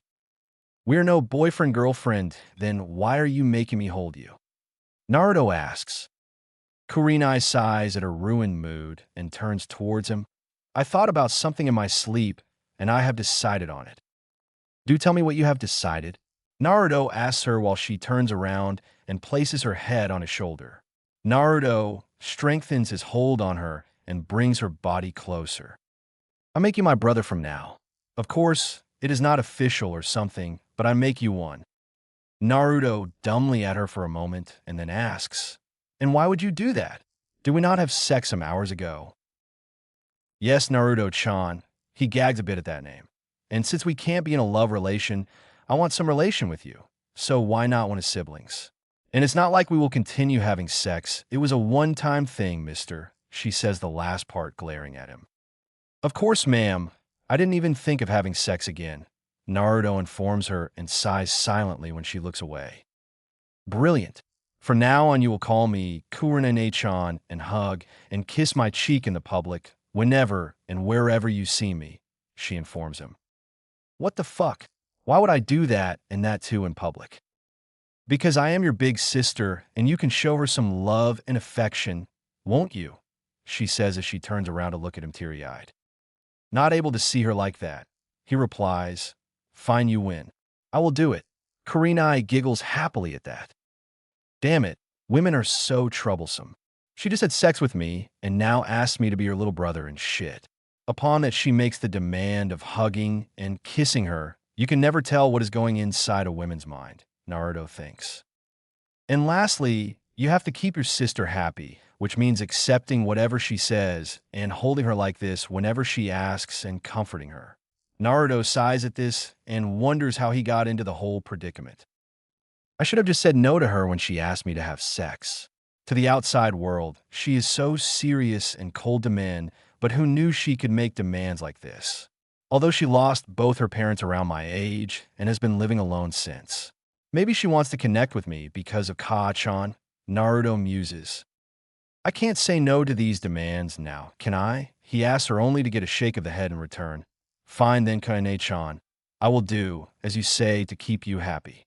Kurenai quickly turns around and hugs him tightly while Naruto holds her and hears her sniff a bit. She is crying. She is very vulnerable on the inside, as she wants someone with her generally, and someone could easily take advantage of her if he comes to look at her like this. I just accepted it to make you happy, but I think that I might have to take the role seriously. Ine-chan, Naruto thinks and smiles to himself at the thought while stroking her back and hair softly. She holds on him a bit, enjoying the feeling of care. She then removes herself from the hug. Now, I don't want to see crying so much, do I, Ne-chan? Naruto asks her instantly, lifting her mood on hearing that. I wanted to tell you something, Naruto, Kurenai says while keeping her hands on top of his. Hearing Naruto hum in response, she tells him, do you know that Hinata has liked you since she has been a child? Well, I didn't know it always, but I noticed it while reading some romance novels and realized that she has feelings for me. Naruto informs her. Kurenai waits for him to say something, but after 10 to 15 seconds of silence, she turns her head to look at him. That's it. You have nothing else to say to that. Naruto raises his eyebrow a bit in confusion at that and speaks. What exactly am I to say to that? She likes me, but I do not like her. Is it necessary for me to like her if she has feelings for me? If that is true, then why did Sakura not love me when I had a crush on her? Naruto asks her. Having no reply to his question, she remains to be silent for a few seconds. She will be really heartbroken, Naruto. She has seen you as her strength since she was little. Why is that? What did I do? Well, she told me that she was getting bullied once, and you saved her when you took on 3 boys and got beaten. Anyone with the right mind would protect someone who is getting bullied. I was just there at that time, and she just sees me as a source of strength and likes to think that if I am near her, she will be able to be strong. Don't say it like that. She genuinely likes you and probably loves you. And what I feel in this matter doesn't matter. I know you are her sensei, but is it my job to like her and keep her satisfied? Am I her pet? Do I have no right to choose who I love? Naruto asks her and watches as she tries to comprehend everything. Then what will you do? I cannot tell her that you don't like her. Who says anything about telling her? If she really loves me, then she wouldn't be shy and weird and talk to me. Maybe I would have ended up liking her, but she was never there for me. Just stalked and followed me like a creep with that Byakugan of hers. If and when she tells me about her feelings, I will tell her all of this that I told you. Otherwise, she can watch me as much as she wants and be stuck having a crush on me for the rest of her life. Kurenai feels a bit upset about that, but understands things from his view as well. Seeing her a bit sad, he sighs and says, Rest up for the night. We have had a wild day today. He jokes, trying to distract her from the topic. Carry me to my room. Kurenai asks him and smiles, seeing him sigh a bit, and pick her up by the knees and waist. Placing her on the bed, he covers her and decides that it's finally time to leave, but is stopped by her hand.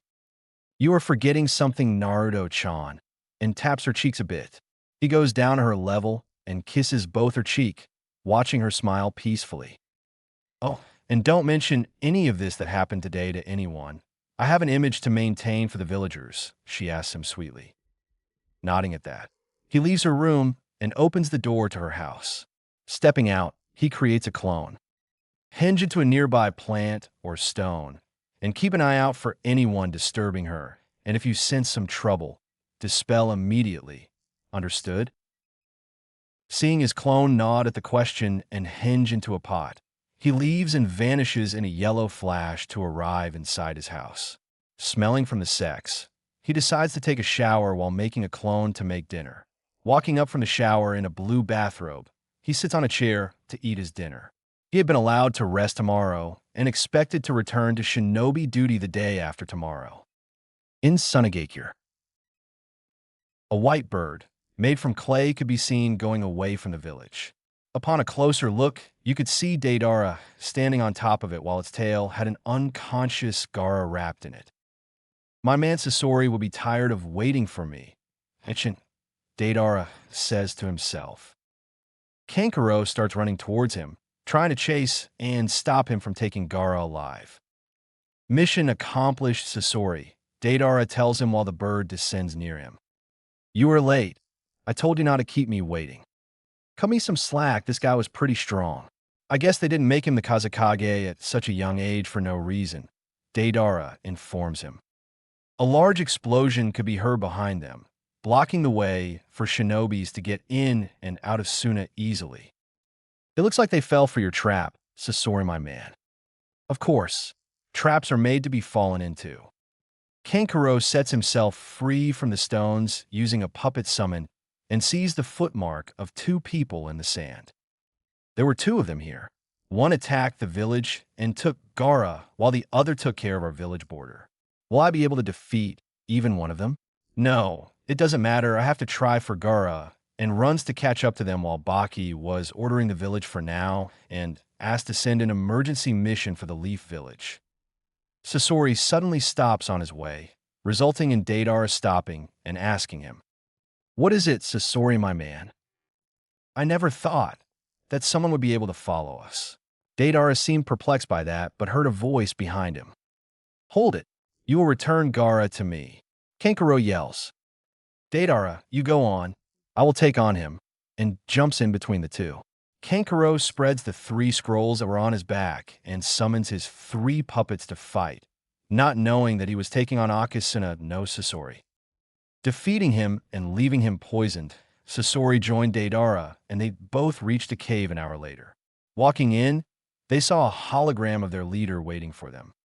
You are late. Prepare immediately for the ceiling, the leader said to them. The Jinchuriki was unexpectedly strong, and I underestimated him a bit, Deidara informs him. Walking up to Gaara, he goes through 6 different hand signs. Tiger, snake, rat, ox, dog, ram. Smashing his hand on the ground, summoning a large statue behind him.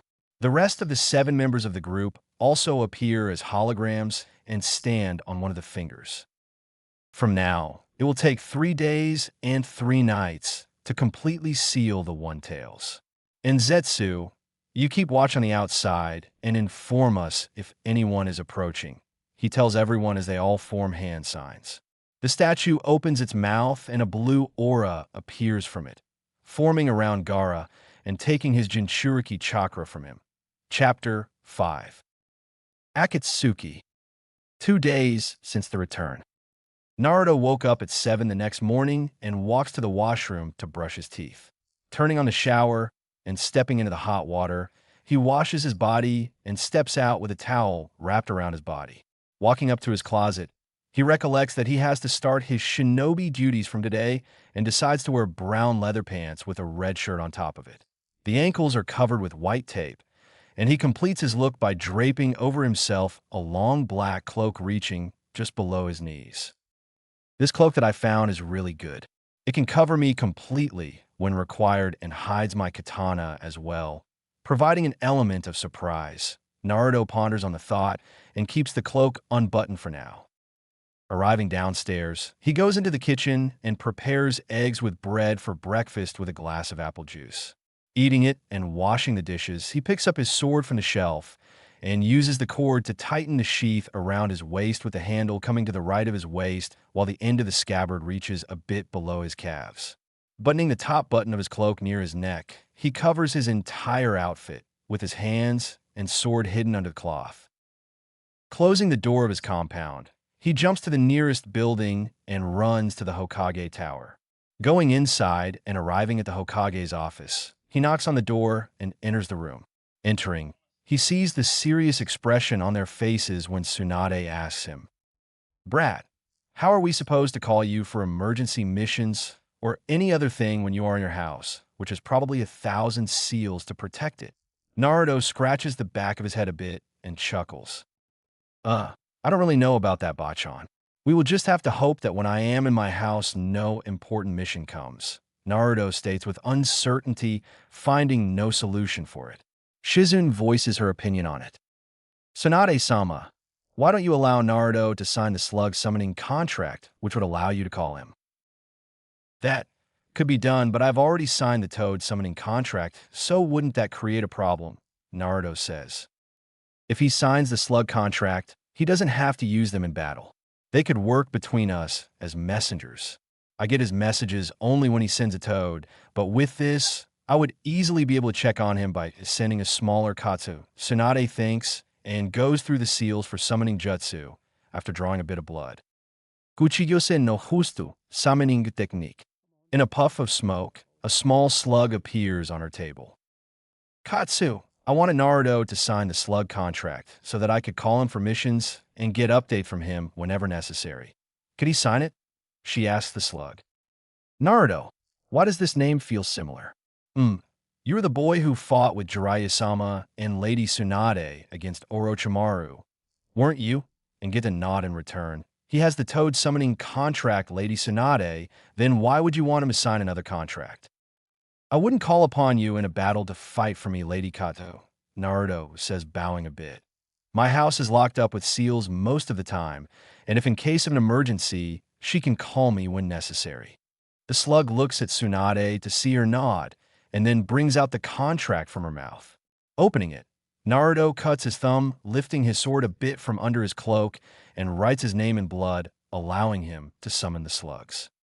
"Now, Naruto-kun, you just have to apply a bit of chakra to summon a smaller version of me to send a message to Lady Tsunade." And with that, she vanishes in a puff of smoke. "Well then, Bachan, what was the emergency you want to call me for?" Remembering the reason she wanted him here, she tells him, "Naruto, last night we got a message from Suna stating that their Kazekage got captured by the Akatsuki last night."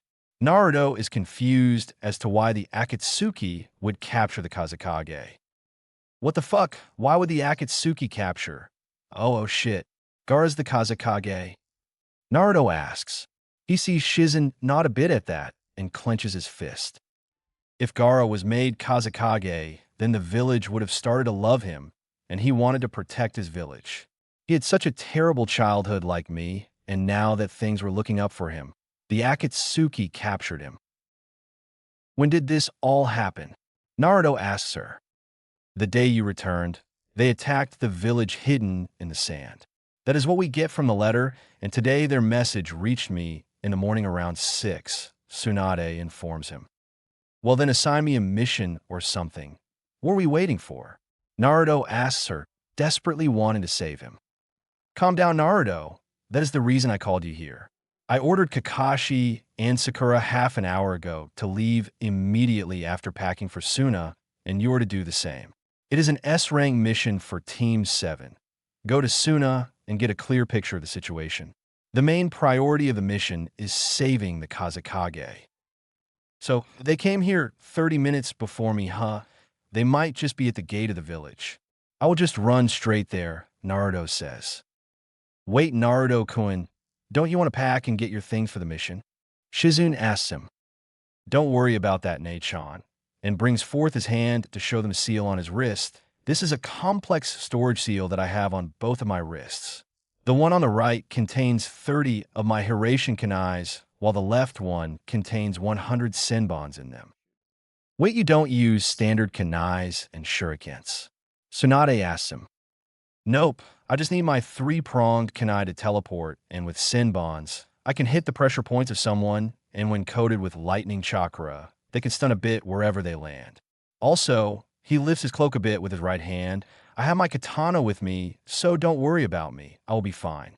He was about to run when Tsunade tells him, You know that I will tell the village about your heritage today, right? Yes, I completely forgot about that.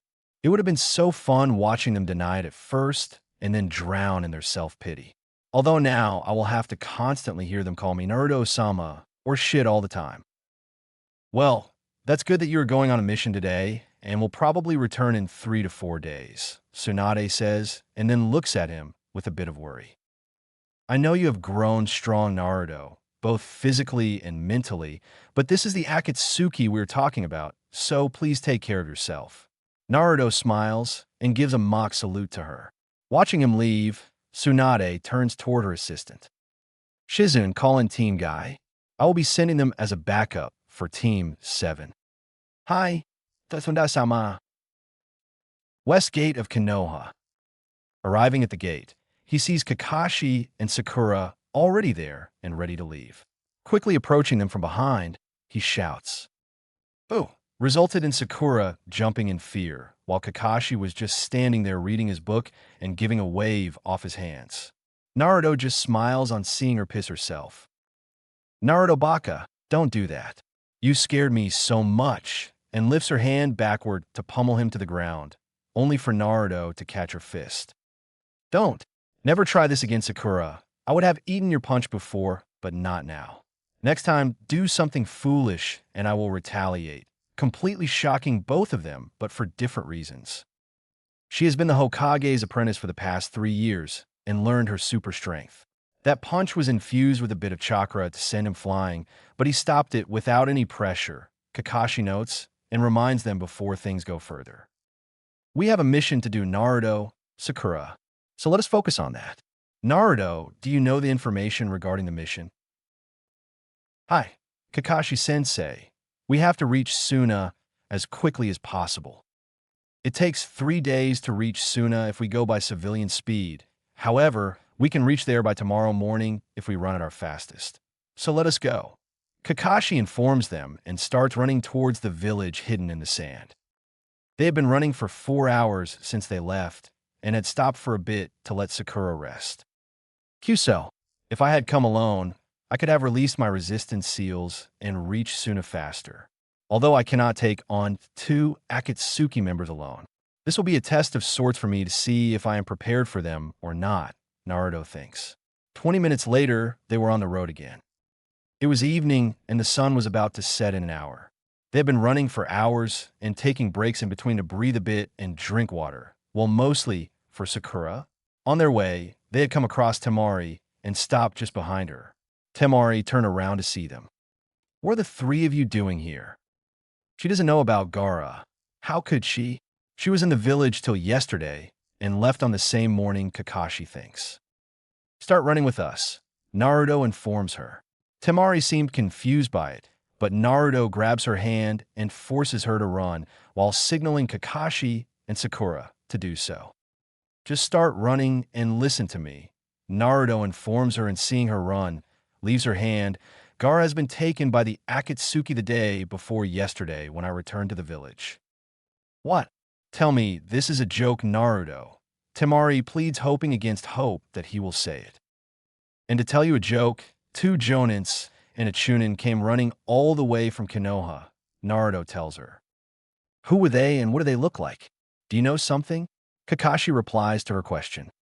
An emergency message was sent from Suna, which reached us this morning. It has told us about him being captured and asked to send help.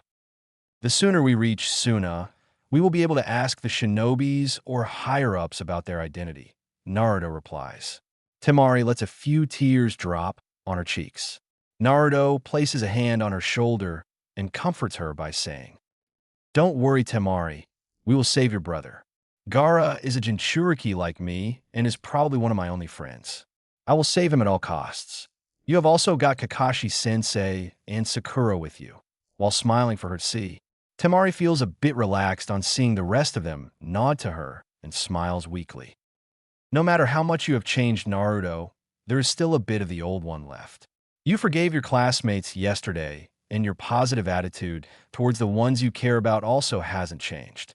You asked me 3 years ago about going after Sasuke, and you may not chase after him or show that you care about him, but maybe, just maybe there is still something in your heart for your once best friend. Kakashi smiles while thinking about him, not that anyone could see his smile beneath the mask. All right, we should stop here and take a break for the night. Set up camps and collect a bit of firewood. Kakashi stops to tell them. But we have to reach Suna as quickly as possible. We don't have time to waste, Temari replies with a bit of anger in her voice. It would be of no use, Temari. It is pretty dark now, and we could easily get lost in the desert. At least in the morning, we can see to reach there quickly. We will wake up at 5 in the morning to leave, Naruto informs her. Temari knows that he is correct, but couldn't fathom anything in front of Gaara's life. She walks away from them to cry, while Naruto turns to see Kakashi setting up camps and Sakura breaking wood for a fire. Looking at them being busy, he decides to console her. He walks toward her to see her silently crying, standing against a tree. He places a hand on her shoulder and is quickly tackled by her. He wraps his cloak around her body using his hands and hugs her while letting her cry it out. Naruto, he hears her speak silently. Will he be okay? I would be lying to you, Temari, if I said that he would be fine, Naruto says and feels her body tense a bit against his, but we have to hope for the best and pray that he is still alive. Why? Why does it always happen to him? Father didn't let him have a normal childhood to make him a weapon, and after you saved him, he was truly happy for the first time. Why did it have to happen now, Naruto?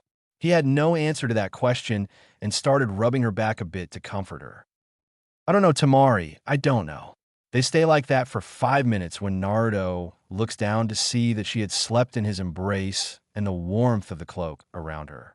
Picking her up in bridal style, he returns to the camp and lays her in a tent, eating the food Kakashi had prepared with Sakura's help, and then went to sleep in his tent, removing his cloak to hang it behind him. Walking up early the next morning, Naruto uses a small suede unjustu to wash his face and set his hair a bit. Picking up his black cloak, he throws it in a semicircle and wraps the cloth around himself, and closes the button up top to join the left and right parts of the cloak to hide his body except for his shoes and showing a bit of his leather jeans.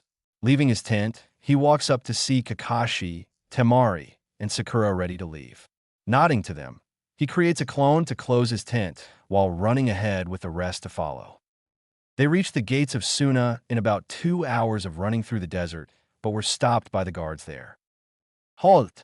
State your purpose here. We are here on the orders of the Hokage to help Suna and find its Kazekage. Also, we brought along someone with us, Naruto says, and moves aside for the guards to see Temari. They quickly bow to her. Temari Dano, it is good to see you here. Temari just nods to them and walks into the village with the rest 3 following her. She comes across a Sand Jonin and asks her, XYZ/N, I'm really bad at making a new name for anyone, so please just go with it. They are there for a conversation or 2 anyways. Where's Gaara? Do you know what happened? And I don't see Kankuro anywhere. Tell me everything. Relax, Temari. Ask her 1 question at a time. You are overwhelming her, Naruto tells her. Now, Kunoichi-san, please tell us what you know. She blushes on seeing Naruto and stammers a bit in her reply. Kankuro-san was poisoned and he is in a hospital. You should go there to ask Baki-san about the situation, XYZ says. Giving a quick thank you to her, they make their way towards the hospital. Asking the receptionist about his room, they go onto the 2nd floor and go into his room. Naruto looks around the room to see a few medic ninjas around Kankuro, trying to heal him while he is writhing in pain. Sakura and Temari immediately rush toward him to help while two elderly people are in the room. The male between them looks at him and Kakashi with indifference, but the female one has a look of recognition on her face. Naruto quickly concludes that she may have recognized Kakashi and watches as she calls him a jerk and runs to attack him. But in a swift movement, Naruto holds the handle of his katana and stands in her path. Dodging her punch, he moves behind her and takes out his katana from underneath the cloak and places it on her neck. Make one move, you wrinkly old hag, and your head will be separated from its shoulders. Naruto warns her while there is absolute silence in the room, some sweating a bit from the predicament. Now tell me, what are you trying to do by suddenly attacking Sensei? I will never forget what he did back then. White Fang of the Leaf, I shall avenge the death of my son by defeating him today, Chio tells while trying not to move an inch. She had to take his warning seriously when he could get behind her like that. You stupid idiot. Naruto blatantly calls her that in front of her shinobi who have their mouth agape. Look at him carefully, he resembles the White Fang because he is his son, Kakashi Hitaki. With that, he removes his sword from her neck and sheathes it back in the scabbard. Moreover, the White Fang of the Leaf died years ago. The male of the two informs her while Chio takes some time to process the situation. Gotcha. I was only pretending to be senile, Chio says while laughing awkwardly. Naruto just shakes his head at that. Get a checkup done, and next time don't do something so stupid. I might not stop, Naruto informs her. All right, Naruto, that's enough. We are here to help them, Kakashi says while walking in. Kankuro's scream gathers the attention of the rest of them as Sakura walks forward to check him. Checking his eyes, mouth, and hearing his heartbeat, she says, they seem to have used a heavy metal-based toxin on him. It's the type that acts upon the muscles to destroy the cells. Please give me his health report, Sakura tells the meds who are astounded by her quick assessment. Well, she has done some training in the last 3 years. She is not completely useless as I thought she would be. Although I can still tell that she loves Sasuke and hasn't gotten over it, Naruto muses. Going through the sheets of his medical report, she tells the ninjas to immediately bring her some ingredients to make an antidote for the poison. While she checks on him, Naruto looks towards Baki. Baki-san, please tell all the information about what happened in the village. He requests him while Temari stands nearby to hear as well. A man who called himself Deidara attacked the village. He was wearing a black cloak with red clouds on them. He started bombing the buildings of our village, forcing Gaara to use his sand to block them and fight him. He fought for a long time against him, but at the same time had to protect the villagers as well. He used that to his advantage and exhausted Gaara and took him unconscious. While Baki was informing them about this, Naruto watched as Sakura removed the toxins from Kankuro's body and saved him from danger. He was very impressed by her now. Consider me impressed, Sakura. I know the basics of medical ninjutsu and studied human anatomy. I know how to perform a couple of surgeries, one of them being eye surgery, although I won't be able to do any on others because of the Kyuubi's chakra. I might have taken you for granted. There won't be a difference between you and me if, because of the past, I start treating you badly. He then takes out a bingo book from a storage seal present on the inside of his cloak and searches for Deidara's entry in it. Deidara, S-rank missing ninja from IWA, said to have tried to explode the Tsuchikage when he disrespected his art, whatever the fuck that means. Uses clay to make explosives from them. Don't most of the IWA ninjas have Doton-style jutsus? We will have to wait and see, Naruto thinks while closing his book and sealing it. Excuse me for inquiring, but what is the follow-up to the Akatsuki pursuit? Kakashi questions Baki. A tracking unit was sent out, but they have yet to contact us. Judging from the situation, it's likely that we have no lead to them. Baki-sama, Kankuro has awoken, informs a random sand medic as Kakashi, Naruto, and Baki enter on hearing that. You're already back, Temari? Kankuro asks her weakly.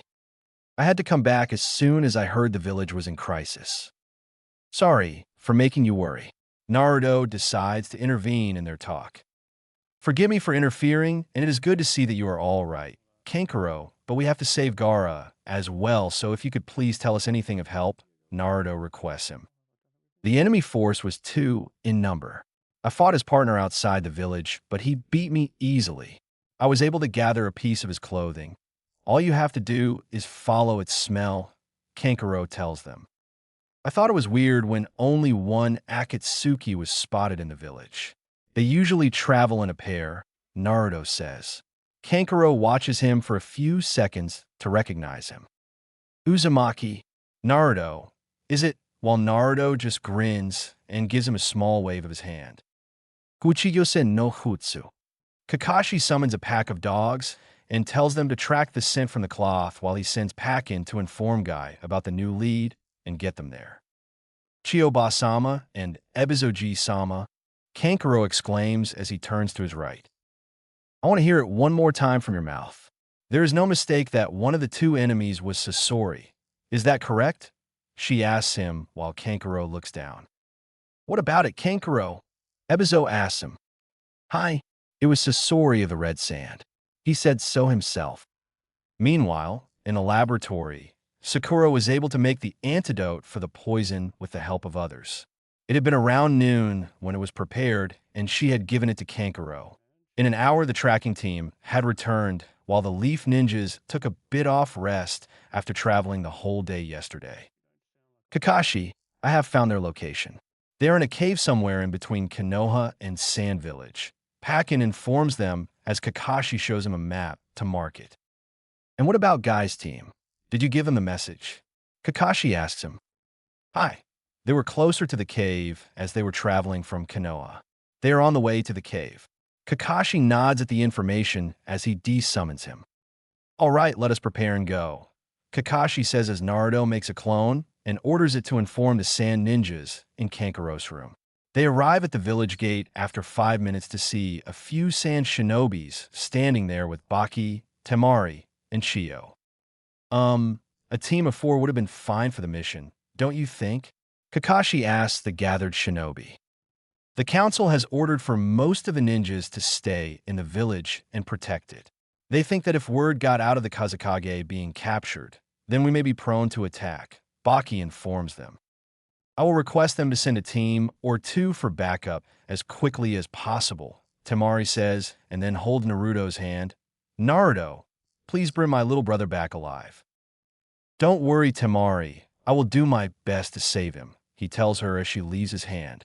Chiyo comes forward and says, I will be accompanying you, Leaf Ninjas, on a mission. I don't want to miss the chance of confronting the grandchild. Also, I don't trust the life of my Kage in the hands of Konoha shinobis, one of who killed my child. Naruto was already frustrated with her coming with them, and now she had to go and say that. Shut the fuck up, you silly bitch. Your village is only sending an old lady for rescuing their Kage. Suna would owe Konoha big time if we rescue him, but Gaara is my friend, and his safety becomes my concern as well. He says to her while looking her in the eye while the rest are stunned as he casually called a village elder like that.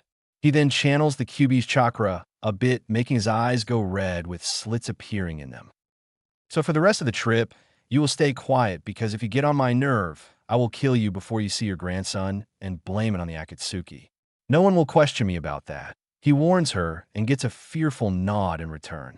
Reverting his eyes back to their normal ocean-less blue, he starts running in the direction of the cave with Kakashi and Sakura following him. Chiyo stays still for some time, but returns when Temari taps her shoulder a bit. They will leave you behind, Chiyoba-sama. Oh, and be wary of the Jinchuriki of the Kyuubi, she says while smirking a bit at seeing the elder be put in her place. Chiyo wipes the sweat from her face and follows behind them. Zetsu had sensed both the teams, and as he was watching Naruto and the group advancing to their location, he merges with the ground to tell the leader about it. I thought I was dreaming or something. I sensed someone near the 3 of us and was correct when I saw a flicker of sunlight near the tree. So the Akatsuki have a spy in them that can stay translucent and can travel through the ground, but he is good. I wasn't able to pinpoint his position if not for the reflection Naruto concludes as soon as he sensed another emotion other than the 3 with him. In the cave. Leader Sama, There are two teams approaching us quickly. One is from Konoha, and the other is coming from Suna. Who are they? The one from Konoha has Might Guy in them, while Kakashi Hitaki and the Kyuubi Jinchuriki are present in the team from Suna, Zetsu reports to him. We will have to stop them from disturbing the process. We need another 30 minutes for it to finish, the leader says. Kisame jumps on the opportunity to fight Guy. The taijutsu freak, huh? I will fight him. I have a personal quarrel with him, he mentions. Fine then, Kisame and Itachi. You're to stop them from interfering with the ceiling. Use the impersonation jutsu on the two ninjas Sasori brought with him. Nodding at his orders, they left the rest to confront them. Kisame reached Guy and his team first as they were closer to the place. Naruto senses someone coming toward them and stops everyone. A few seconds later, Itachi drops near them in his Akatsuki cloak.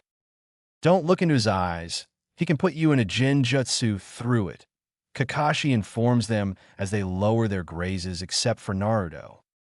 Then how are we supposed to fight him, sensei? Sakura asks while Kakashi uncovers his left eye. You watch the movements of his feet and predict his movements, he tells them. Uchiha Itachi, how long has it been? 3 years since you last came for me, Naruto says directly looking at him. Did you not listen to me, Naruto? I just said to not look him in the eye. Naruto doesn't pay any attention to it. It has been a while, Naruto-kun, but you will have to come with me, Itachi says while trapping him in a Genjutsu, although he is surprised to see him smirk at that. Genjutsu of that level doesn't work on me, Itachi, Naruto states. A Genjutsu can be broken if someone else's chakra enters the person caught in a Genjutsu.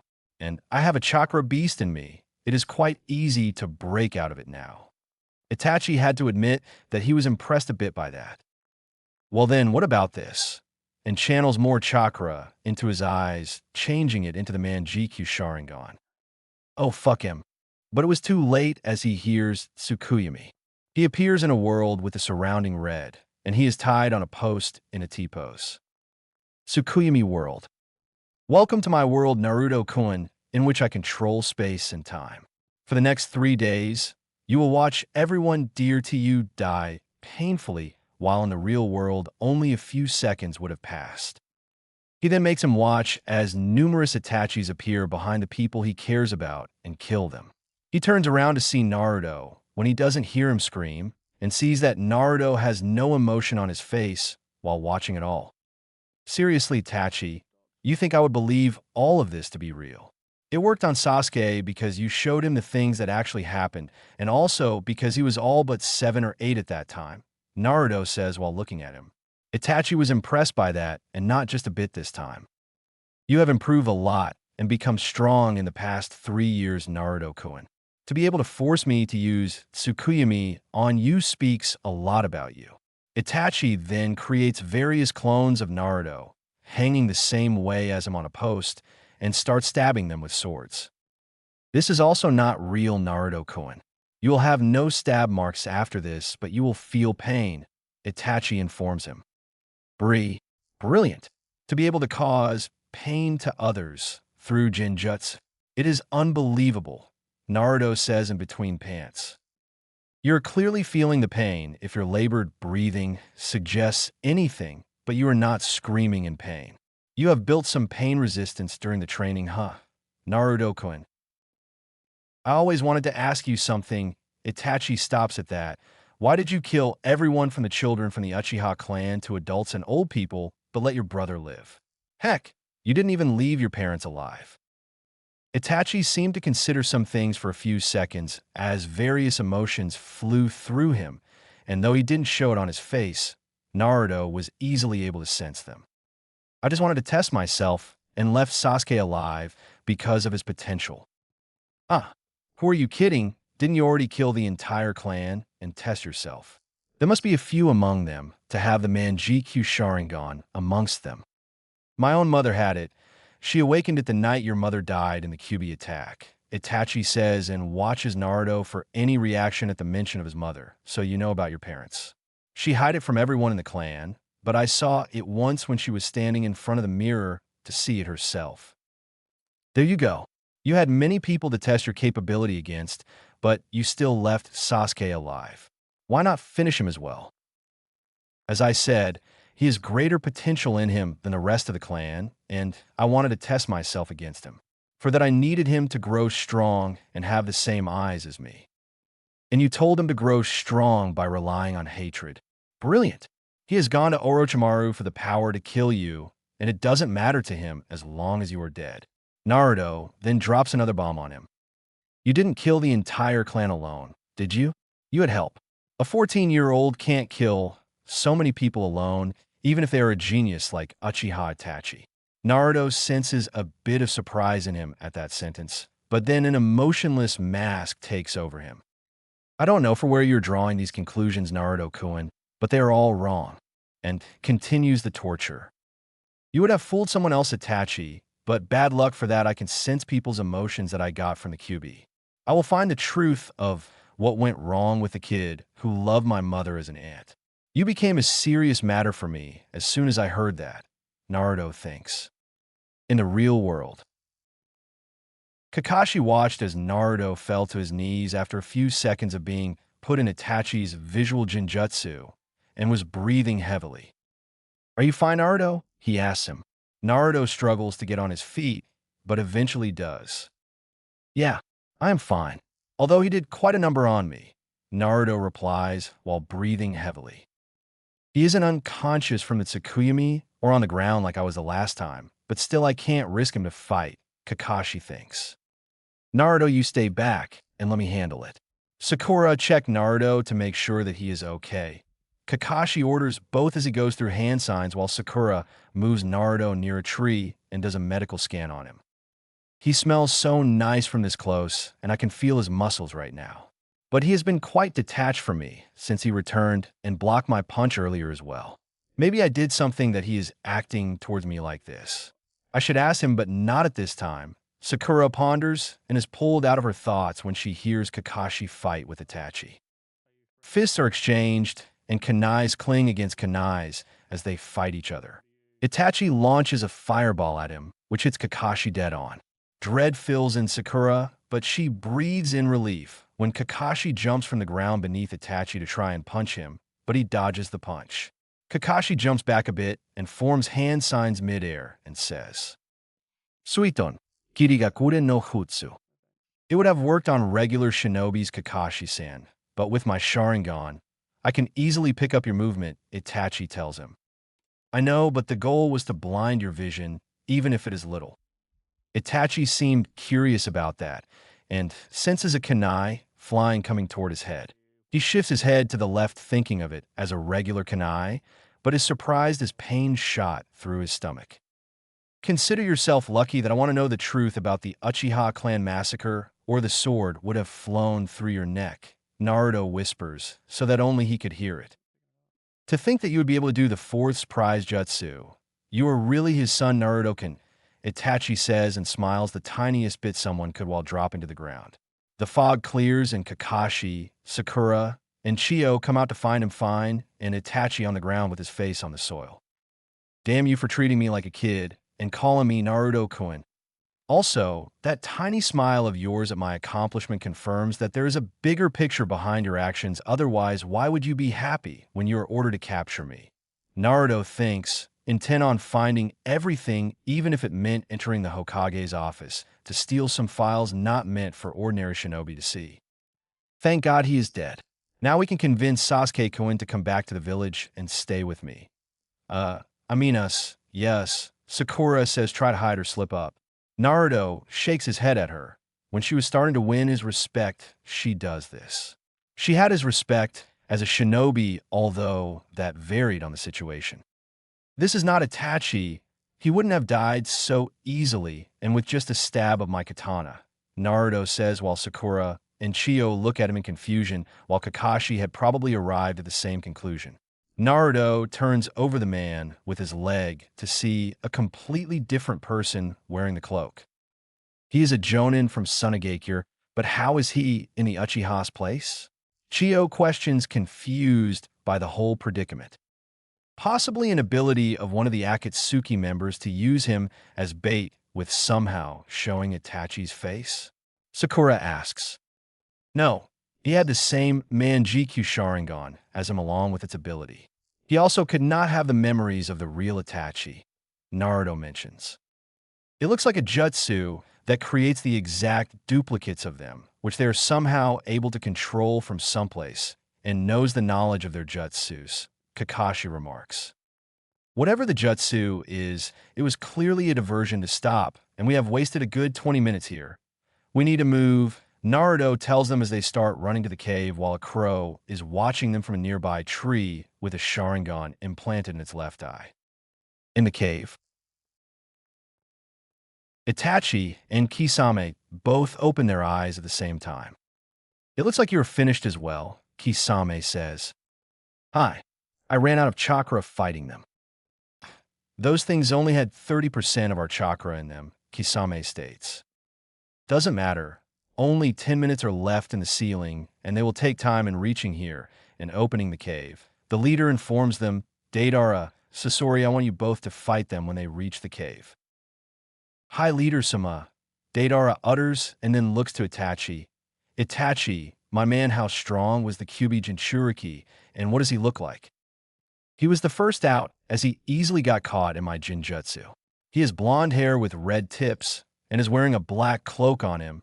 Itachi tells him, half lying about the Jinjutsu part, making them underestimate Naruto. They didn't ask which Jinjutsu now, did they? Back with Naruto. They reached a clearing and saw water flowing through a ravine and spotted Team Guy down there near a boulder. You are late, Kakashi, Guy said while turning behind, making everyone in his team do so to see Team 7 land in the water. Well, you see, we got caught up in something troublesome along the way, Kakashi replies to him. Kakashi, by troublesome, you certainly don't mean me, do you? Chio jokingly says. Oh, he does, believe me, he does, Naruto replied instead, causing Kakashi to smile a bit under his mask. Now, shall we do this, Kakashi? Guy asks, probably the few times he was serious. Hi, Kakashi no.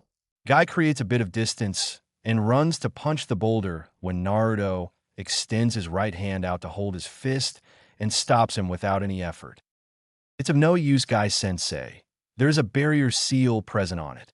A 5-seal barrier, to be precise, Naruto says while returning his hand under his cloak, not seeing the bewildered look on Team Guy and Kakashi as he stopped his punch.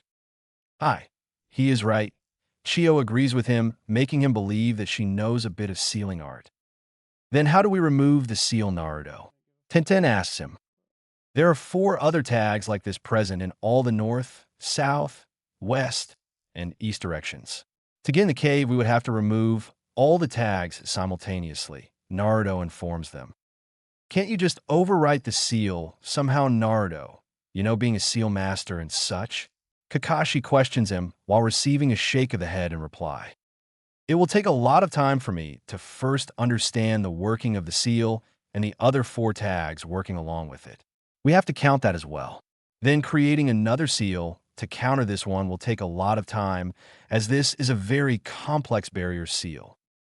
All right then, Guy, you move along with your team in the directions of these tags, and the 4 of you along with me will be on wireless radio for removing them at the same time, Kakashi tells them. Each member of his team gives a nod and runs to their destination. After about 20 minutes, Kakashi hears Guy speak from his microphone. I have arrived at my position. This is Niji. I am in position. Yash, I have found mine too. 10-10 here. I have reached my place as well. All right, Team Guy. On the count of 3, remove the tags. 1, 2, 3.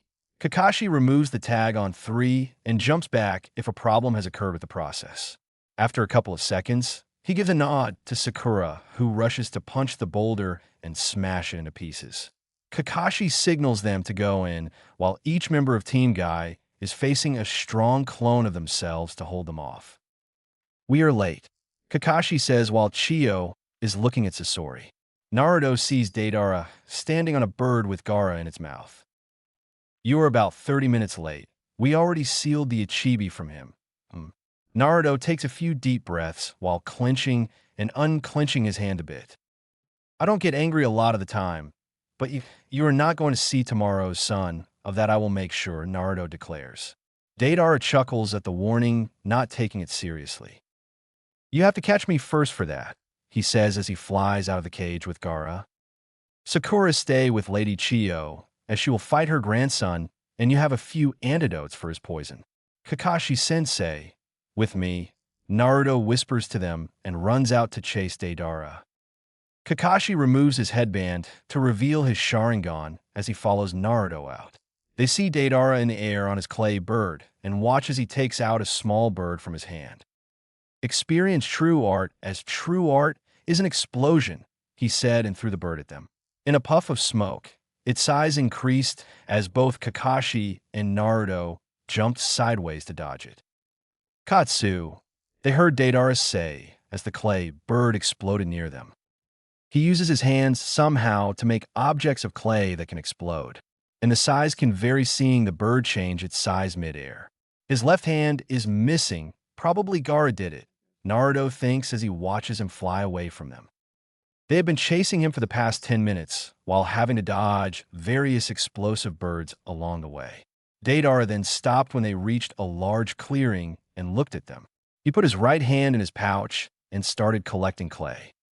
Try and dodge this for a change. Chakra level C1 explosives, he says, and created several small balls of clay and threw them at Kakashi and Naruto. Naruto throws his left hand towards them and unleashes a chain of senbons from the seal on his left wrist while going through a couple of single hand seals with his right hand. Right on. Senbon Satoramu, lightning style. Senbon stream. The senbons get coated in lightning chakra and impale the clay balls, leaving only one without a senbon that explodes. Why did you leave one of them to explode, Naruto? Kakashi asks, intrigued by it. I wanted to test something. I wanted to see if the explosive jutsus he uses are based on Earth style or not. Those clay balls did not explode that got struck by a lightning senbon through them.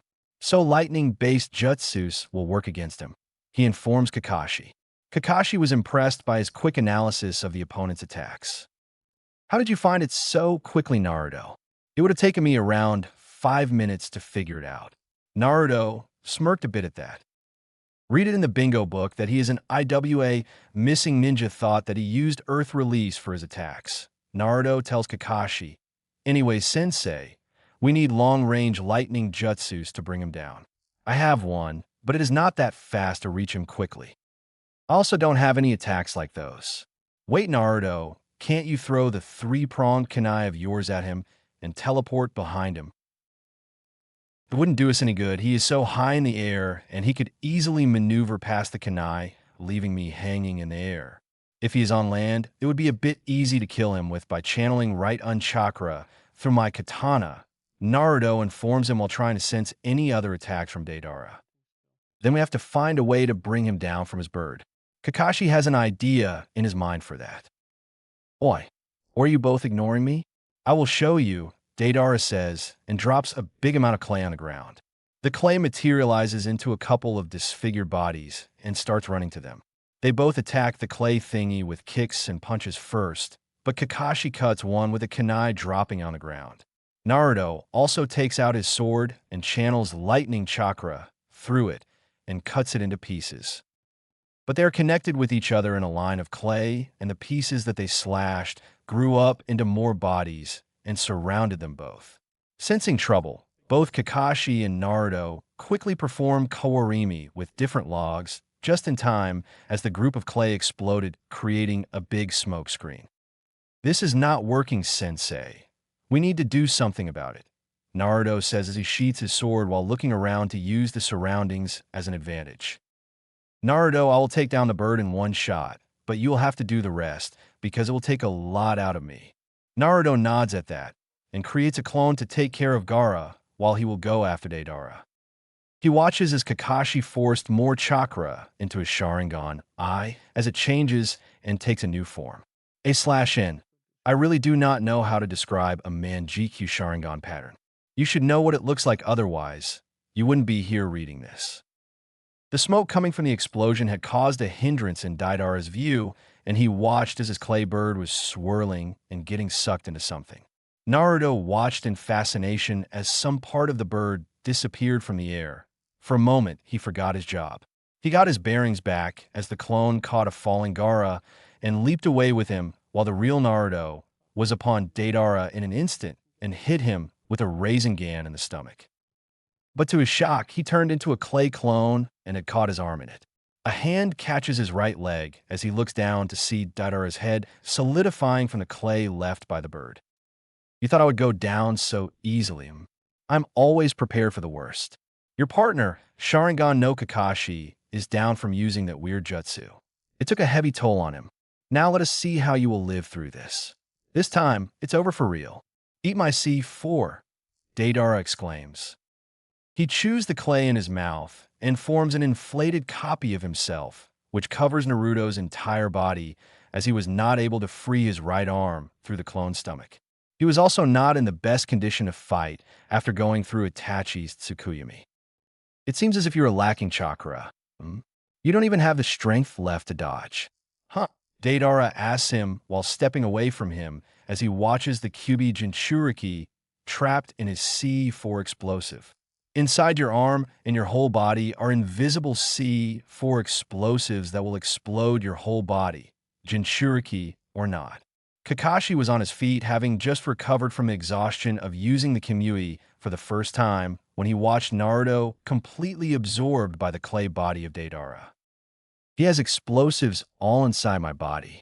Even if I somehow leave this inflated copy of his and free my hand from the clone, he could easily explode me. Even the Kyuubi's chakra would not help me. I have to think of something fast. Naruto considers his option. Deidara formed the half-ram sign and shouts Katsu to see the area where Naruto was exploding. Thinking that he had won, he was going to try and run from Kakashi if possible, but was punched in the chin from below. He flew in the air for some time and landed a few feet away to look at Naruto, standing there with a few burnt marks on his face and hand. Although they had started healing with the help of the Kyuubi's chakra, and his clothes had also started repairing themselves. Ow! How did you escape my C4 blast? It was the best art I had ever created. I saw you getting captured by the C4 explosive body, meaning they were present inside you. How did you survive the blast? Deidara shouts while asking the question. I had figured out the basics behind your jutsus, and, as it turns out, Doton-style jutsus are weak against Raiten-style jutsus. And guess who has Raiten as their chakra nature? So I used an A-rank technique called Raiten, Heki no Jutsu, lightning burst technique, and channeled electric current throughout my body to make the explosives ineffective. Naruto explained, leaving out the part where he had to ask the Kyuubi for a bit of chakra. That's impossible. Only the Raikage are supposed to be able to channel Raiten chakra through their body. You are clearly lying, Deidara exclaims, not believing in his answer. They are able to continuously channel their Raiten chakra throughout their body and do it for many hours. I am at best able to hold it for 30 minutes, and this doesn't provide me with the speed as it does for them. Clearly, there is some other process to gain their speed. It's done for you now, Deidara, Naruto says as he creates a single-hand Rasengan and shoves it in his gut. He watched as Deidara went flying away, smashing a couple of trees in his path. Naruto walks towards him with Kakashi following him, heavily breathing a bit. Deidara had his stomach clothing ripped and blood coming from there and from the corner of his mouth. I will give you the credit for it, Kyuubi no Jinchuriki, for forcing me in this position. But this is the end of the road for you. I don't care if I'm not allowed to kill a Jinchuriki like you. I will take you down with me. With that, he starts eating the clay himself and starts to swell up a bit. Both Naruto and Kakashi, sensing the danger, quickly try to escape, but they are not fast enough to outrun it. They see the explosion nearing them as Naruto looks on helplessly. He would not be able to throw a Hiraishin Kunai fast enough and escape while leaving Kakashi alone. But his death never arrived as he saw the same swirling in the air from before, sucking in the explosion. He looks to the side and watches as Kakashi has his Manjikyu Sharingan active and using some space-time ability of Sharingan. He catches Kakashi when he falls back from exhaustion. Naruto orders the clone with Gaara to take him to Suna. At least they can bury him somewhere. He blew himself up just to kill us with him. What a mad lad. Kakashi says in between heavy pants.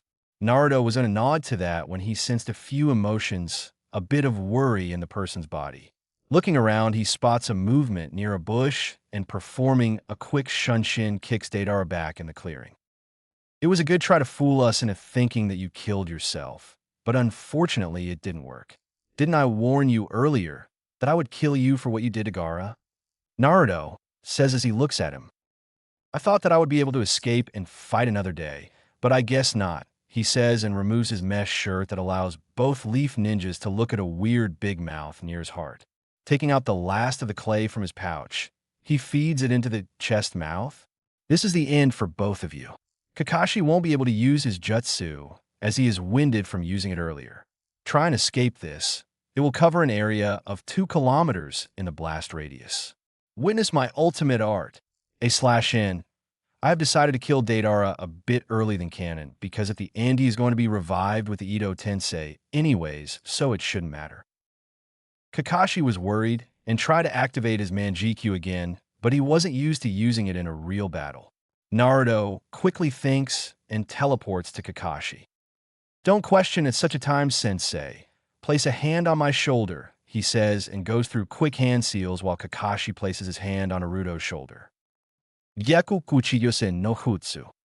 They disappear in a plume of smoke. Reappearing after 2 minutes, they see a massive creator in the forest. Walking around a bit, Naruto notices a ring on the ground with the kanji say on it meaning blue. He seals the ring in his pocket, as anything the Akatsuki uses may have a reason behind it. Walking up to Kakashi, he says, "Are you all right, sensei?" "Yeah, that was good thinking reverse, summoning us to the land of toads." Naruto smiles at him. "Thanks for the compliment, but I got overconfident both times underestimating him.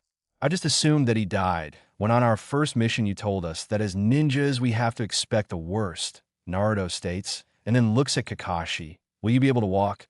Or should we wait for a bit?" "I will be able to walk, but wouldn't be able to run for a while." "Where is Gaara?" "I told my clone to take him to Suna, and I didn't know what else to do with it, but it was difficult for him to think of a response." Kakashi places a hand on his shoulder.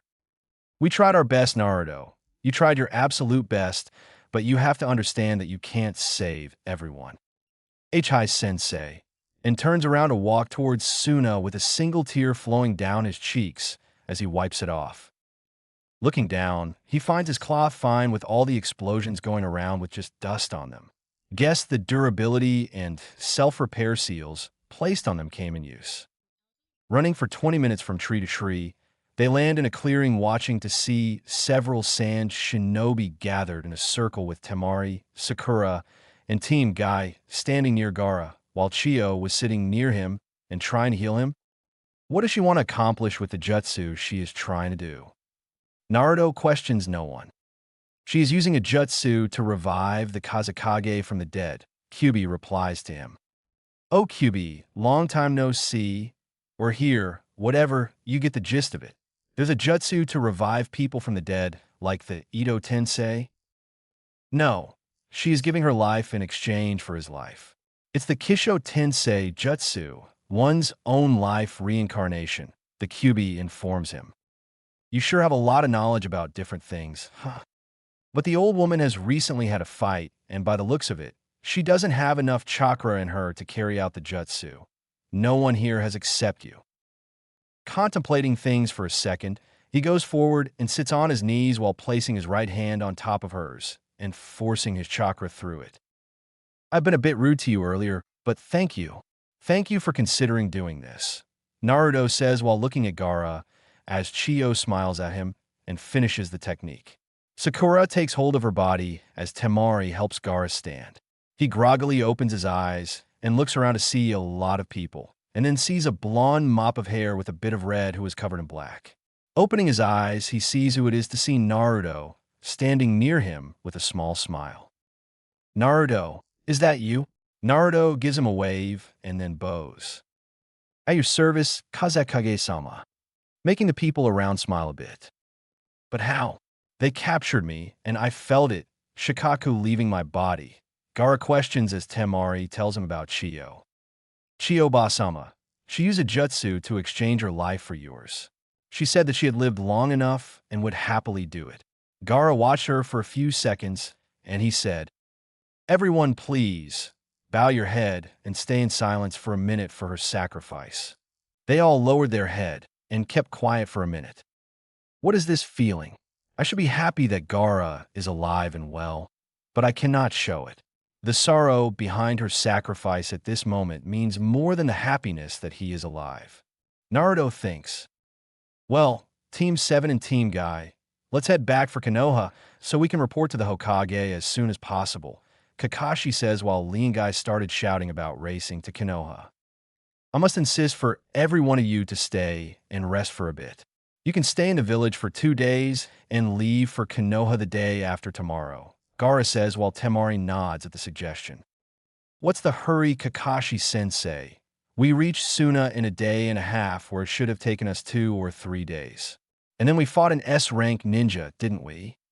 Naruto says while Sakura and Tintin sigh in relief of not having to run again after such a tiring day. Naruto, this was an important mission. It was a village emergency in Suna, and we had to respond immediately. We can't rest here when Tsunade-sama would be worried and want any information on the mission, Kakashi says. Naruto gives a smirk at his response and bites his thumb and goes through quick hand seals. Kuchiyose no Jutsu. In a puff of smoke, a small slug appeared on the ground, making everyone double-check the scene before them. Good evening, Katsuyu-sama. Please tell Bachan that the Kazuka retrieval mission is a success and there are no casualties on both the teams. We will rest up today and tomorrow and start for Konoha the day after yesterday and reach Konoha in 3 days from today. I will do so, Naruto-kun, she says and vanishes in a puff of smoke. Naruto smiles at that and then turns to look at everyone who were staring at him. Didn't you summon a toad when you fought me for the first time? Gaara asks him. Look, the job's done. We get to rest and explore the village while the Hokage will get the information needed. So what is the harm? The rest of them nod and don't bother to further question him. Back in Sunagakure, they had returned to the village and booked some rooms in the hotel to stay for the night and tomorrow. Naruto had decided to take a walk late in the night. Most of the village was sleeping with only a few shinobis patrolling the areas. He was just enjoying the cool breeze of the night and thinking about the events of the day. So, the Akatsuki is on the move. They have got the one-tailed beast Shikaku, and with me, being the Jinchuriki of the 9 tails, there are 7 like me and Gaara left. Hopefully, Ero Sennin is able to get some information about them, Naruto thinks while kicking a stone that was in the way. They've got one of your brothers, is it? Kyuubi. Naruto says to the beast.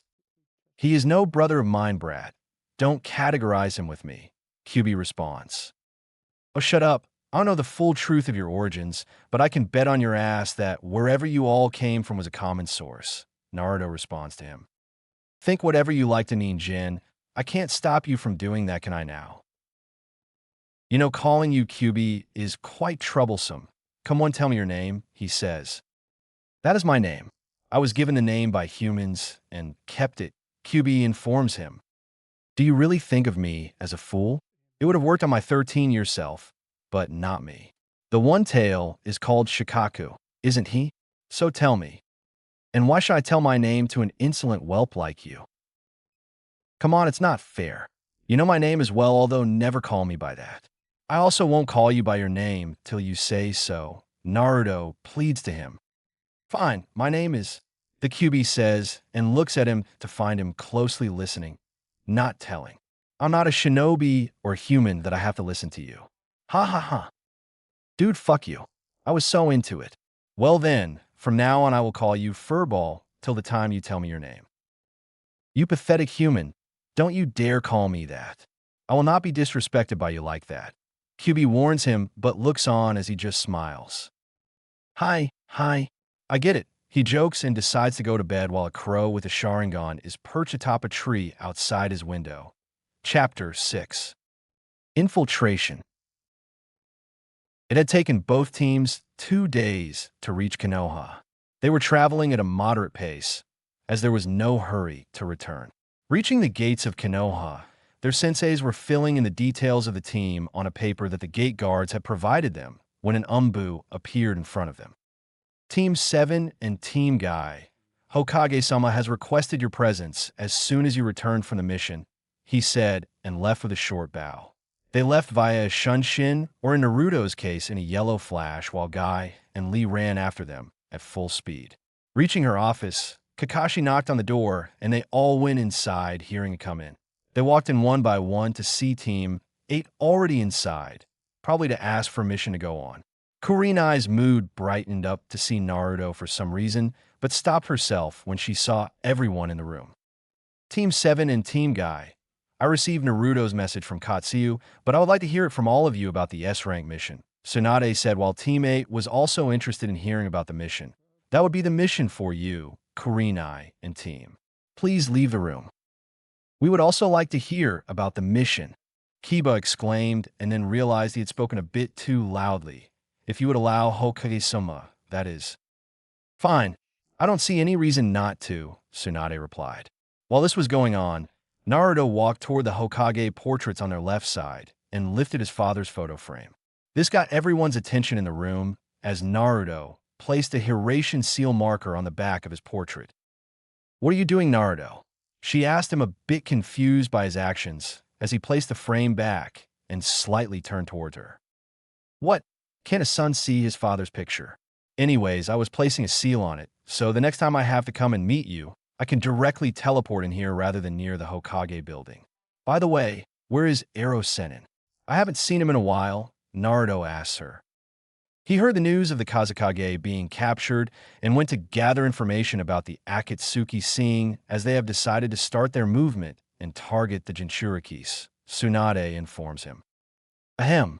About the mission, we left for Suna as soon as you assigned the mission to Team 7, and we met Temari in the middle of our journey.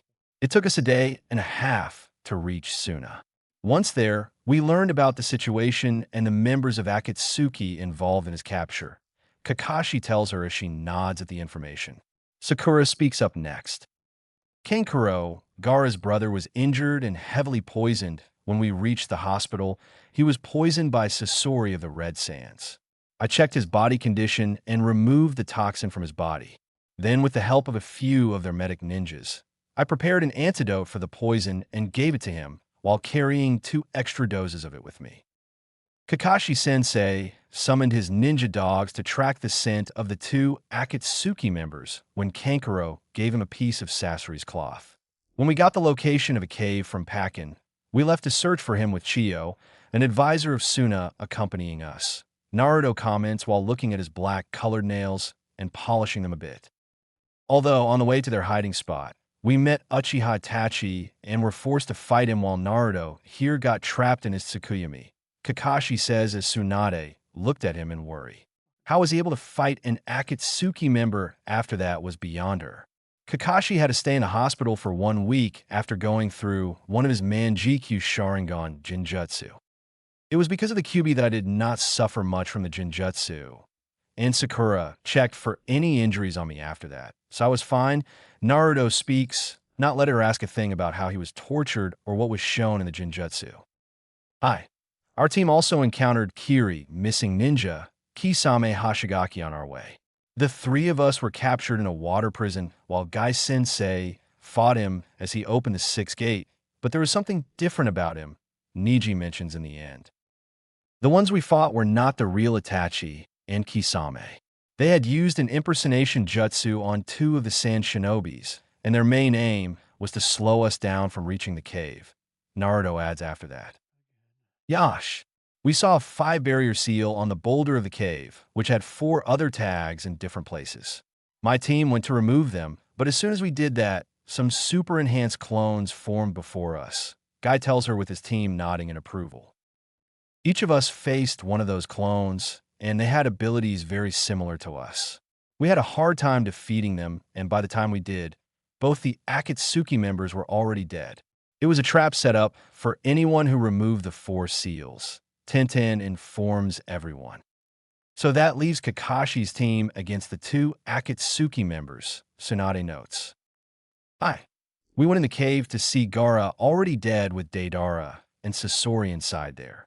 Deidara flew upon a clay bird with Gaara in the bird's mouth as I and Naruto chased after him, while Sakura and Lady Chiyo fought Sasori. Kakashi lets her know. I fought him with Lady Chiyo as she wanted to see her grandson after 20 years while I had a couple of antidotes for his poison. I tried to stop him and punched him in the chest to do some damage, but it turned out to be a puppet. The real Sasori was hiding inside it, and he had turned his whole body into a puppet to live for this long, and his body or face did not change even a bit over the years, according to Lady Chiyo. He then took out a puppet in the form of the third Kazekage. We both had to use the antidote for his poison attack, and in the end, somehow managed to defeat him. While dying, he told me the location where he would be meeting one of Orochimaru's spy at. Sakura says, happiness could be heard in her voice at the last part. She turned towards Naruto, expecting to see him happy about any news of Sasuke, but was disappointed to see nothing on his face. What information did he give you regarding Orochimaru and his spy? Tsunade asks her. Sasori said that we have to be on the Tenchi Bridge in Kusagakure to meet the spy 2 months from today. She tells her while thinking of finally getting some information on Sasuke after 3 years. Kusagakure, we had to destroy the Kanobi Bridge during the Third Great Ninja War. Kakashi thinks on hearing about the bridge. I was chasing the Mad Bomber from Iwa Deidara with Kakashi-sensei. He was just flying and keeping his distance from us. He was on a constant move, and I didn't have any long-range ninjutsu to attack him. My Hiraishin Kunai would have just flown past him while he was moving. Naruto informs her about it. Naruto was very impressive, to say the least. This was his first mission as a Jonin, and that 2S ranked. He had kept his calm and analyzed the weakness of his opponent's jutsus quickly as well. Kakashi speaks in praise of Naruto. I had to use the second stage of my Sharingan to bring him down from his clay bird as a clone of Naruto caught Gaara and took him to Suna. He used a couple of his jutsus in between the fight, but when he was on the ground, I hit him with a Rasengan. Turned out to be a Deidara that was just a clone, and he tried to blow me up using that. He casually mentions, while most of the people in the room look at him and worry, but I managed to survive that. Then he tried to blow himself up along with us in it, but Sensei again used his Sharingan to save us. It was just a decoy from him to make us think that he blew himself up and try and escape. Naruto was able to sense him and foiled his plans, but the next time he was dead set on blowing us apart and leaving no traces. Kakashi says, not bothering to look up from his book. That guy was so weird. He had a kind of mouth near his heart area. Naruto speaks while the rest were having a hard time. Try not to think about it, and vomiting. He fed it some clay of his as his heart started blacking out as his body became transparent first, and then his whole body blacked out, and he told us that the blast would cover a radius of 2 kilometers. I had to think quickly for a solution and reverse summon the both of us to Mount Maiboku, the home of Toad summons. Tsunade takes a deep breath to understand everything. So let me get this straight. Team Kakashi faced 2 Akatsuki members and killed them with the help of a Suna advisor. Not that I don't believe any of you, but does any one of you have something to prove it? Tsunade asked them. Suna took the puppet of Sasori back with them to study it or something, so you can always ask them about it. Also, I took the rings both the Akatsuki members wore on their fingers. Deidara had the one with the kanji for say on it meaning blue, while Sasori's has the kanji for Gyoka meaning ball. Naruto tells her while showing her the rings. And what about the Kazekage? He was dead when the One-Tails was extracted from him, but Naruto told Katsuyu that the mission was a success. Tsunade questions them. About that, Tsunade-sama, after our fight, we had caught up with a group of sand ninjas who were around his body.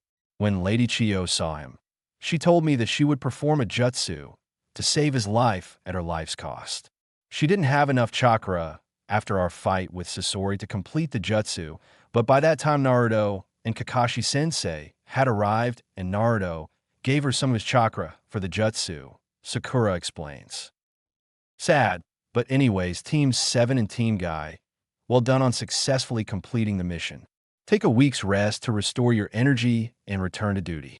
I will look into the matter of the spy Sakura told us about. Team 8 was the first to leave the room, most of them impressed by the mission details except one, who was busy watching Naruto. She couldn't follow him because of the seal he made to stop her Byakugan from working on him. So now, she had to watch him all the time she saw him. Team Guy left the office after that. Guy and Lee set on competing and doing challenges to test their youth. Team 7 was also going to leave when they heard the Hokage speak. In Naruto, I was worried a lot about you going against the Akatsuki on your own, but I don't think I need to worry much. Oh no, you will need to keep worrying. These two were among the weaker of the Akatsuki, with them having Uchiha Itachi and Hoshigaki Kisame amongst them. Orochimaru was once with them before he betrayed the group, and I wouldn't be able to beat or kill him. He is as slippery as a snake, Naruto tells her. He was confident in his abilities and in what he had learned, but he wasn't going to say that he would win against all of them. Heck, they didn't even know the name or abilities of the Akatsuki leader. And then there was the masked man, who called himself Uchimadura. Please allow Team 7 to do the mission of talking with Sasori's spy, Lady Tsunade. We may be able to get some information about Sasuke-kun from him. He is a very important person for this team. Sakura kind of asks/begs the Hokage for the mission. Who said that? Who told you that Sasuke is an important person for me? Naruto questions while looking straight at her. I don't consider someone important to me when they try to kill me twice in an hour on the same day. I won't go on this stupid mission, as a matter of fact, any mission that concerns him. If the Hokage doesn't give the mission to Kakashi-sensei, then he won't go as well.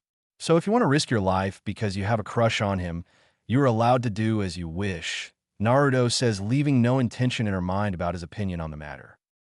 Don't say that, Naruto.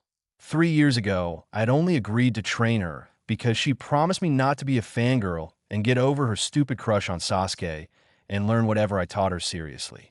Is that not true, Sakura? She asks her. A bit of dread was setting in Sakura's heart at the shift of topics. I did, Tsunade-sama. I didn't want to be weak and wanted to help in any way I could, she defends herself. Oh, was that the only reason why you trained under her, Sakura-chan?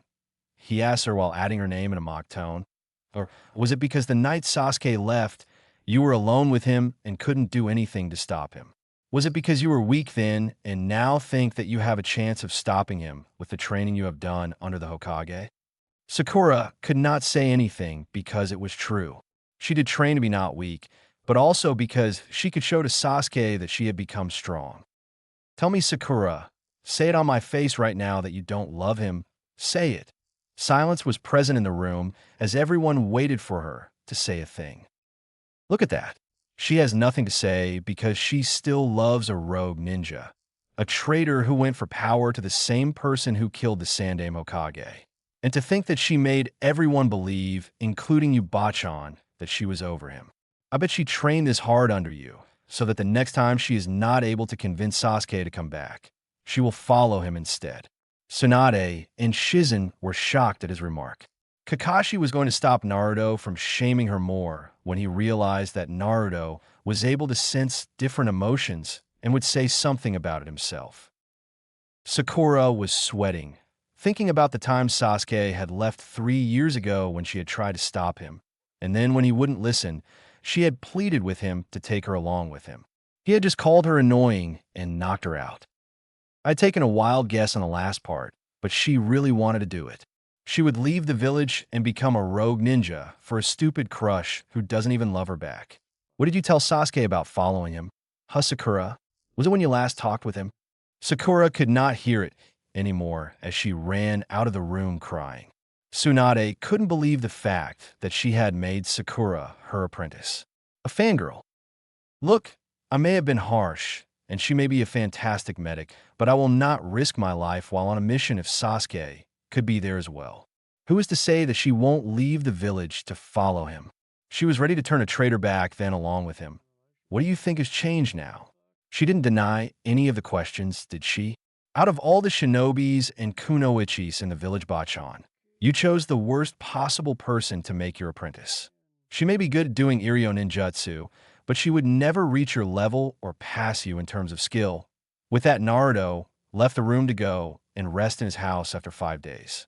The rest of them followed his example and left the office while Tsunade had a lot to think about and complete the paperwork. Naruto! He heard someone shout his name from behind and turned to look at Kurenai standing there. He walks up to her wondering what she wants. Yes, Kurenai-chan. Is there something you want from me? He asked her while looking at her smiling. You remembered what we decided on, huh, Naruto-chan? It's not we. It was you who decided it. I just agreed to it, Naruto reminds her. She waits for him to kiss her on the cheeks, as she had told him earlier, but clearly, he forgot about it. Did you forget what I told you else to do? Naruto forces his brain to try and recollect any information of the day, and then it clicks him.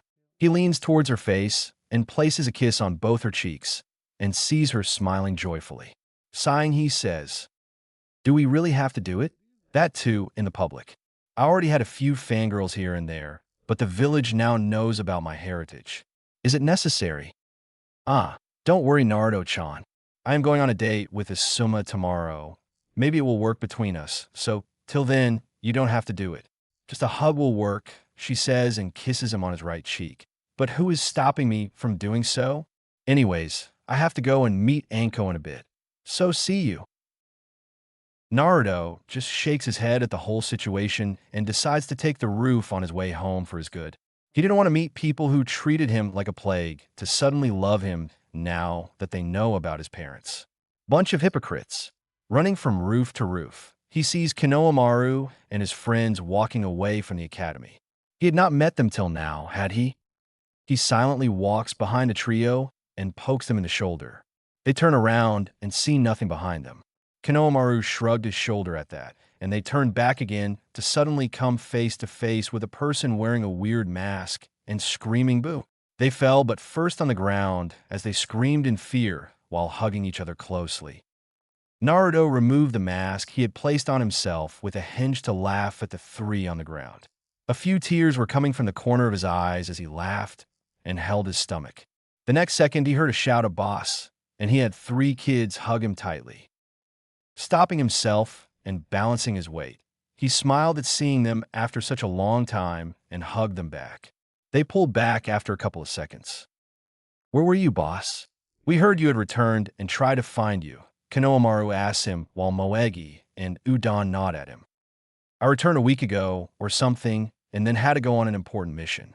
It took me and the team 5 days to complete it, so you see, I wasn't in the village for a while, he tells them. Are you really the son of a Yondaime Hokage? Moegi asks him. He nods at that question to see all the 3 kids have stars in their eyes. Sweet. Our boss is the son of the greatest hero of our village, Konohamaru exclaims. You have his eyes and hair color, although there's a bit of red in it now. It makes sense, Udon says while nodding at his explanation. Naruto ruffles their hair a bit to see them pout at that. So, what have you 3 been up to? Have you become ninjas or still attending the academy? We became shinobis and started doing missions 2 months ago. But we are made to do stupid, deranged missions for the village, Konohamaru tells him. Tell me about all of that. So, you 3 somehow on the same team or not? We are luckily on the same team, boss. Our sensei is a closet pervert, though according to Kononoken, his name is Ebisu, Moegi tells him. Well, it's good as well as bad, but that's all right.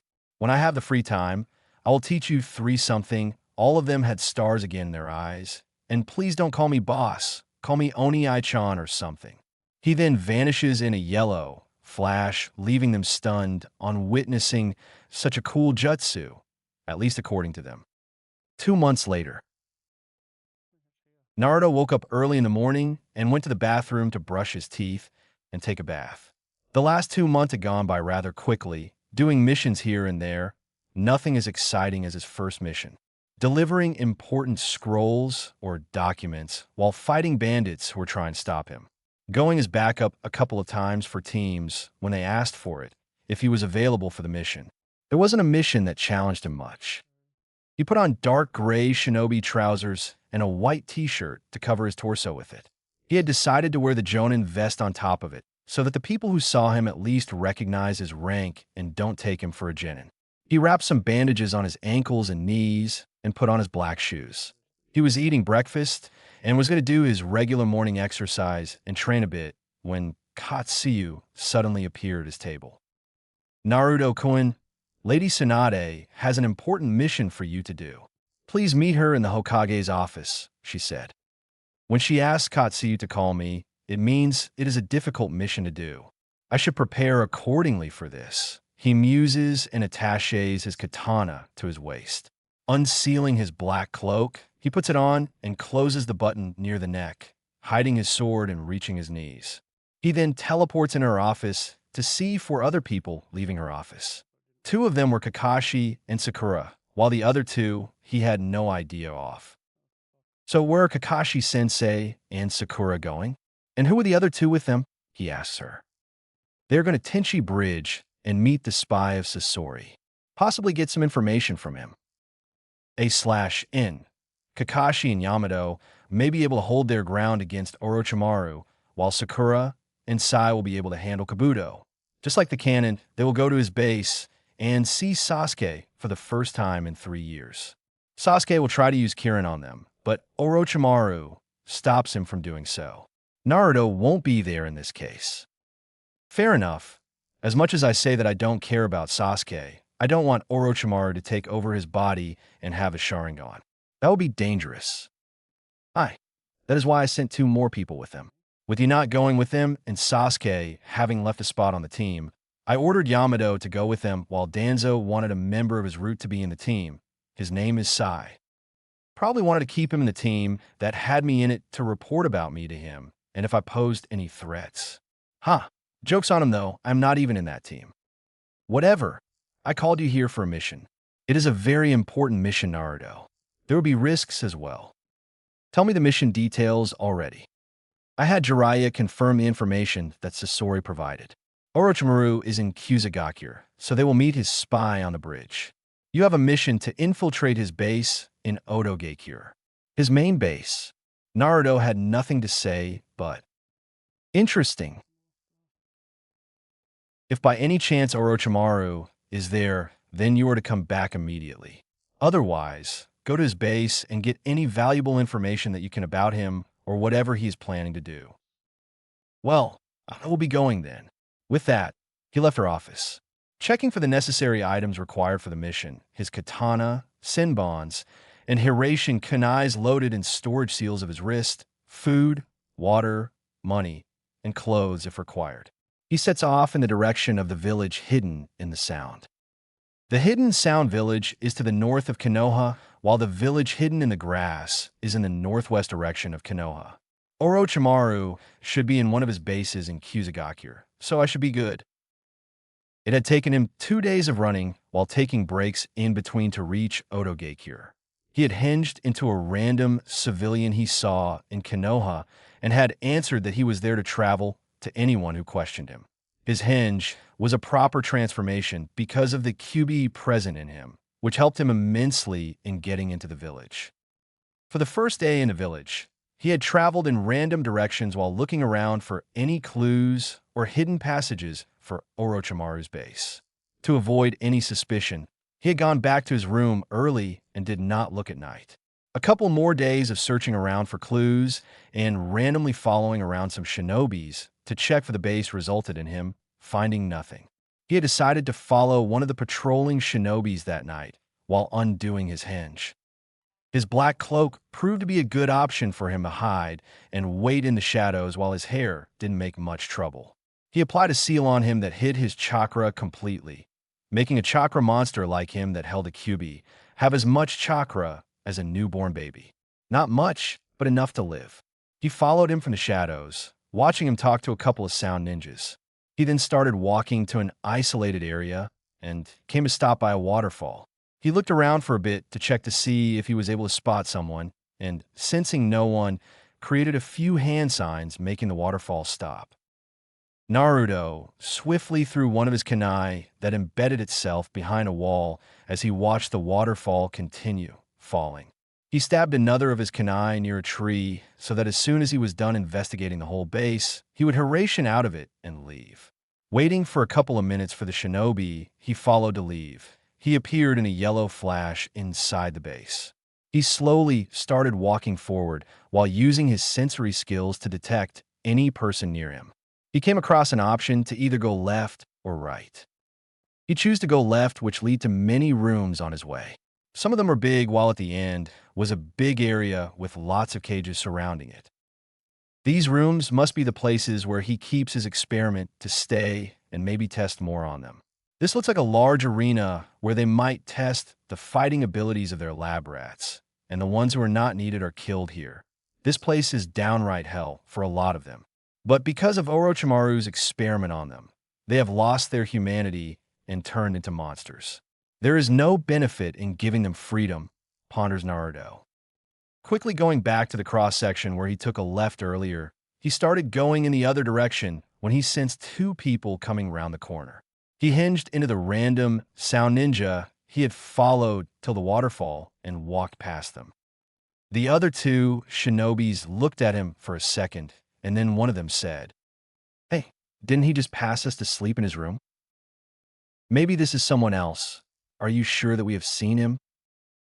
"Yes, I am telling you this is someone else." But he wasn't able to finish as Naruto had stabbed him through his heart with the katana laced in wind chakra. His partner stood there for a second, which proved to be a mistake as a clone of Naruto came from behind him and slit his throat with a kunai. Dispelling the clone, he sealed both of the bodies in a scroll and cleared the mess. Moving ahead, he came across 3 rooms where he sensed 5 people, in each of them probably sleeping. They should be all the ninjas who guarded this base during the day. He left them alone and took a left turn to see a door with no other way than straight in. As silently as possible, he opened the door to see 4 of the sound ninjas wearing lab coats and working in there, possibly medic ninjas checking on things. Quickly moving his left hand towards them, he used senbons to hit them at a pressure point on their neck to kill them. He then sealed their bodies within the same scroll as well and closed the door behind him, but not before making a clone hinge and staying outside to warn him. He entered the lab and saw a couple of computer screens in front of him. He looked to his left to see many large-sized tubes over there with various animals in them, probably not dead. On a table were numerous small test tubes containing chemicals, and spread across were papers. Looking at them, he saw some observations and tables written on the sheets of paper about different experiments that were carried in this lab.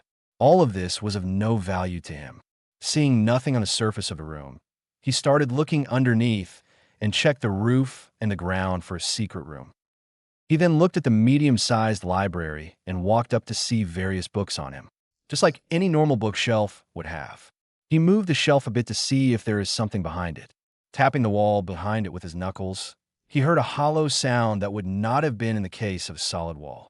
Pushing it with force, he moved it aside to go into the room. It was a small room, not looking any important at first view. Just had a table with a diary on it along with some documents near it. Although there was a tube filled with blood in it alongside a jar with a green liquid present that carried a pair of Sharingan eyes. How does he have them? And if he has these eyes with him, then why is he after Sasuke's body?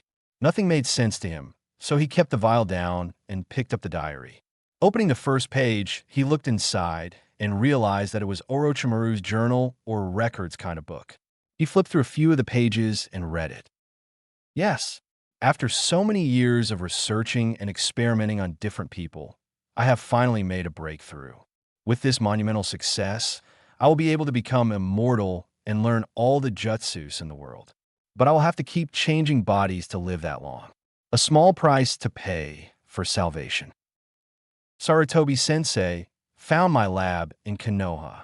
To think that he was able to find me, but the old fool didn't have the heart to kill me and finish the job. Kukuku. Now I have to prepare the jutsu that would allow me to take over other bodies, making me immortal. The Sharingan will be an important tool in my quest to learn all the jutsus of the world with its ability to copy the jutsus it sees. I would need a spy in Konoha now that would help me in getting a pair of these eyes. Naruto was absolutely disgusted by his thought process. In his fear of dying and greed for learning ninjutsus, he destroyed many lives from his experiments. To create a jutsu for taking over someone's body was horrible on a different scale. Flipping through a few pages, he stopped on the one about Hashirama Senju. I got hold of the first Hokage's body and researched his body for secrets. His chakra is very potent.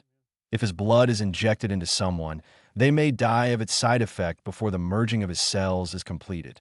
Out of the 60 Konoha orphans that I experimented on by introducing his blood into their system, only one survived, Tenzo. He was the only one who lived through it and has shown the signs of performing Mokuton Kekiagenkai. I cannot risk interjecting his blood into my system. Naruto looks over to the tube containing the first Hokage's blood and cells. He was here to collect anything of importance, so he kept the tube, as well as the jar with the Sharingan eyes in a storage scroll inside his black cloak. He would reach Konoha and give both of them to Bachan to decide what to do with them. You should use Hashirama's blood for yourself, Ninjin. The Kyuubi advises him. What? No. Didn't you read the part where he said about only one of them surviving the experiment? Orochimaru may be insane, but he wouldn't be writing lies in here, would he? Naruto questions him. It is true, but those kids didn't have a bijou living inside them from the time they were born. He tells Naruto, "What's the fact that you have been living inside of me got to do with this?" Naruto asks him, getting nowhere with his answer. Because I have been inside you from the beginning, my chakra has always been present inside your body, mixing with your chakra since you were born. That is why you cannot do medical ninjutsu, because of my chakra alongside yours. If you were to insert his blood into yours, his cells would try to overwhelm your blood cells, but my chakra will try to stop his blood cells from killing you. As soon as my toxic chakra comes in contact with his blood cells, they would latch onto my chakra and try to subdue it, leaving your body and chakra alone. The Kyuubi explains the process to him. But didn't he stop you from fighting alongside Madara when he fought against you? And that's why nothing will happen to you other than a couple of days of fever. When his blood was introduced into their body, his cells fought against the experiment's body and killed him. On the other hand, inside you, they will fight my monovalent chakra to defeat them and then stop there. When that is done and yours and his blood coexist, I will be able to merge both his cells and DNA into your body, allowing you to not die. That was a lot of new information for Naruto, who knew that the Kyuubi could do all of this. Okay, so it's clear that I won't die from it, but what would be the benefit from all of this? The Kyuubi just stared at him as if he is the dumbest person alive on the planet. Sometimes you ask questions like these that make me think you are still the 13-year-old idiot. By doing so, you will be able to use Mokuton ninjutsus, as well as learn to do medical ninjutsu if you want to. Also, it would help when you learn to use Sage Jutsu, as your Toad Sensei does. Hashirama had mastered gathering natural energy around him and became a true sage. His cells would help you learn it easily. I do get what you were telling me, and I see the benefits of it, but I don't think that I can do it. Not until I seriously need to inject his blood. But I will keep in mind whatever you have told me. Naruto tells him what he thinks. Whatever, just keep both Hashirama's blood and those Sharingan eyes to yourself. If you give them to your Hokage, you would never be able to use them. My new spy, Kabuto, found out about the mission given to Uchiha Itachi about the extermination of the Uchiha clan. The clan was planning on doing a coup d'etat and taking over the village, so Itachi was given a mission to kill all of the clan members, but he left his little brother alive. Kabuto also got 3 pairs of Sharingan eyes for me from their dead bodies, one of them being of Itachi's mother, Mikoto Uchiha. Oh my god, he was ordered to kill his entire clan in a single night. How could he have gone through it? I would have never in my life been able to kill my own parents like that. But why? All of this for the village, to kill his own clan members. I guess I cannot learn everything from here. He has got my respect as an Uchiha. He has killed almost all of that cursed clan in a single night. No, he cannot have killed the whole clan alone. I don't think he would have had that much time to kill every single one of them and then become a missing ninja. Someone must have helped him. It doesn't matter now, does it? Whosoever helped him has done the right thing in the cleaning of that clan. Why do you hate that clan so much that you would be happy that every one of them died? I've been captured twice by the ninjas of that clan. At first, it was Madara during his fight with Hashirama, and then the second time was a fake Madara, who caught me in a Jinjutsu to work for him using the Manjikyu Sharingan. The Kyuubi replies with a bit of venom in his voice. So you can't blame the entire clan on the wrongdoing of two persons now, can you? That clan is dangerous because of their curse of hatred. Nobody feels the love as strong as the Uchiha clan. So when they lose a close friend or lover, their eyes go through immense pain and turn into the Manjikyu Sharingan, the same eyes that have the capability to hold off Bijus like me. Their strong love for the close ones becomes a deep hatred for the one who caused them such pain. Then why are you asking me to keep this pair of eyes with me? Do you not remember when the last time Itachi said about Mikoto awakening the Manjikyu Sharingan when my mother died? I'm just telling you to keep it so that it doesn't go into the wrong hands. I never said anything about you transplanting them into your eyes. And secondly, I trust you enough that you wouldn't try and control me. Ah, but I thought you hated me and humans in general.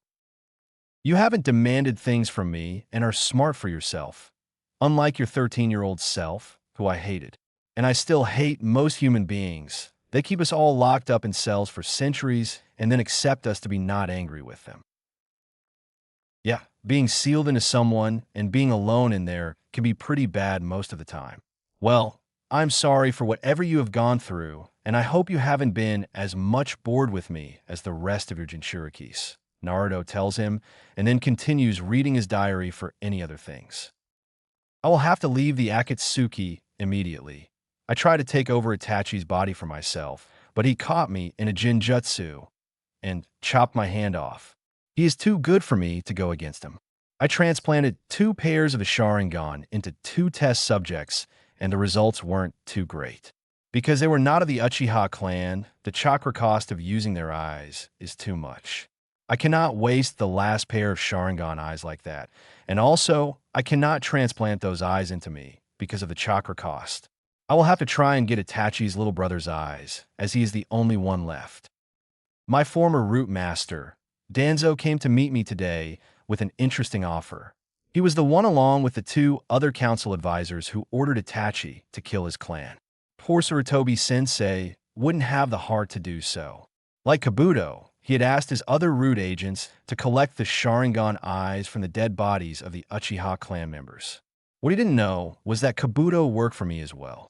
So he was ordered to surgically remove the eyes so that no harm came to them, and he got me 3 pairs of Uchiha eyes. Danzo has told me to create a prosthetic arm for him using the first Hokage cells and implant 10 of the Sharingan eyes that he has with him. The natural healing ability of the first cell will allow him to easily use the arm without any drawbacks. In return, when I attack Konoha during the Chunin exams final, he will tell his agents to not interfere in the invasion. So it was Danzo and the 2 old advisors who ordered Itachi to do so. Thank God Sandame Gigi was not involved in any decision about killing the clan, otherwise I wouldn't have known what to do. I don't know much about these 3 except for the part that they, along with the civilian council, had made my childhood hell. Itachi left Sasuke alive for some reason. Maybe love for his younger brother, but he didn't tell him the truth. And now he has painted himself as the bad guy for Sasuke to kill him. Has he even considered the fact that what would happen if he somehow knew the entire truth about the reason behind the Uchiha massacre? The invasion was semi-successful. I wasn't able to lay much waste to Konoha because of that damned Kyuubi brat stopping the Jinchuriki of One Tail alone. But I was able to kill off Sarutobi Sensei and mark Sasuke-kun with the curse mark. Now that he would see Uzumaki Naruto's progress, the seal would start to affect his thinking and corrupt him slowly. Eventually, he will fall into the dark side and join me. So the seal had a hand in making him power crazy most of the time. Orochimaru's soul would be in the seal, filling him with thoughts about revenge and power. But the words that he spoke and the things that he did seemed pretty real to me. I don't know what to believe in. Naruto ponders on it while remembering his fight with Sasuke in the Valley of the End. That is it. The diary is finished. Let us see. After this, the next 3 years would have probably been spent on his training, and then in the next 6 months of it, he would be ready to take over his body. I would say that probably about 3 to 4 months are left for it, but I don't think Sasuke would sit and watch it. Not until he gets his revenge, Naruto says to himself. Looking around the secret room for any other thing to bring with him, he double-checks whether or not the tube with first Hokage's blood and the vial with the Sharingan eyes are there or not, and confirms them to be sealed in his black cloak. He senses the Hiraishin kunai he had placed outside the base earlier. He teleports to it in a yellow flash. He quickly runs in the direction of the land of Fire's border. It had been a day of running and a bit of resting to eat or sleep at night when he had reached the borders of Fire Country. He had been resting against a tree while preparing to eat lunch in a bit when he heard the snap of a twig. Quickly getting up, his right hand had reached to the handle of his katana that was inside his cloak and strapped to his waist. He wasn't asked to wait for much when Itachi came in front of him, walking from the other side of the forest. So, the Akatsuki has decided to finally capture me, huh? Although, I don't see Kisame with you. Do you believe you could capture me alone? Naruto asks him, not believing in himself to survive against Itachi if he was serious about it.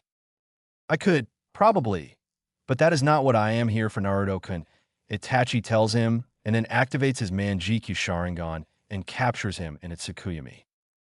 Inside the Tsukuyomi world, Naruto once again appears in the not-so-now foreign place, but this time he isn't hanged or stretched across a cross/post. He sees Itachi standing a few feet away, opposite him. I'm just here to talk for a while with you, and Zetsu could probably spy on us, so I had to use this on you, he informs Naruto. So that aloe vera plant thingy guy's name is Zetsu. Weird, but anyways, it is good that you found me here. Wait a minute, how did you know I was here? Naruto asks him.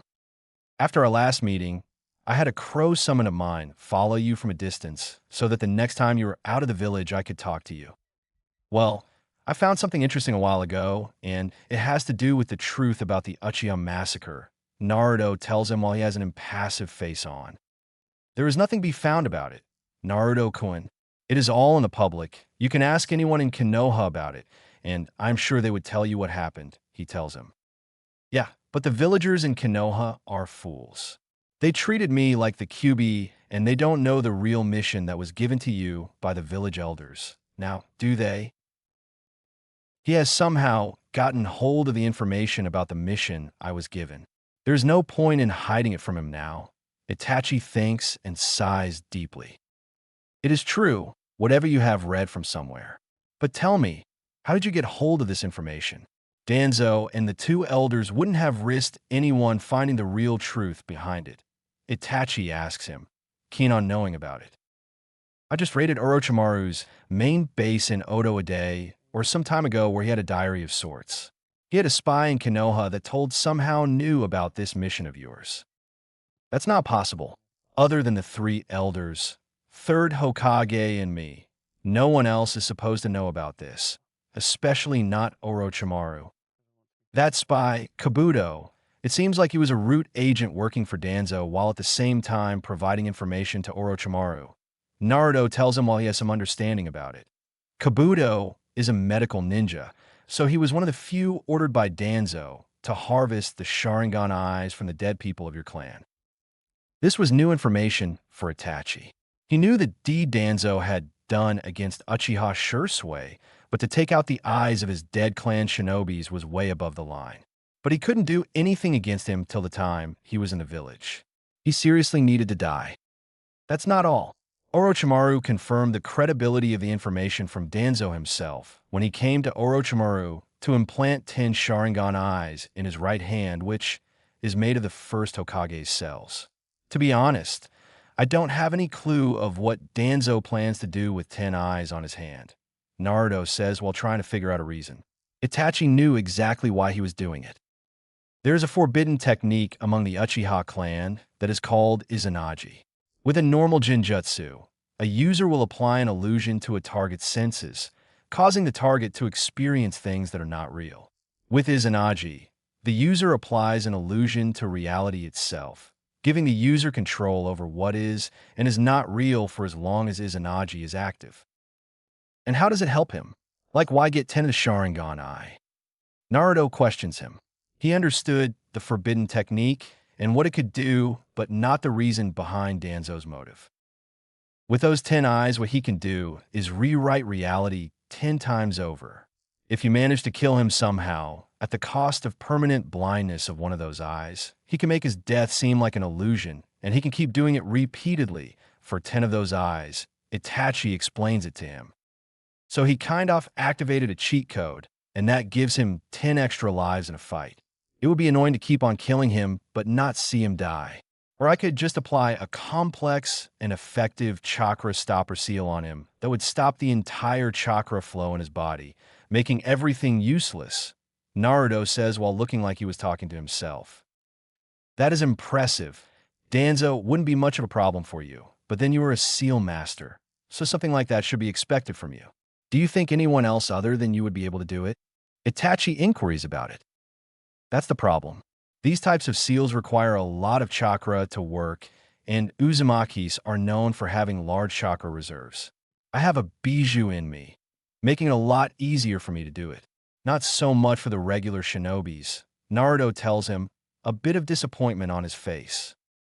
Another thing, when Kabuto was ordered by Danzo to collect the Sharingan eyes, he gave Orochimaru 3 pairs of those eyes. 2 pairs of them he wasted on test subjects. And the last one, Naruto unseals the green vial with the eyes in it and presents it to Itachi, are your mother's eyes. Itachi takes hold of it. He couldn't believe that his mother was also not left alone. The thought of his mother's corpse in the ground without her eyes sickened him to the core. He held it for a minute looking at them, and then gave it back to Naruto. Keep them with you, Naruto-kun. What? No. These are your mother's eyes. You have to keep it with you. What am I supposed to do with them? Naruto stammers a bit at the start. I think Sasuke will come to fight me in the next 3 months or so, and then they might get in the wrong hands. You do know that they are no ordinary Sharingan eyes. Naruto nods, recollecting what he had mentioned the last time. I believe that you would know what to do with them, Naruto-kun. You would keep my mother's eyes safe with you, and if you decide to transplant and use them, then do know that neither I nor my mother would have a problem with it. Itachi tells him, the faintest of a smile visible on his face all the while. I can't just do that. Then what difference would be left between me and Danzo? Naruto asks him, dead set on not going in that direction. The difference would be that you would use it with good intentions and not harm anyone, while Danzo would be using it for himself. Itachi tells him as Naruto just looks at the eyes. But it is your mother's eyes. That has to be a reason to not do it, Naruto says. Naruto-kun, my mother always wanted to adopt you when your parents died, but the council never allowed it, thinking of it as a shifting of powers between the clans. Most of them saw you as a thing of power, even my father did. But my mother genuinely wanted to adopt and raise you. If she would want anyone to use her eyes and protect others, she would always trust her best friend's son, Itachi tells him, while Naruto was a bit sad, thinking about the possibility of having a family. So don't worry about it, Naruto-kun. Whatever you decide to do with it, both I and my mother believe in you and wouldn't be mad with your decision. On the other hand, Sasuke might cry and scream about it, so you have that, Itachi says while smiling as Naruto chuckles just from thinking about Sasuke's reaction. He then seals back the vial in his cloak's storage seal. But that is not why I am here for. I wanted to know what you think about Sasuke.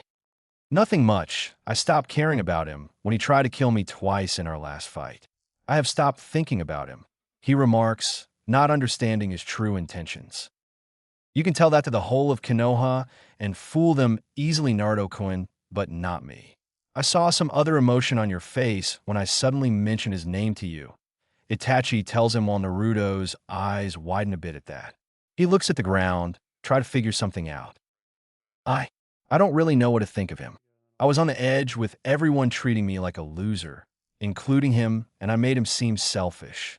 But in our fight, I was knocked out unconscious by him, and he could have killed me to get the Manjikyu Sharingan, but he didn't do it. Naruto then looked straight at him. In Orochimaru's base, I found out that the curse mark he put on Sasuke makes his thoughts darker than usual, like telling him things and feeding on the need of his power to kill you when the seal is activated. But he didn't kill me. Maybe deep down I think he could be saved from the path he has taken. Itachi smiles at that, knowing that Naruto hadn't completely written him off as bad.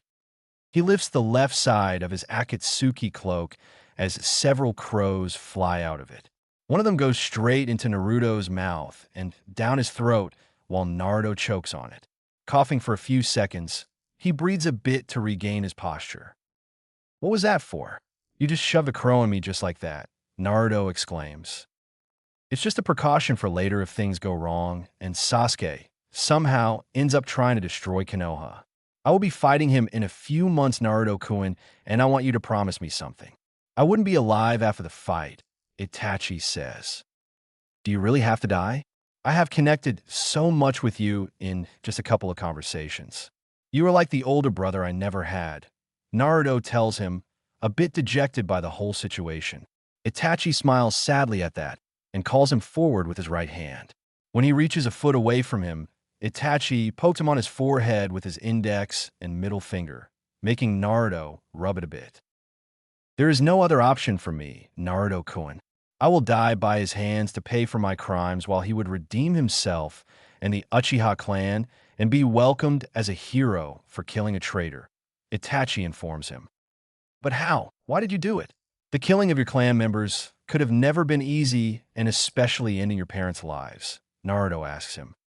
"I have seen more Naruto-kun, and let me tell you, it is not something one wishes to see. If the Uchiha clan started their coup against the Hokage and the village, many innocent lives would be lost with the possibility of other nations planning to attack the village. I didn't want my clan to be the reason for the Fourth Ninja War." "But why would your clan go against the Hokage and the village they are supposed to protect?" "It has been Danzo since the beginning, Naruto-kun. His agents spread the word that the Kyuubi was controlled by an Uchiha during the attack. Then he relocated the entire clan to the corner of the village while the Hokage was busy overlooking the rebuilding of the village and trying to protect you from some shinobis and civilians, which was also the result of Danzo spreading the news of you being a Jinchuriki with the help of other council members. Naruto had decided that this old piece of shit had to die. All the things he had done to the Uchiha clan and him, all in the greed of power. This power-hungry whore, son of a bitch, absolute cunt of a person. Naruto just wanted to grab hold of his face and smash it against a wall and keep smashing it while he screamed and cried for mercy, none given. The clan was hated by the entire populace of Konoha. They were one of the clans that built the village, and seeing their current situation, they decided to plan a coup d'etat and take the seat of Hokage for themselves. I became a double spy and told the Hokage about their plan, and with me was Shursui Uchiha, a good friend of mine. The third Hokage tried to talk with the clan elders and father, but nothing happened. Then Shursui told them about the special ability of his Manjikyu Sharingan, the Kodoeme Tsukumi. The technique allows the user to enter the mind of any individual within their field of view and manipulate them by giving them false experiences, making it seem as if they were doing things of their own free will. It is regarded as a genjutsu of the highest caliber, due to the victim being entirely unaware that they are being manipulated. He was going to use it on the clan elders and change their ideas on the attack, resulting in stopping the entire coup d'etat, but Itachi was going to continue when Naruto guessed the next thing. "Let me guess, seeing as the clan is dead, Danzo surely had a hand in stopping Shursui from doing so," he said. "Yes, Danzo attacked Shursui with his root ninjas one afternoon and ripped out his right eye to use for himself. I was ordered by him and the other two elders to kill the entire clan, but I asked the Hokage to ensure Sasuke's safety." Naruto was clenching his right hand very tightly, wanting to just reach Konoha and tear him apart. "One thing more, I said the last time I met you. Did you have some help? Because killing so many people alone seems a bit difficult." Naruto asks him, "You guess it right. I had help from someone who calls himself Uchiha. He came to offer and help me kill the clan while in return I would join his group, the Akatsuki. He is the real leader of the group, while Pain, who has the Rinnegan, acts as the leader," Itachi informs him. "It has to be the same fake Madara who unsealed the Kyuubi for my mother and caused so much destruction in the village and killed my parents," Naruto says, and then tilts his head a bit to the left. "You know, if there's a room upon which is written ruin everyone's life, one would probably find both the fake Madara and Danzo fucking with each other because they love to fuck with others' life." Itachi chuckles lightly at his frustration and the way he conveyed it. "In the end, I killed the clan with his help and told him to stay away from Konoha and Sasuke as well. Now, that Sasuke would kill me, I believe they would try and directly attack the village to get the Kyuubi from you. He had it all planned out from the beginning, from Sasuke hating him and then killing him to him and him staying in the Akatsuki to protect the village and me." Naruto muses to himself. "If something goes wrong and Sasuke doesn't plan on protecting Konoha, then promise me that you would try to show him the light and give him a chance or two. If he still doesn't agree, then stop him from continuing on his path," Itachi says / pleads to him. Naruto stays silent for a couple of seconds. "You don't have to worry about it, Itachi. You have sacrificed so much for the village and Sasuke. I will make sure to help him and bring him on the right path. I will also carry your will and protect the village." Itachi smiles on hearing him say that. "If only Mother was able to adopt you, Naruto-kun, maybe things would have been a bit different. Maybe you could have changed my father's view about the village and stopped anything from taking place. But thank you for making me feel a lot lighter. I leave the village, and if Sasuke goes down the wrong path, both in your hands. And don't tell anyone the real truth about the Uchiha massacre, Naruto-kun, otherwise the Uchiha clan's name and reputation would change drastically. I don't understand why you would want this. You became the villain while protecting the village and Sasuke. But I will respect your wishes and do as you say so," Naruto tells him, realizing the fact that he would probably not be seeing him again as he shed a few tears. Itachi was happy that he got to talk and bond with him on such a level. How he wished his mother was also able to have a chat with him. She would have instantly loved him, whether it be the loud 13-year-old kind of Naruto or this one. She would have loved him like her own son. "Thank you, Naruto-kun, and good luck with your future," Itachi says and taps his forehead one last time. In the real world, Naruto got out of the Jinjutsu and tried to stand up with the help of a nearby tree. Looking around, he saw no signs of Itachi there in the forest. He started walking towards Konoha when something struck his leg. Looking down, he saw a Konoha headband with a scratch along the leaf symbol, and he instantly knew it was Itachi's headband. Picking up, he gripped it tightly while thinking of all the things he sacrificed for the village and his brother. He would try and be at least on some level like him, starting by leaving his ridiculous thoughts on the villagers and some of his classmates like Sakura. He seals the headband away while tying his headband on his forehead. He had forgotten to wear it after leaving the hidden sound village. He would also try and help Sasuke for Itachi. If he would be happy knowing that the village would be safe, as well as Sasuke is in it to protect it, then Naruto would do it for Itachi. After so much pain and misery, if someone deserves some peace and happiness while being in the afterlife, it was Itachi. Itachi said something about the apparent leader of the Akatsuki, Pain, having Rinnegan. Is it some kind of jutsu of something? Naruto ponders on it, regretting not asking Itachi himself. It is a dojutsu, not any jutsu or something. It is the superior of the 3 dojutsus in the world because the Sage of 6 Paths had the same eyes, the Kyuubi tells him. But isn't most of the things on the Sage of 6 Paths myths? Naruto questions, not knowing the truth behind the man, no god. It is no myth ninjin. All of his tales may be exaggerated or lies, but the man himself is real and lived on this planet long before you. You're speaking as if you have met him or know him personally or some shit. I feel like there's something more here, he says while raising his eyebrows twice. He got no response in return. Chapter 7. Warhawk and Sensei.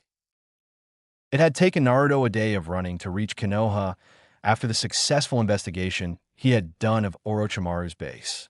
He didn't find much in the base except for a couple of important vials in a kind of secret room inside his laboratory. Other than that, there were many experiments and human test subjects present, which he wished he could have removed from his mind somehow. Now, whenever he heard Orochimaru's name, those disturbing images would flash through his mind. But thankfully, he had managed to get some information regarding Orochimaru and his work. He had at this moment two very vital items from two different clans of Konoha, two rather extinct clans. He could not deny the benefits that would come if he used both things. The QB told him that he would be fine if he injected Hashirama's blood, which meant his cells would integrate with the first Hokage's cells, giving him numerous advantages other than Mokuton Kekkaigenkai. The other thing was a pair of Sharingan eyes that he had. Itachi had trusted him to use it wisely and said that he wouldn't be upset if he needed to transplant said eyes. But those two things could be taken care of at a later time. Right now, the only thing, or rather the only person on his mind was Danzo. He was a real nuisance to him, and possibly the entire of Konoha. His way of making sure that the village was on top, no matter how, was really what troubled Naruto. Danzo could ask his root agents to kill a leaf shinobi if he wanted to. He had caused him a lot of pain in his childhood. He didn't do it himself, just manipulating the villagers to think of him as the Kyuubi in human form. Don't get him wrong, Naruto didn't hate the civilian populace and some of the village ninjas who treated him harshly. No, he just didn't care for them now. He used to do pranks to get their attention all the time, but now he simply could not care about such things. He had a lot going on in his life. He was a jonin of the village, and for his parents' sacrifice to not be in vain, he would protect Konoha. Even though he was a kid and naive when he said that he wanted to be Hokage when he saw the Sandaime being respected by the entire village, he still respected him for showing him kindness when not many did. He would protect the village and keep the hatred within himself that he may have, because if he wanted to follow Jiraiya's teachings and try to find world peace in the shinobi world, which is filled with pain, suffering, and hate, then he needed to change himself first. Itachi took on the responsibility to kill his clan just so that the village wouldn't be in turmoil. He stopped a war from taking place because no doubt Iwa or Kyumo may take advantage of the situation in Konoha if the Uchiha clan went with their idea of a coup d'etat. Itachi had taught him a lot of things from just a couple of meetings, and he didn't want all the suffering Itachi went through to be in vain. He would die in a few months, and Naruto had promised to keep the village safe in his stead, and he would do so. Arriving at the village gates, he quickly went to the Hokage's office to tell her about the documents and diary he found in his base. He didn't like the idea of teleporting into her office to disturb her if she was in a meeting, so he just walked up to her door and knocked on it. Walking in, he saw Jiraiya and Tsunade talking to each other about what he had no idea. Bending the knee and keeping his head lowered, he said, "Mission accomplished, Hokage-sama." "Yeah, don't do that. It feels a lot weird seeing you do such stuff. Just report normally," Tsunade informed him. Naruto got up from his position and unsealed some pages in a diary and kept it on her table. Since he knew what was in those things and the possibility of a top secret of the village being discussed amongst them, he applied a sealing barrier around the room, not allowing anyone to enter or hear a thing they say. "What is this?" Jiraiya said while picking up a page from the collection and started reading them. "These are the things that I was able to collect from Orochimaru's hideout that she ordered me to investigate. Some of these pages contain information about different human experiments and other weird shit he has done in his time. The diary is pretty informative, I will tell you that. It is a kind of journal where he keeps his record or just writes in general about his crucial test subjects," he told them while both the Sanins were fully immersed in going through different documents, some of them very detailed and disgusting. "By judging the look on your faces, I can tell that you don't find any of it pleasant. That's good, because if you didn't do that, then I would be very worried about the mental state of your brains," he states dryly as Tsunade gives him a humorless look. "Anyways, as I was saying, the journal has told me about a wood-style user in our ranks, someone named Tenzo." Yes, we have one. You saw him roughly a week ago when I gave you the mission." He went with Kakashi and Sakura, along with Sai, on the mission to talk with Sasori's spy. They returned a day before yesterday. Tsunade tells him while Naruto tries to recollect and remember his face a bit. Sarutobi-sensei found him working under Danzo and told him that the village was looking for a wood-style user after Hashirama-sama. So he took him from Danzo and transported him into Umbu units who work under the Hokage. Jiraiya adds what he knows to this. Naruto gives a weary sigh at that. So Orochimaru's experiment with the Shodai Hokage's blood did result in 59 orphan kids dying from the stress of his blood cells. Only one of them survived, who was put through Danzo root training. Naruto said while thinking of whether or not to tell them about the blood of Hashirama that he found in a tube there. Grandfather's body had lots of secrets. That is probably why Orochimaru defiled his grave to study it. For what I can understand through the reports of his experiments that you have brought with you, Orochimaru thought that injecting grandfather's blood in adolescence would adjust far better in propagating his cells, but it was just the opposite. A child does not have the strength or stamina to endure the process, resulting in their death, Tsunade mentions while going through the records, entering her doctor mode, and analyzing the assessment done by the rogue Sannin. Okay, that is one way to explain things. QB just told me that I would survive the procedure pretty easily and would not die from it. He didn't give me a detailed explanation of why these children died. Naruto utters, not thinking of where he was right now. Stupid brat. You weren't supposed to mention me in front of anyone. Now have fun in answering their questions. Wait, what? QB speaks to you. When did that start to happen, and why wasn't I told about it? Jiraiya asks him.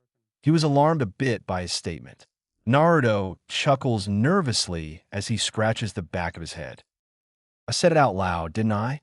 Oops. He inhales a deep breath. When I was 13, I talked to him a bit, and he gave me his emotion-sensing ability in return to see, hear, and feel what I did.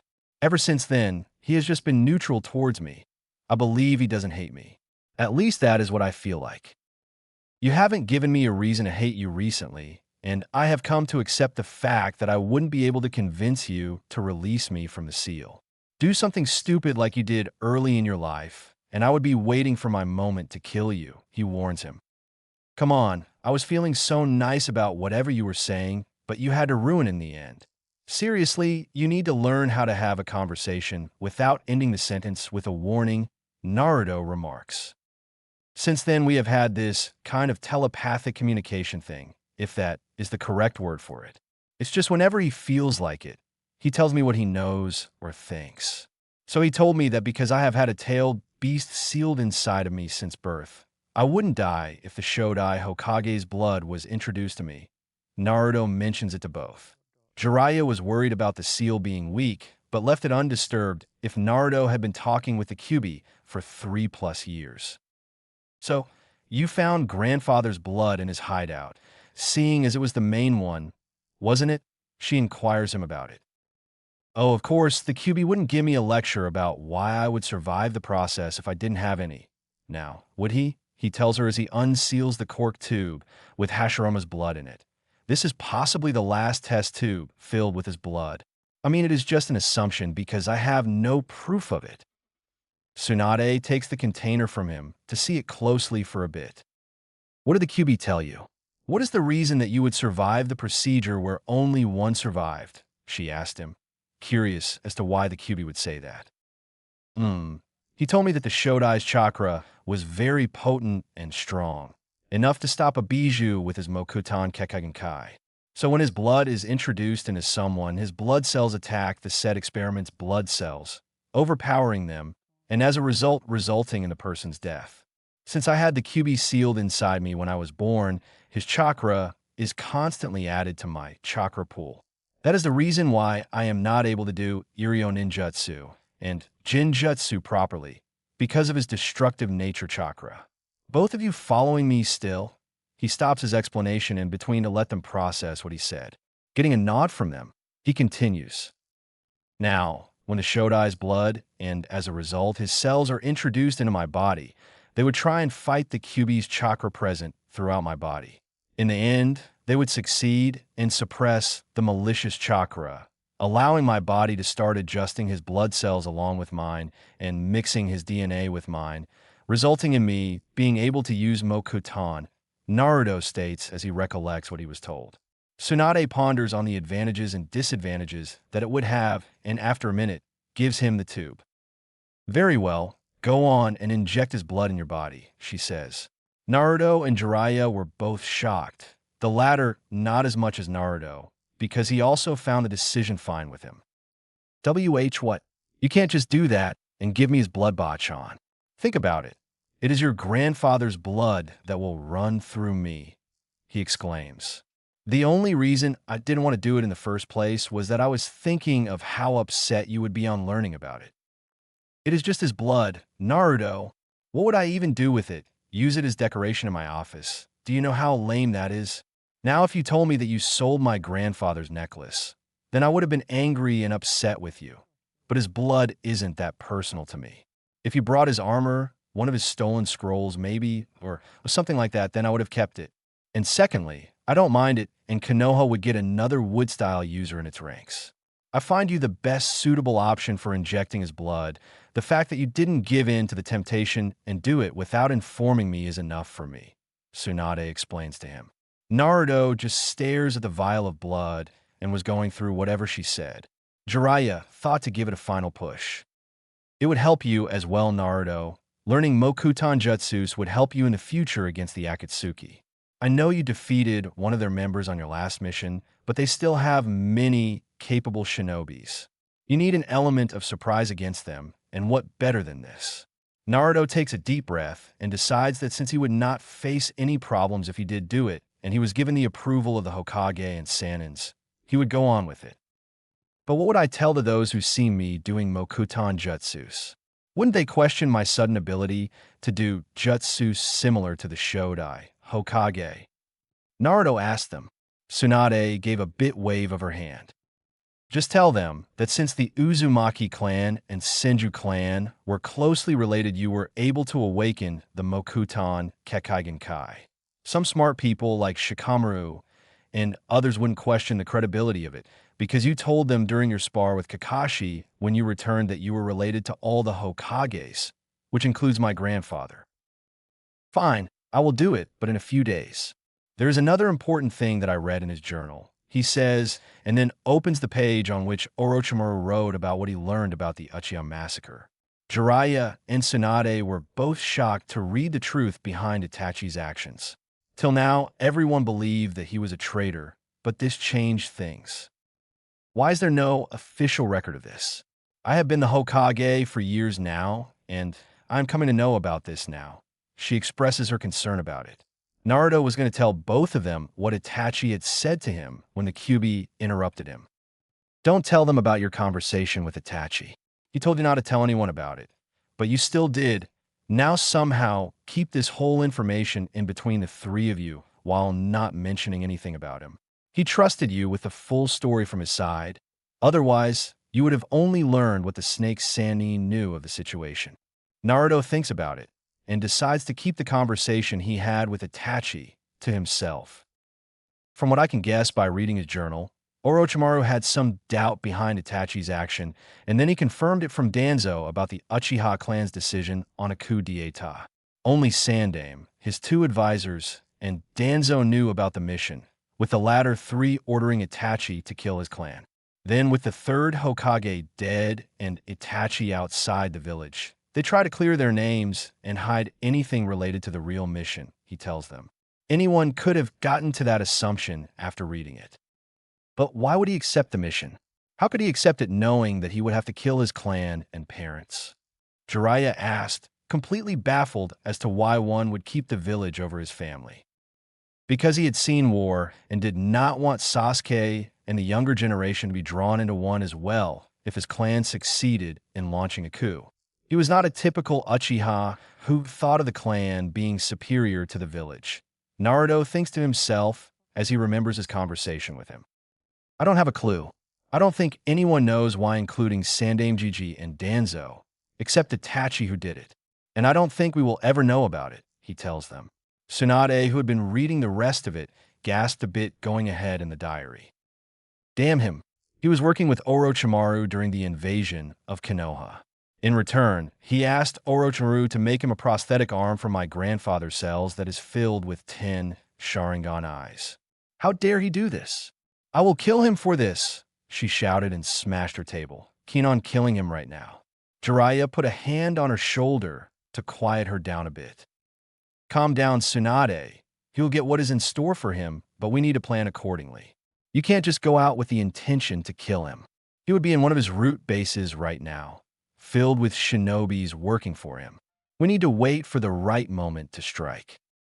I think we should capture him the next time he comes out in public and allow someone else to kill him later, Naruto speaks, having formed a plan in his mind. What are you thinking, Naruto? Why shouldn't we kill him for using my grandfather's blood like that? I told you it depends on the person that has his blood or cells inside of him. I trust you with my life, and I know that you would use it for good, but I do not trust Danzo, she declares, her temper starting to rise.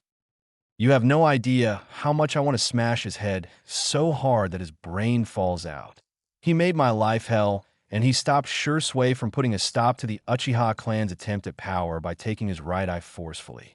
I didn't know any Uchiha that much other than Sasuke, but from what Itachi told me, maybe I could have had a bond with Mikoto Uchiha.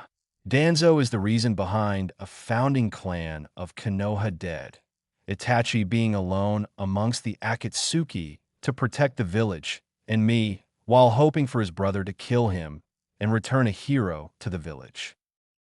Look, you have the right to be angry about it, but think for a while. Orochimaru knows about the truth of the Uchiha massacre. If Sasuke comes to learn about this, then he will see Konoha as his enemy and want revenge against us. But if we give him the one behind all of this, the one who has Sharingan eyes on his right arm, then maybe he would come back to the village. He informs them, but was hiding bits of information from them. Do you believe that Orochimaru wouldn't take over his body till then? And the other question is that would he be satisfied by killing Danzo? Jiraiya asks him. Oh, I know he wouldn't allow Orochimaru to take over his body. His only goal in life is revenge, and he would have it. He kills Itachi and then comes back to the village, or maybe he somehow learns about Itachi's real mission and turns against us. In that case, Danzo would be the sacrifice. So Bachan, Danzo dies in the end, and you can control yourself and your intent to kill him. But Sasuke is an Uchiha who are generally dicks and lose the sense to think in their hatred. Tsunade thought about it for a minute and decides to keep the village over her needs. Fine, Brat. Tomorrow there's a council meeting taking place, and he should be there. That is good. We will capture him then and keep him in a prison, but it will have to be heavily guarded. His root ninjas would try to break him free, Jiraiya states. Don't worry about it. Just call him in your office to talk with him. I will place the stasis storage scroll that I learned recently after placing a chakra sealing Fuinjutsu on him, completely cutting him off from his chakra, Naruto tells them. Tsunade looks over to Jiraiya, as if asking if such a seal was there and whether it will work or not, and gets a nod for the unasked question. You have given a lot of thought, Naruto, and prepared for it, she tells him. Well, I had nothing much to do but think about it on my way back to Konoha. Also, capturing him in a prison is a bit risky since one opportune moment, and he might be gone, whereas in the stasis scroll, he would be in a scroll that I would carry around. He informs her. Also, don't tell anyone about whatever you learned about the Uchiha clan massacre. No one should know about this, whether they be civilian or shinobi, as it would ruin the image of the clan that the villagers have, making it difficult for Sasuke to return. I agree with him, Haim. Sarutobi-sensei didn't tell anyone for a reason. He would have told you or left something for the next Hokage, but Danzo probably had it removed somehow. Let's just keep it under wraps, and to us only, he voices his opinion to her. Very well, that is what we will do. Everything discussed in this room, right now, is not to be repeated outside. Well done on the mission, Naruto. You have brought us a lot of information about Orochimaru's work and Danzo's deed. Naruto bowed his head a bit at her Hokage tone. So, Jiraiya-sensei, what have you been up to? He asks him while standing upright and removing the ceiling barrier from the room, as there wouldn't be much secretive talk between them. Just following trails about the Akatsuki and sometimes on Orochimaru here and there. I have a lead that may give me some information about the leader of the Akatsuki group, or where their main hideout is. Naruto nods at that and remembers the mission his former team went on last week. Abachan, could you tell me what happened in the mission Kakashi-sensei and Sakura went to talk with Sasori's spy? That spy was none other than Kabuto, who was working for Orochimaru. They had a fight with Orochimaru and Kabuto as Kakashi and Yamato, whose real name is Tenzo, took on Orochimaru while Sakura and Sai took on Kabuto. They were able to force him into a corner and retreat with Orochimaru. She told him while Jiraiya stayed there to listen to it, cause why not? Well, Sakura does have good Iryo Ninjutsu skills and your strength. I saw that much on a mission I went with her. If only she didn't do a bit of this for her stupid crush, then she could have easily reached your level or surpassed you, he utters as Tsunade sighs. She's good at being a medic ninja Naruto, and as long as her affection toward Sasuke doesn't affect the mission, it is fine with me, even if she doesn't reach my level. Naruto shrugs his shoulder at this. Anyways, you just returned an hour or so from an S-rank mission. Go and rest yourself. Tell me whenever you have decided to inject grandfather's blood into your body, so I can keep a check if something goes wrong. I will do it tomorrow after I have sealed Danzo in a scroll. The QB told me that it should take him some time to help adjust my body to the Shodai's blood cells and DNA in my body. With that, he vanishes in a yellow flash to his compound to sleep on a bed after a while and relax. In the evening, Naruto had woken up half an hour ago and decided to have ramen for the evening. He hadn't visited the father-daughter duo of the Ichirakus after his return, and as such, he was walking on the road towards the shop, smiling and waving a bit to the villagers in between. It did him no good in being pissed at them for the rest of his life about the past. He lifted the flap of the shop and entered it to sit on a stool. Hello, Tsuchiya-san. It has been a while. The old man turns around to look at a young man, probably 16 to 17 years in age with blonde hair and red tips. Although getting a closer look at his face and noticing the blue eyes and whiskers marks jogged his memory of a blonde kid that would eat here. Oh, Naruto, it's you. You have grown so much. Where have you been all this while? He was going to answer the question, but wasn't allowed to. Come out and look who it is. He hears the movement of feet and then sees come from the kitchen and stare at him. A few seconds pass by in silence when he suddenly finds himself in a tight hug by her. Naruto, you're back. Look at you. You have completely changed. She exclaims while Naruto hugs her back. It is good to see you as well. I am Nate-chan. I thought I needed to improve on everything a bit, and thus the change. Well, it certainly wasn't a bad decision. Where have you been all this while? Nothing, just doing missions here and there, some of which take weeks to complete. He tells her, and then orders 2 regular chicken ramen to eat. He was waiting for his order and thinking about the events that would take place tomorrow when he was hugged tightly from behind with a pair of arms around his neck. He turned his head a bit to the side to see who it was. Good evening, Kurenai Nate-chan. You seem to be a lot happier than usual, he says as she lets him go and sits beside him while her team follows her inside the shop. Why wouldn't she be? She has a boyfriend now in Asuma-sensei for a week, Kiba tells him and receives a fist on the top of his head. Keep it quiet, Kiba. I want it to be a secret between us, but somehow you saw us both together. I don't want you telling it to everyone in the village. It's fine, Kurenai Nate-chan. He has just told me till now. Hopefully. Well, anyway, congrats on this news, he tells her, and then creates a clone who gives a salute to him and leaves. Where did you send your clone, Naruto-san? Shino asks him. He has gone to fetch for Asuma-sensei and warn him not to break her heart and cause her any sorts of pain, otherwise he would lose the thing that differentiates him from female. And please call me Naruto, Shino.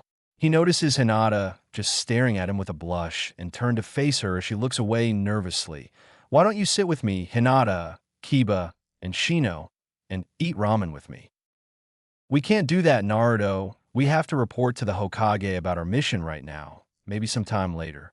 Come on, Team 8. Let's go. She tells them and kisses Naruto on his cheek, and then leaves while Naruto smiles a bit, eating up the ramen he had ordered and paying them much more than the cost of the order for all the things they had done for him. He left the shop for his home when he came across Kakashi, who was reading the book he always read. Yo Kakashi-sensei, I wanted to ask you about something. What is it? Kakashi asks him.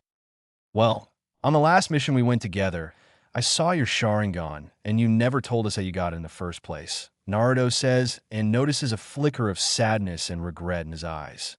Kakashi places his left hand on the Sharingan eye for a second. It was during the Third Great Ninja War. Our team was given the mission to destroy the Canopy Bridge to turn the tide of war in our favor. I went on the mission along with my two teammates, Uchiha Obito and Noara Rin. Wasn't Tusen your team's sensei? Why wasn't he with you? Naruto questions. Sensei had another mission to do, stop the 1,000 IWA shinobis on the battlefront. I was a recently promoted Jonin, and we had a shortage in manpower during the war. During the mission, Rin got captured by IWA shinobis and Obito wanted to rescue her, but I always followed rules at that time. So for me, the mission came first, Kakashi tells him. But it was you who told us that those who break the rules are scum, but those who abandon their friends are worse than scum. Then why did you give preference to the mission first? Naruto inquires. Chuckles. It wasn't me who came up with that saying. It was Obito who said it. My father was scorned by the village and his comrades because he saved his fellow Leaf shinobis on a mission at the expense of the mission failing. In the end, he committed suicide. That resulted in me following all the shinobi rules. I am sorry, but I will tell you this. Your father was a hero for what he did. To choose between saving my comrades or executing a mission, I would have done the same as him, Naruto tells him. Kakashi smiles at his statement. Obito went on to try and save Rin while I decided to continue the mission, but later I changed my mind listening to his speech and helping him to rescue Rin. But an IWA shinobi tried to kill us by crushing the rocks of a cave on us. I fell and was going to be killed when Obito threw me away and the rock hit him instead, he says while Naruto listens silently. After that, he gave me his left Sharingan as a gift for being a Jonin when earlier I had lost an eye from the slash of a kunai. He told Rin to transplant his eye while he was near death. I never knew you had to go through so much in your childhood, Sensei. I am sorry for asking you about your Sharingan. It's all right, Naruto. In every story, there's a lesson that helps one to grow. I learned an important life lesson that day, Kakashi states, and leaves him with a wave of his hand. Naruto decided to head home and rest for the day. Next morning, Naruto got up by 8 the following morning and took a bath to feel fresh. Wearing his black t-shirt and light blue pants, he strapped his katana by his waist on his backside and completed the look with his black boots and white ninja tape on the ankles while his black cloak was sealed and to be worn during a mission. Quickly finishing his breakfast, he headed to the Hokage Tower. He knew that by this time, Danzo would be in her office, so he teleported to the Hiraishin seal he had placed inside her office. Looking around, as soon as he saw Danzo in there, he did a small shunshin and placed the seal on him to completely block him from his chakra. He hadn't expected Naruto in the Hokage's office at this time, and thus wasn't able to do anything against it. What is the meaning of this? What seal have you placed on me? He asked Naruto, while Tsunade had a calm face and is seated behind her table. That is just a small seal on you, so that you're not able to use your chakra. We know about the 10 Sharingan eyes you have in your right arm. Naruto tells him as he seals the room so that there was no way for him to run now. Danzo was on the edge of his seat, wondering how they knew about it. I don't know what you were talking about. What are you doing here and interrupting a meeting between the higher-ups QB container? Size, just do it, Naruto. He won't admit a thing, and even if he did, he would say he did it for the good of the village, no matter how bad the way was, Tsunade orders him. Naruto didn't have the option to kill or maim him, but he got in a good punch on his chin, sending him flying a bit. While he was on the ground, no good against the Jinchuriki, when he couldn't even mold chakra within his body, Naruto opened the stasis sealing scroll and placed it on his body, and applying some chakra, sealed him in and kept the scroll with him. Now what will you do with him? I would have loved to smash his face in the wall for a bit and kill him slowly, but I can't do that. I will be keeping the scroll on me all the time, and if a time comes when Sasuke wants revenge on Konoha, I will give him the option to kill Danzo and be done with it, Naruto informs her. Hmm, when are you injecting grandfather's blood? She asks him. Right now, I don't have anything to do other than missions. Now that I think of it, I do have to complete the Rasengan. Tusan and Erosenin both mentioned it being an incomplete jutsu, but I will do it later. Naruto informs her and then takes out the vial with the Shodai Hokage's blood in it. Taking an injection from Tsunade and filling it completely with his blood, he pulls up his t-shirt a bit and injects the needle into his upper arm. Releasing his blood into his body and taking out the needle, he puts it down only for his body to be covered in one tail of the Kyuubi's chakra. Tsunade gets up from her chair in worry. Naruto, what's happening? She shouts, seeing the Kyuubi's chakra form around his body, his eyes becoming red and a chakra tail forming behind his body. Why are you shouting? I'm not completely mad here. I have my senses with me at 3 tails worth of his chakra, he tells her calmly. Tsunade sat down, a bit embarrassed about what she did during the panic. What, Kyuubi? Why am I drawing onto your chakra right now? He asked the 9 tails. You can consider Hashirama's chakra and mine as opposites. As soon as you introduced his blood to your body, my chakra acted on its own to try and stop it. This is what I meant earlier when I said you wouldn't die from the process of injecting Hashirama's blood. He explains the reason for it to Naruto. Okay, how long will it take for it to be complete? I can't be in this state and walk around the village. It would take about a week or so for his blood cells to completely subjugate my chakra that is inside you and to merge his blood and DNA with yours. Well, Bachan, the Kyuubi told me that the whole thing should be complete in a week or so. I'm going home and would train there if I'm able to, otherwise I would just sit or relax. All right, but if you're having a fever or some problems, then don't forget to summon Katsuyu for help or to inform me. Naruto nods and gives her a salute while leaving her office, vanishing in a yellow flash to his house to pass the rest of the time. 7 days later. Naruto couldn't do anything productive during the past 7 days. With changes taking place in his entire body, he couldn't perform any ninjutsu or do some running/exercises, as it would heat up his body. So the week was spent reading different books. He had never learned a thing about Yuzushiogakure during his training trip, so some time was spent on reading its history as well. Right now, he was walking towards the Hokage office, as she wanted to see him. He walks in after opening her office's door to see Shizune in there as well, shuffling through some paperwork. Joba-chan, you call me here? Yes, I wanted to give you a mission to go on, she tells him while signing some of the papers on her desk. Do you think it is wise to allow me to go on a mission at this point? He asked her while Shizune was a bit confused by it, but left it to them. You did tell me in a week you would be fine, and it's just a simple mission. You have to go to Kiri and give the Mizukage this scroll, which contains the details for a possible treaty, she states while handing him a scroll who stores it in the seal present on his shirt. Erosenin told me about the civil war going on in and that the rebel side won during the last year of my training.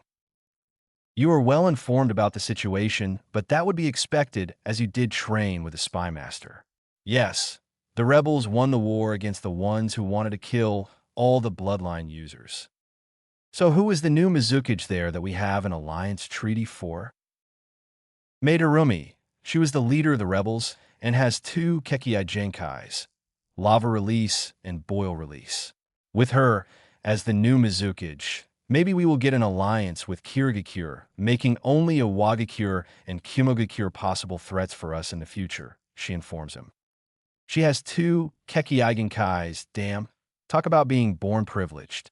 Anyways, who am I to question the possibility of being born with 2 Kekkei Genkais? When do I leave? He asks her. She was going to answer his question when the door behind him opened, revealing Konomaru, Moegi, and Udon. Team Ebisu reporting for duty, they all shout together. Chuckles, you need your sensei Ebisu with you if you're to go on missions, you 3. Wait for him to come here, Naruto says while remembering how he had been excited like them after graduation to do missions. A Naruto and Ai-chan, he is down with a fever and won't leave the hospital for the week. Hokage-sama called us here for a mission, Udon tells him. Naruto had an idea forming in his head as to why they were called here without their sensei, and slowly turned towards Tsunade to see both her and Shizen trying to control their laughter.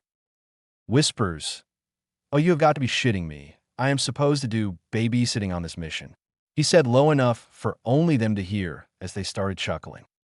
Clears her throat. "Well, Naruto, you are to be their temporary sensei for this mission," she states as a chorus of "yes" is heard in the room. "It is a simple mission to deliver the scroll, but since it is so important, this is an S-rank mission for you and your temporary team." Woo! An S-rank mission, that too, with Naruto and Ai-chan. "Today's the best day," Konohamaru exclaims. Sighs. "I don't have any choice in this, do I?" he asks her, only to receive a smirk with a shake of her head. "Fine. Listen, you three, go and prepare for a 10-day trip or so and meet me at the village gates in half an hour." He orders them and watches as they hurriedly leave to prepare for the mission. It would have been a simple C-rank mission if not for the importance of delivering the scroll to the Mizukage, Naruto. You shouldn't have any serious threat on the mission except for a few bandits here or there. Yeah, but I could have delivered the scroll alone as well. It would have been way faster if I just ran at my top speed, he says. Meh, you have known these kids since you were 12, and they love you as well. I know you would do anything to protect them. They haven't been genin for so long, at most 3 months or so. Fine, I will go with them on this mission. At least it is not some random kids who I don't know at all, he utters and leaves to reach the village gate and wait for them.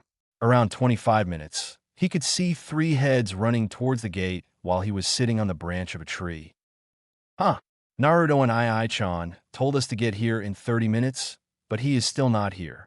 I think he has got Kakashi-sensei's tardiness, Konohamaru exclaims while panting slightly as he ran full speed in the excitement of the S-rank mission and going outside the village with Naruto. Naruto jumped from the branch of the tree behind them and hits him on the top of his head lightly. I have been waiting here for the 3 of you for the past 30 minutes. And for the mission, call me Naruto-sensei or sensei from now on, he informs the 3 of them. Udon notices that he isn't carrying a bag like the rest of them for the mission. Naruto and Naruto-sensei, why aren't you carrying a bag with your supplies in it like the rest of us? Moegi and Konohamaru also notice it as he mentions it. I'm a Fuinjutsu master, only one except for Jiraiya-sensei, in Konoha.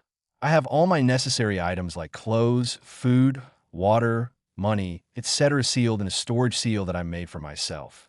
I have it on my shirt right now, so that I can unseal it anytime necessary, he tells them, and unseals his black cloak and katana for them to see how it works.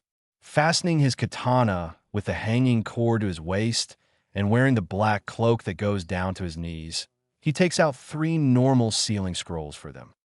Take this and store your bags in this. It would ease your burden and help you travel faster. Place your bags after opening the scroll and apply some chakra to seal it and apply some chakra to unseal it, he says, and does one for Konohamaru while the rest of them are awed by it. But then, sensei, where are your kunais and shurikens? And why are you wearing such a long cloak hiding your sword and body? Wouldn't it be easier for you to take it out and use it without the cloak? Moegi asks him. I carry my special kunais and senbons in these seals that I made and applied on my wrists. They're currently invisible, but when I focus my chakra on it, and depending on which wrist I did, I can unseal them. As for the cloak, it hides my body and katana completely as I have the sword behind me held near the waist. It helps in providing an element of surprise for my enemy, he answers her question. All right, team. We are heading in the direction of the Land of Waves. Believe it or not, my first mission outside the village also took me there. We will try and reach there by evening and then stop to rest for the day. Just like that, they started running east in the direction of the Land of Waves. He was running at moderate speed with them, stopping occasionally for rest and to drink water or in the afternoon to eat lunch. Around 4 in the evening/afternoon, they had reached the bridge that connected the Land of Waves to the Land of Fire. The Great Naruto Bridge was written in big capital and bold letters on top of it. Wow, You have a bridge named after you, sensei, Konohamaru exclaims. I did have a big hand in kind of igniting the fighting spirit of the people of Wave, but it was a team effort, except Sakura, who did absolutely nothing. It was Kakashi-sensei who killed an A-rank missing ninja, but I had no idea that they named the bridge after me, Naruto says. He honestly did not expect his name on the bridge. Come on, let's go. I know someone who can give us a place to stay for the day, he said, and started walking towards Tezuna's house while they were following him. Naruto noticed the changes that had taken place after nearly 4 years of freedom from Gato and his men. Knocking on the door of his house, he heard some footsteps approaching and saw Tsunami open the door. Hello, Tsunami-san. Long time no see. He greets her as he takes out his right hand from underneath his cloak to give a wave with a small smile on his face. Tsunami stared at his face for a few seconds to try and recognize him. Naruto-kun, you have grown so much. Please come in. She invites them inside the house as they sit on the sofa that wasn't there before. I have a mission to go with my team here to Kiri, and I thought if we could stay here for the rest of the day. That wouldn't be a problem, would it? He asks her. Not at all. After what you and your team have done for us in the Wave Country, it would be our pleasure to guest you for the night. Thank you. We will take a ship from here tomorrow and go to Kiri for our mission. It is nice that you came to stay here rather than at any hotel. It makes me happy that you didn't forget us, she tells him. By the way, this is my team, temporary team. From left to right. Moegi, Konohamaru, and Udon. He tells us the three of them bow their heads and thank her for allowing them to stay there for the night. I don't see Tezuna or Inari anywhere. Where are they? Dad's gone to a meeting between some of the village men who have been looking after the country since your team freed us from Gato's reign. Inari is generally outside this time to play with his friends, she informs him. Well, I will meet them later. If you wouldn't mind, I may as well train these three a bit in the meantime, he says and motions for his team to follow him. Stepping out of the house and into the nearby woods, he goes to the tree, which has the kunai marks he made all those years ago, some of the marks still visible. All right, here's what you have to do. You have to apply chakra to the bottom of your feet and walk up the tree, he tells them, and does it once for them to see how to do it. 3 hours had passed with all the three trying to get to the top of their respective tree. They weren't successful in reaching there, with Moegi being the closest to the top. That's enough for now. We will head back to rest. We have to take a ship to the land of mist tomorrow. Naruto stops them from continuing. But Naruto and Naruto-sensei, I haven't gotten to the top. Moegi is better than me at this. Konohamaru whines about it. Which is fine. It took me and Sasuke 3 days to complete the tree-walking exercise, as we had greater chakra reserves, making it difficult to control it, while Moegi, like Sakura, has lower chakra reserves and is better able to do it. He explains to the three of them. Can you tell us how it would help us, this tree-walking? Udon asks him, while Konohamaru also wanted to know if it had any uses or not. It helps in building your chakra control, which helps one sufficiently control their chakra and not overuse it. Seriously, what are they teaching you in the academy these days? Boring history stuff, basic of being a ninja and the theory of chakra and stuff. They don't teach us any jutsus besides the Shinobi 3, Konohamaru tells him. Naruto shakes his head a bit at the information. It hadn't changed from his time, not that he listened much to it. And what has your sensei, Ebisu, taught you till now? We passed the academy and graduated 4 months ago. He doesn't train us for long hours, and whenever he does, we do teamwork exercises with D-rank missions here and there, Moegi informs him. Besides, now you have a basic idea of it and one of the chakra control exercises. Whenever you get the time on this mission, keep practicing it. I want all 3 of you to be done with it by the end of the mission, he tells them, and leaves for Tezuna's house with the 3 following him. Walking in, he sees Tezuna and Inari talking about something amongst them while Tsunami was cooking dinner for them. He makes a shadow clone that goes on to see and help her in any way possible while he walks up to the 2. Inari notices them first and runs to him and hugs him near the waist. Naruto and Ai-san, I have been waiting for you since Kachan mentioned you, he exclaimed while Naruto smiles and ruffles the top of his hair. It's good to see you as well, Inari. You haven't been giving any trouble to your mother and grandfather, have you? He asks him and receives a shake of his head. Good. These are my 3 students for this mission, Moegi, Kinomaru, and Udon. Why don't you take them upstairs and tell them about my last visit or something like that? Inari nods quickly and motions them to follow him to tell them about his mission. You look rather good, Naruto. It is fine. Life is going on. How are you? Still drinking at your age. Scoffs. I have had to reduce the amount of alcohol I take because of the new responsibilities that came up after Gado's reign ended, he tells Naruto. Well, that is good. You have something to keep yourself busy with now that the bridge is done. Yeah, that's true. So how's your team doing? Kakashi-san, Sakura, and Sasuke. He asks him. Kakashi-sensei is just there, doing missions and reading the book he always reads. Sakura has been trained under the 5th Hokage, Senju Tsunade, and is her apprentice. That is good for her. The last time she was shaking while protecting me while the rest of your team fought. I didn't have much confidence in her protection. Well, she has grown as everyone else. She is one of the best medical ninjas in our village. I can't deny that fact. Saw it myself in Suna. And Sasuke, well, he left our village 3 years ago or something, he mentions. Tazuna was a bit shocked hearing it. Why would he leave the village? He was a decent kid with some competition with you, as much as I could tell. Yeah, he didn't like that I was growing stronger than him all the while he hadn't progressed much. So in the search for more power, he became a traitor to the village. He told him, keeping the reason for it, and some other important details to himself. Okay, enough talk. Dinner's ready. Children come done to eat dinner. She shouts the last part to call them down as they all sit down to eat the food, eating the delicious food and thanking her for it.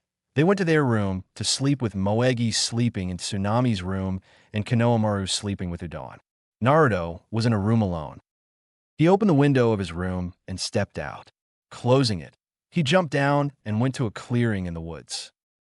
I should have asked Bachan for some scrolls on Mokutan Jutsus that the Shodai Hokage might have left. What to do? I could try and see where my Rasengan is now that I injected his blood in my body. Opening his right hand palm so that it faces skyward, he forces chakra on his hand and uses shape transformation to control the form and size of his jutsu. He had created a one-handed Rasengan instantly many times during his training. He notices a blue sphere take place as it generally does, but in the next second its size was increasing, making his control on it drop and explode in his hands. What was that? It generally works upon applying the amount of chakra I did. Then why did its size increase suddenly? Naruto tries to think of a reason. That's because Hashirama's cells have merged with yours completely and easily because of your Uzumaki genes. That has increased your chakra control a lot along with allowing you to use wood-style jutsus. But that would mean that I would have to do all the chakra control exercises and practice every one of my jutsus again. Ugh. Don't whine so much, brat. As a reason for my chakra being suppressed by his now your cells and blood, you can now perform Iryo Ninjutsu and Jinjutsu, which you couldn't earlier. Meh, I don't care much about Jinjutsu, although I could learn basic Iryo Ninjutsu. Not on the level of Sakura, but enough to treat wounds and exhaustion of others. I don't want to know how to treat broken bones and such. Size, let's try the Rasengan again, and then maybe try and increase its size and power. Naruto controlled the amount of chakra required to form it this time, reducing it by a bit. Seeing a perfect blue sphere in his hands, he maintains it for a minute to see if he has any problem with it. After that, he powers more chakra into it, increasing the density and volume of chakra he outputs. Its size grew proportionately as if its radius was increased, but the next second it exploded in his hands. He watches in fascination as the burnt marks on his hands heal quickly, probably another advantage of his new blood properties. He did have his blood and his parents' genes within him, but because of the QB, it was like the Shodai's blood cells were also a part of his blood system, giving his body composition and abilities like his. trying it again as he increases the chakra in his Rasengan. This time he remembers the basics of the jutsu and adds more rotational power to it while containing it. He watches in fascination as the size of the jutsu grew more than an average ball to the size of a football. A slash in. It's just the Udama Rasengan and Cho Udama Rasengan. He was able to maintain it for a while. Ooh, I am able to increase the size of Rasengan, and there might even be a bigger size than this. I will keep performing this for a while and then increase its size more. He muses and decides to return to the house and sleep. Walking up to his room's window, he opens it and goes to bed. Waking up the next morning, he and his team had breakfast with Tezuna's family, thanking the trio for allowing them to stay in their house. He leaves with his team to the seaport in search of a ship to the land of water.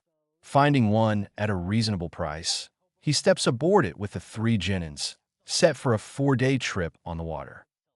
For days later. The last 4 days were, well, rather boring for all of them with nothing to do other than talk to each other or watch the open sea. Sometimes they would ask him questions about his first mission after hearing Inari's side of it. He wasn't able to train them or practice his different jutsus or chakra control himself. Thanking the sailor for bringing them here and paying him, he set foot on the land in quite a while. They were walking on one of the lands in the land of water and realized why the village is called the village hidden in the mist. The whole area was covered in a thick mist with barely anything visible in the distance. They had an idea of the direction of the village from the history books and maps and started walking in the general direction. They were able to see a few feet around them, allowing the 3 genins to make a diamond formation with Naruto in front and follow him. They had been walking at a steady pace for the past 30 minutes with the kids, not speaking anything, just looking around to get hold of something in their view. It was their first time outside the village and inside any other village as Naruto had been to Suna. Naruto stopped suddenly on sensing people ahead of them and with a motion of his hand stopped them as well. Focusing his sensory skills on them, he was able to sense around 50 different emotions, allowing him to confirm their number. Who are you, and what is your business here? One of them asked. Naruto didn't know who they were. They could be Kiri shinobis as well, although he doubted 50 of them would be here, but decided to answer anyway. We are from Konoha. We are here to give an alliance treaty scroll to the Mizukage from our Hokage, he tells them, and hears them laugh at his response. So Konoha's dogs have come here for a treaty with the slutty Mizukage. She should have died like a whore. She is along with the other bloodline users. He hears someone from his right speak. Naruto quickly realized that they hated the bloodline users from the way they talked about it. He didn't want the 3 behind him to hear such things, especially Moegi about a woman. He unsealed his 3-pronged kunais and rapidly threw 10 of them in their direction. A lot of them were in groups in different groups, all around them as he threw the kunais. Whispers, keep a lookout and watch each other's back if one of them attacks. He orders them as he reaches for his katana inside his cloak. Grabbing its handle with his right hand, he senses one of them coming forward to attack them. He vanishes in a yellow flash for the genins as he takes out his katana and charges Futon chakra into its blade, increasing its sharpness and piercing ability. Teleporting around the various Hiraishin kunais, he slashes and swings it diagonally to cut them or makes a horizontal movement to separate their head from their shoulders. Someone who spoke or thought of women like that deserved no less. Killing the last one of them, he takes a deep breath and washes the blood off the blade of his katana by using a small Suidan jutsu on it. Swinging it a bit, he sheathes it back in its scabbard and then walks up to the 3 genins while making a shadow clone to collect his Hiraishin kunais. Are you 3 all right? He asks them. They give a shake of their head, a bit shaken by being surrounded by so many shinobis. Okay, here's what we will do. We don't know if more of the ninjas will come for us. You 3 hug me tightly, and you might feel a bit dizzy after it is done. He tells them as they follow his instruction while he collects the kunais from his clone, sealing them all except one. He throws it in the forward direction and teleports to it after some seconds. The 3 of them leave their hold off him and sit on the ground to find their balance while he stores the last kunai. What the hell was that? Konohamaru says, a bit disoriented by the experience. That right, there was a space-time ninjutsu created by the Nidaime Hokage and upgraded by the Yondaime Hokage. Someday, you will also be able to do it, maybe. Looking forward, he was able to spot the village with several mountains in the background. All right, guys, the village is in front of us. Get up. They start walking towards the village gates while the three Genins are busy looking and admiring the view. Naruto was relieved that for the time being their focus was shifted from the shinobis they had come across. Wait here. State your purpose of entering the village. One of the two gate guards asked the group. Size, we are from Konoha. Jonin Uzumaki Naruto with three Genins of Konoha. We are here on a diplomatic mission with the Mizukage on the order of our Hokage. He tells them and takes out the papers with Hokage's signature on them for an official record and shows it to them. Thank you for confirming. Please enter and have a nice stay here. If you walk straight from here, you should see the Mizukage's office being the widest and largest. He informs them and bows his head with the other doing the same. As they both watch them leave for the Mizukage tower, guard number 1 turns to 2. Did you hear his name? He introduced himself as Uzumaki Namikaze. You did as well. I thought I misheard him. It means his father is the yellow flash of Konoha. Do you reckon he knows the jutsu that made him famous? Of course he does, at least according to me. The Yondaime Hokage had killed 1,000 IWA shinobis with that single jutsu back during the Ninja War. I hope that whatever diplomatic mission he has come here for goes well for Kiri. Otherwise, I don't know anyone who has been able to find a counter for the jutsu. 1 says to 2 as they return to their gate duty. Chapter 8. Kirigakure and Mizukage. The Genin team, along with their sensei, were going to see the Mizukage while the three Genins were looking around them and taking note of different things and buildings around them.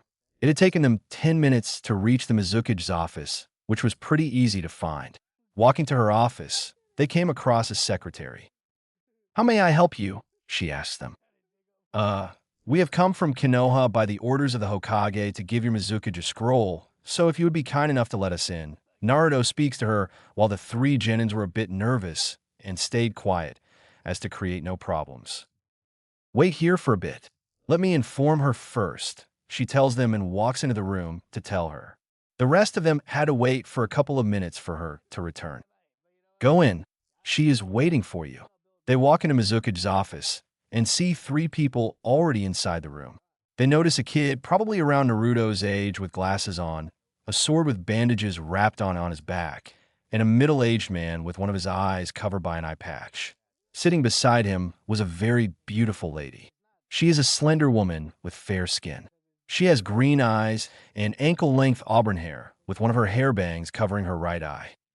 Mizukage-sama, Naruto says, and bows his head in respect with his team, following the same. The leader of the village looks on at the 3 Genins of Konoha and then has a close and good look at the person beside them. He looked very handsome and dashing to her as she takes in his appearance. He looked very beautiful with his blue eyes as deep as an ocean and blonde hair with red tips on the hair ends. He wore a black cloak which covered the clothes beneath it and also his body, though she did not doubt that he was well developed in there. And the way he stood before her with the aura of calmness and confidence, no one would think that he was a visiting shinobi in her village. He wasn't nervous at all while being surrounded by foreign shinobis. She liked men who feared nothing and stayed strong and confident. My, Konoha has rather attractive men in their ranks. I wouldn't mind spending the rest of my life with you with someone as dreamy as you, but you do look rather young for me. Mei says the last part disheartened, although she always enjoyed giving such compliments to confident men, and seeing them blush and falter a bit, she got no reaction in return, just a straight face. Naruto stares at her for a second or two, and then looks at the other 2 men in the room. As your secretary would have told you, we have come from Konoha to hand over to you a scroll regarding details about a possible treaty signed by the Yondaime Hokage, Senju Tsunade.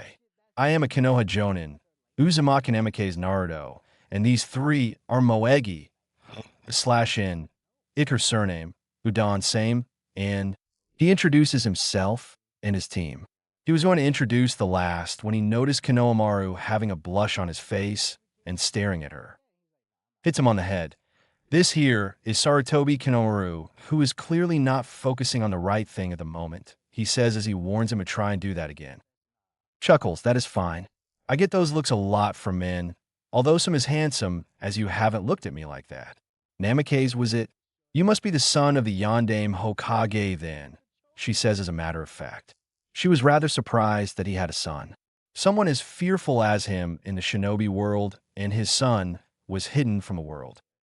That I am, son of Namikaze Minato and Uzumaki Kushina, he says while both the men in the room tense a bit at it. Chojuro was sweating a bit on hearing his name as Naruto notices this. Are you fine? You are sweating in this moderate temperature room. I'm fine. I have heard of his achievements and how he killed 1,000 shinobis alone, and I was just worried a bit knowing he has a son, Chojuro informs him. He was a nervous Nelly most of the time while talking to others. Where's your courage, Chojuro? Scared of a man who is dead. I'm older than you, but not that easily threatened by it. El says confidently to put his mind at ease. He doubted that the Yellow Flash's son knew his techniques. Courage, scared of a man older than you. May thinks while interpreting some words related to her marriage. Back in our days, Ao continued lecturing Chojuro, but was interrupted by the Mizukichi. Ao, shut up or I will kill you. May whispers in his ears to stop him from continuing, but everyone in the room heard it. The color of his face drained as he got confused and decided to remain silent. The Genins were confused out of their minds as they couldn't understand anything of the situation and left it for their sensei to take care of it. That was fun, I guess. Anyways, here is the scroll she wanted you to see, he says and hands over her the scroll with information on Alliance. She opens the scroll and reads over the terms for a minute. I will call a council meeting today in the afternoon and go over it the terms for the Alliance and our demand for the same to happen, Naruto-san. You can stay in one of the hotels in our village. We will provide you with our answer by tomorrow morning, she informs him. They bow once again to her and leave her office to book rooms in a hotel. Naruto pays for the rooms as they all unpack their stuff for the day. All right, you three, listen up. We will get their reply scroll by tomorrow, so we should be leaving the village after we get their reply. We have one day in the village as they don't want random ninjas to stay for longer in their village and possibly learn about some things while sightseeing. Not that I blame them. Now you three can roam the village and explore it, but stay together, he tells them and receives a nod in return. Will you be doing all this while Sensei? Udon asks him. I'm going to a training ground that I can find in the village somewhere secluded and do some practice. A shadow clone of mine will always be with you. Creating a shadow clone to be with them the entire time and dispel in case of some emergency. He leaves them to find a training ground. Wandering the village for about half an hour, he finds a place behind a small patch of forest and a lake nearby. He created around 100 shadow clones and ordered 50 of them to go and practice every kind of chakra control exercise that they knew of to improve his control on his transformed chakra, while 30 of them practiced all the jutsus he knew, 10 each for his 3 chakra natures. He stepped onto the water and ordered the rest of his clones to attack him with anything while he fought them alone. Since his chakra reserves had considerably shot up and his chakra control was ruined after he injected the Shodai Hokage's blood into his body, he needed to practice and do everything again in order to reach the previous level he was on. This is what he had done all evening. His clones practiced advanced chakra control and performed different jutsus to not overpower them and waste chakra while doing jutsus. He had got a major chakra boost in his system, which made using some destructive jutsus a bit difficult, but he had it down by the end of his training. He fought with his clones on top of the water for hours as he refined his taijutsu and kinjutsu skills, and lastly his ability to do ninjutsu. He was tired from the constant training he had done since the morning, so he sat down on the ground to breathe for a minute while he created more shadow clones to continue refining his skills for the day. While drying the sweat off his face and drinking water, he got an idea of what he had to learn next to increase his skills. Cutting his thumb to draw blood and going through hand signs, he calls out, Kuchiyose no Jutsu. He slams his right hand on the ground and summons Katsu. Lady Kato, Could you please ask Bachan to give me some scrolls on basic medical ninjutsus that might help in treating wounds, and other scrolls which will help me in learning medical ninjutsu on a medium level, not on the level of Bachan or Sakura, and a scroll on Mokutan Jutsus if she has some of the jutsus written somewhere by the Shodai Hokage. He requests her and gets a nod of her head as she disperses to get the things. He waits for some time, and believing that it may take some minutes to find the requested scrolls, he starts forming an Udama Rasengan as he had practiced in Wave Country. He could easily maintain it for a long time and smashed it against one of the trees, breaking it in half. He then heard a puff of smoke behind him and turns to see Katsiu spit out 5 scrolls out her mouth. He couldn't tell how she fit so many scrolls in her mouth, and he didn't want to know about it. It took some time for Shizune and Lady Tsunade to find them Naruto-kun, but here you are. These 4 scrolls have the basic and medium level of Iryo Ninjutsu that she thinks you should be able to learn, while the brown one with the Senju clan seal has all the Mokutan Jutsus of the first Hokage, she informs him. Naruto says a quick thank you and watches her disappear. He walks up to the scrolls and seals them all, as there was no way he had let an important scroll of the Senju clan lie in the open like that. He was going to take a break for now and then start with basic medical ninjutsus if he got some time to do so when he sensed something fast approaching him. He turns to his right and sees Kanai's heading toward him. Reaching within his cloak and gripping the hilt of his katana with his right hand, he takes it out in a flash and deflects them all with its blade. Come out, come out. I know where you are hiding. Don't tempt me to come and fetch you," Naruto states while he has his katana held in front of him as a precaution and waits for his attacker to come out of the bushes. He watches as the Mizukage, comes out alone from behind a tree and was walking towards his position. He flicks his cloak in the air a bit with his hand, and in a single motion, sheathes it back in its black leather scabbard hanging on his behind, near his waist. It would have been a shame if someone as handsome as you and with such a beautiful face wouldn't have any shinobi skills, but then it would be rather foolish of someone to think that the son of the Yondaime Hokage wouldn't be much of a challenge, Mei says as she walks near him. Well, you shouldn't doubt my skills, as I mentioned earlier that I am a jonin of my village, and that rank is given for a reason and was tasked with delivering an important scroll such as the one I brought here, Mizukata. Naruto responds as she gives a small wave of her hand. Just call me Mei. I don't like these honorifics anyways. As you say, Mei-san, I did come across roughly 50 rough Kiri shinobis and had to kill them all. Can't have my first time as a sensei ruined. Although they looked like they were not happy with you in your reign, and their goal would have been to stop me and my team from coming here, Naruto informs her as he leans against a tree. It didn't sit well with many of the shinobis under the control of the last Mizukage that a woman was fighting against them and become the leader of the village. I got called various horrific things during our civil war, as they thought that would disturb my morale, but as you see, that didn't happen. That is very commendable of you.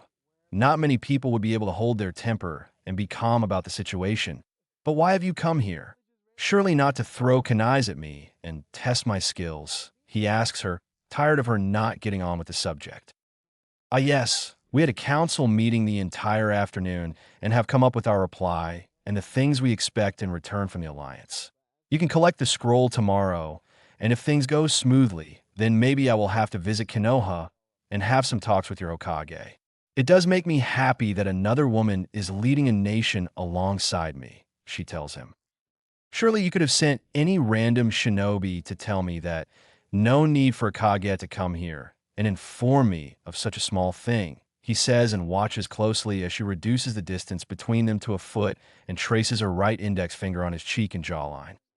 I miss seeing such a beautiful face for a long time, possibly the last time.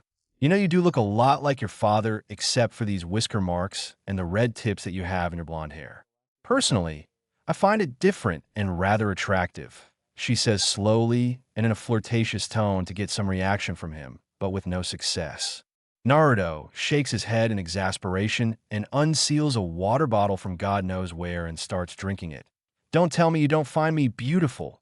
Even the kid on your team did and was ogling me for a minute. You are not a eunuch, are you? Oh, you poor soul.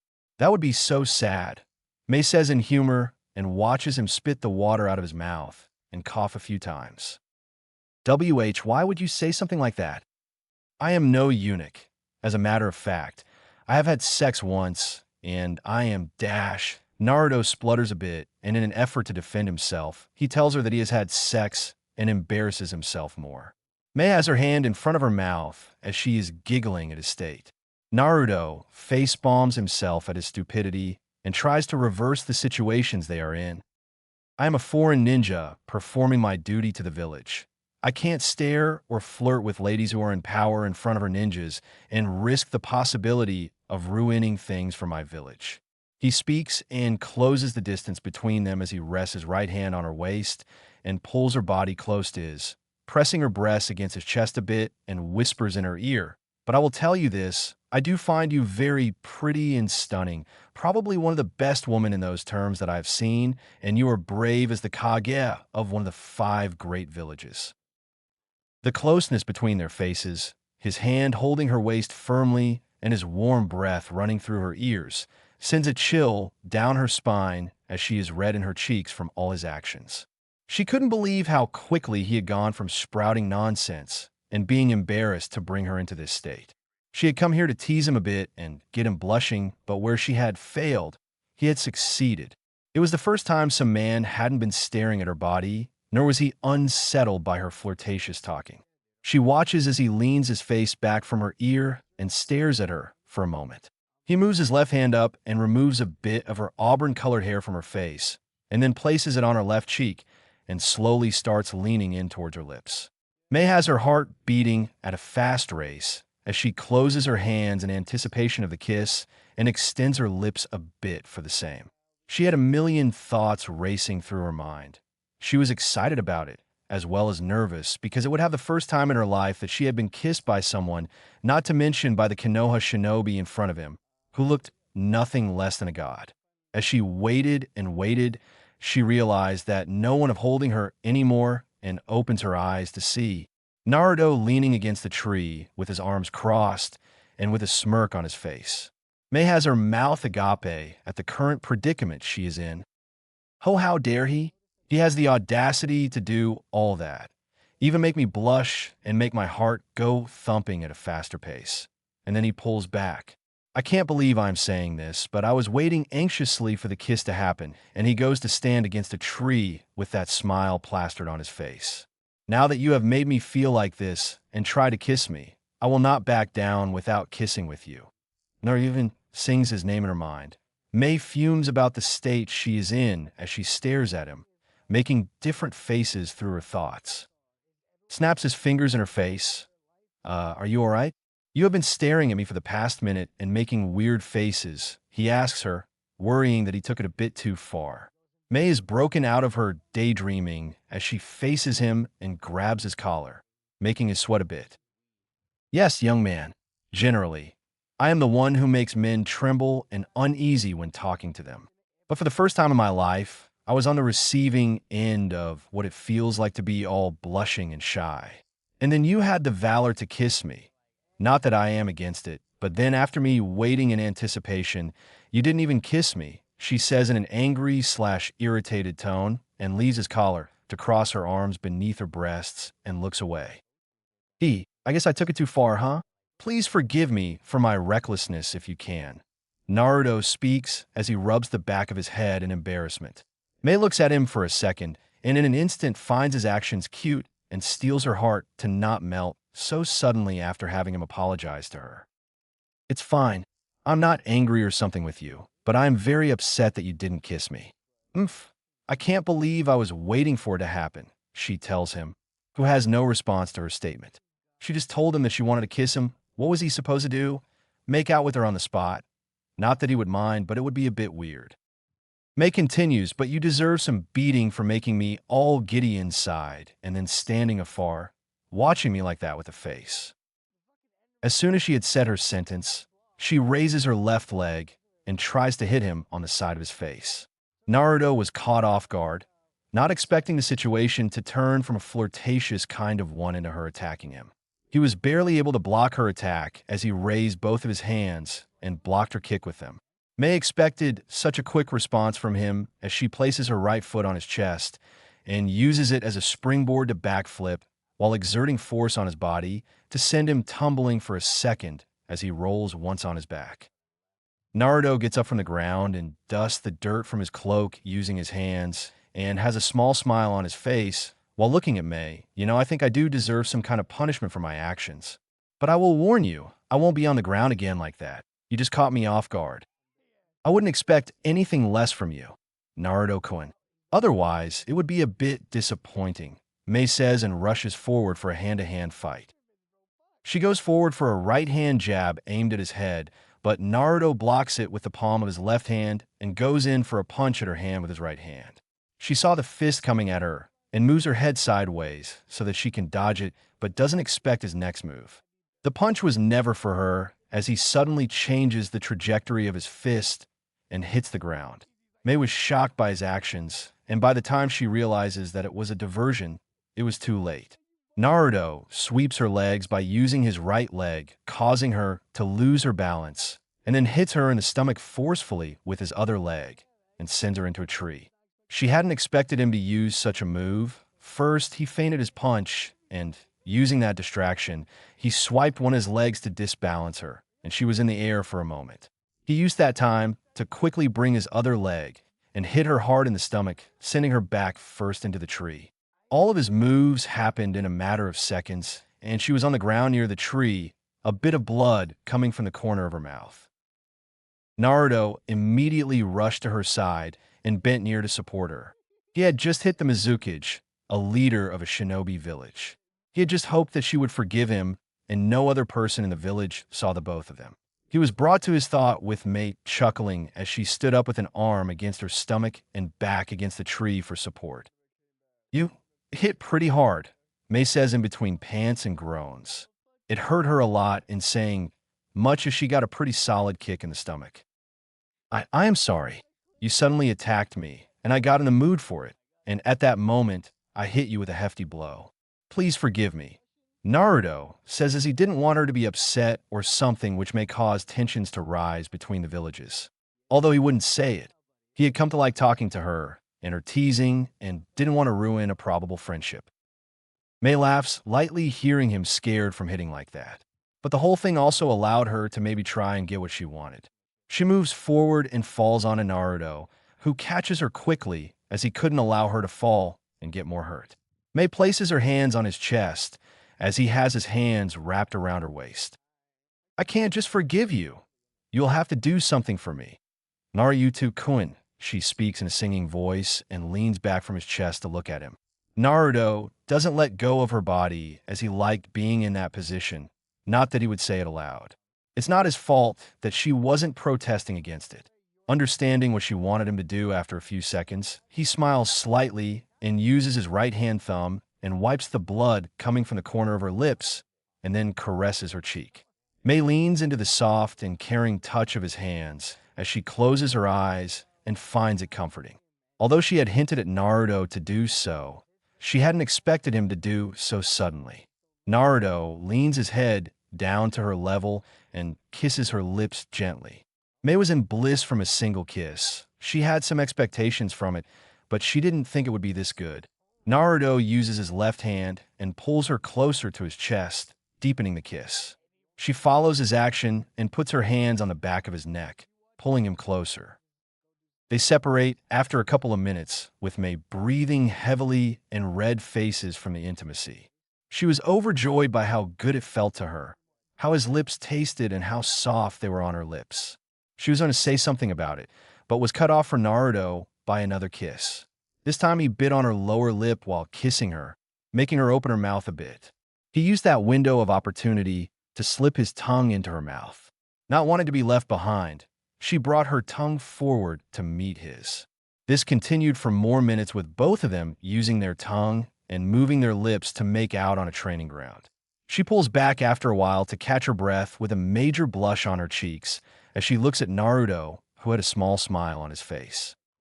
That was amazing. I didn't expect my first kiss to be so good.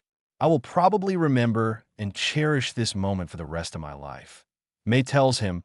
The joy could be heard in her voice.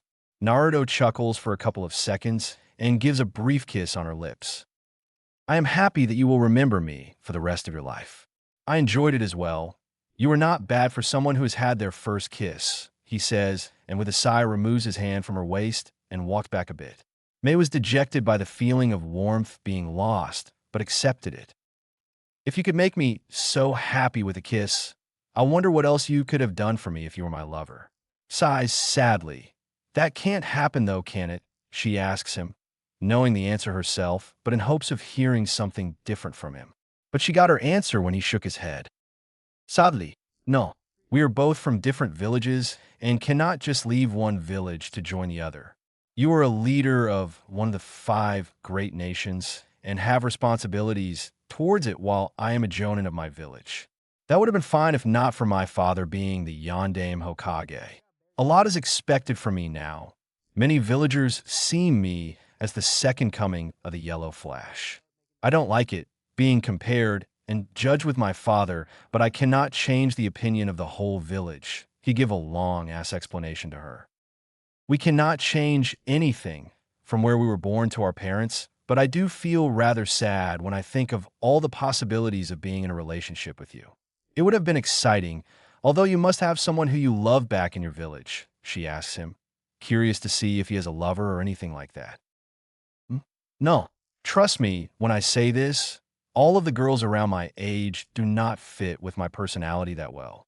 I have been judging most of them since we were 13, but they haven't done anything to show me they have changed their personality. There is Sakura.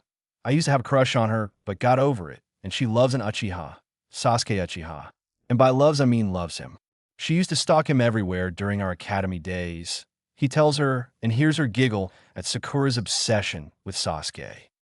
She has improved in her shinobi skills a lot, and I have to give her credit for that. But that growth in age and skill hasn't changed her mentality and obsessiveness in regards to him. Then there is Ino. She was also obsessed with Sasuke. Now I don't know much about her. I haven't had the time or need to talk with her, and the same goes with the girl Tenten. But Hinata, she has a crush on me, he says and looks at her. Mei was looking at him curiously. If she has a crush on you, then why aren't you going out with her or something? You wouldn't kiss me while having a girlfriend, now would you? She asks him sternly and watches him falter and step a bit and wave his hands nervously in front of her. No, no gods no, I wouldn't do that, cheat on a girl like that. He informs her and watches her nod with a smile. Anyways, she is lovely and beautiful. I can't deny that, but I don't know why, but she's so shy in front of me that she wouldn't talk to me. When I am near her, she will just watch me with a blush on her face and play with her index fingers, and if I get too close to her, she will just faint. I don't know if she will even live if I kiss her. You know, if she changes her personality a bit, gets from confident to speak to me and properly talk to me and change a few more things, I don't see why I wouldn't date her to at least give it a try. Continues you, on the other hand, are beautiful and stunning and have many qualities of a strong and independent woman and the perfect person I would like to have a relationship with and maybe marry sometime, he tells her and smiles at her. Mei was touched by him saying all of that, as she had also thought of him as the best man for him. Don't say that. You're making me sadder just by the thought that love isn't an option between us. Although you do deserve a reward for that sweet comment.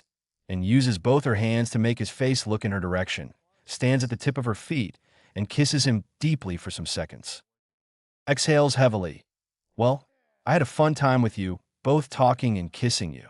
But I do have 3 kids to look after in a foreign village, so I will take your leave, Naruto tells her, and uses his left hand to make a hand sign and disperse the clones he had made a practice all the while he did fuck all, and then shunshins out of the ground to the hotel he would be resting for the night.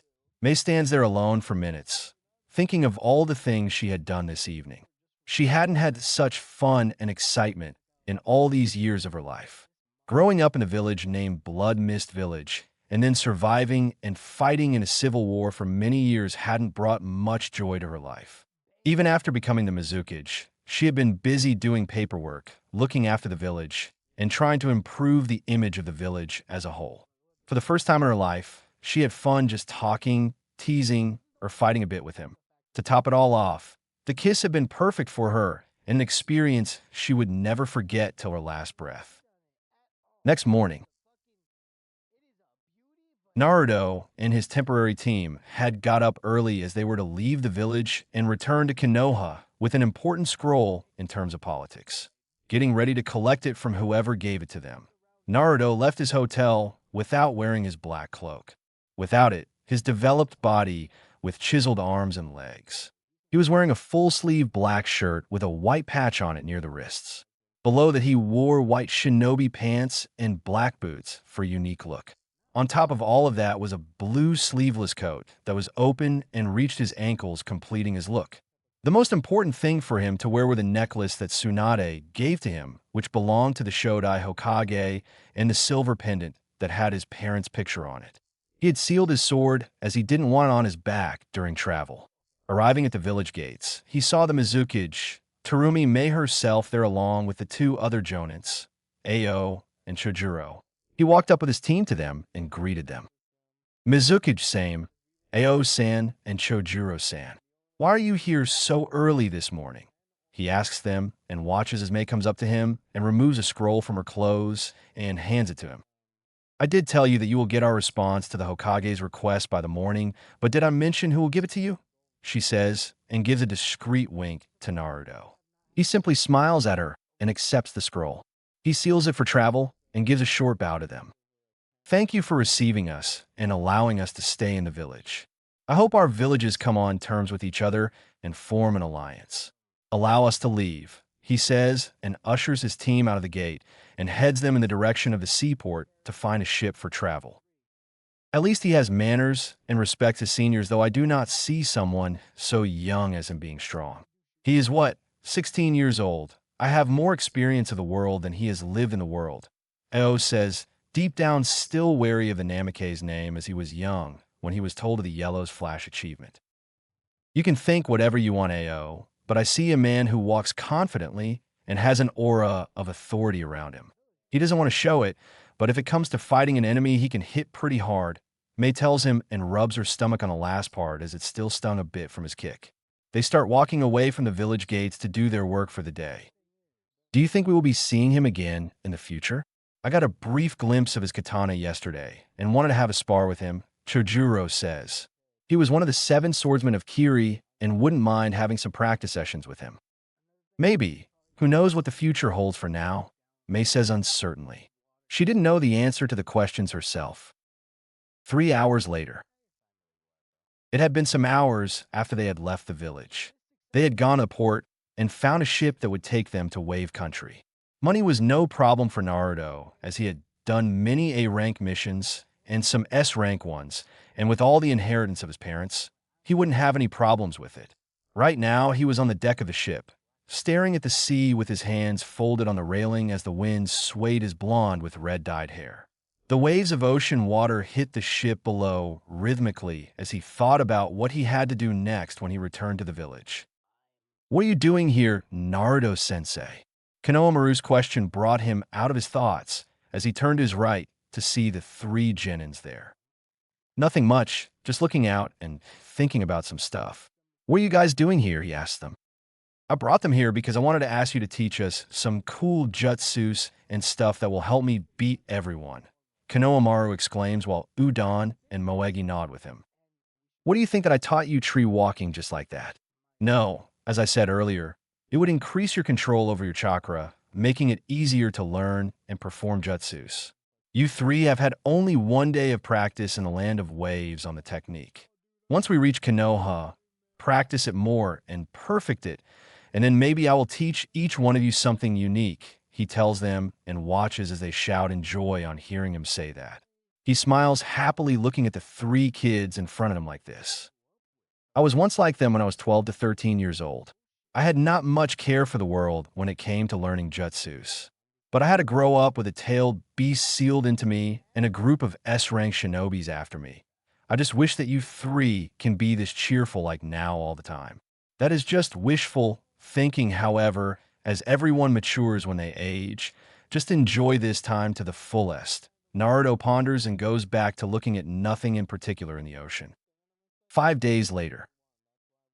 It had taken them 4 days to travel from the land of mist to the wave country by ship, and then a day of running to return to Konoha. After getting checked in at the village gates, they were now on their way to the Hokage's office to report the success of the mission. Knocking on the office door and going inside, they see Tsunade looking over some of the papers and Sakura standing by her side. Naruto unseals the scroll given to him by the Mizukage and places it on her desk. Jonin Namikaze Uzumaki Naruto, returning from a successful mission with his temporary team Kanoa, Moegi, and Udon Hokage-sama. Naruto says professionally with the three genins standing by his side. I can never picture you being so respectful, Brad. Just stop it. It feels really weird after being called Bachan by you all the time, Tsunade tells him and picks the scroll to look over it. Smirks, oh, don't worry about that. I will still call you Bachan. That won't change ever. He replies cheekily and looks at her. Tsunade has a look of irritation on her face and then looks back at him. Nonetheless, well done you four. I will have to call a council meeting and discuss it with them on it, Tsunade tells them.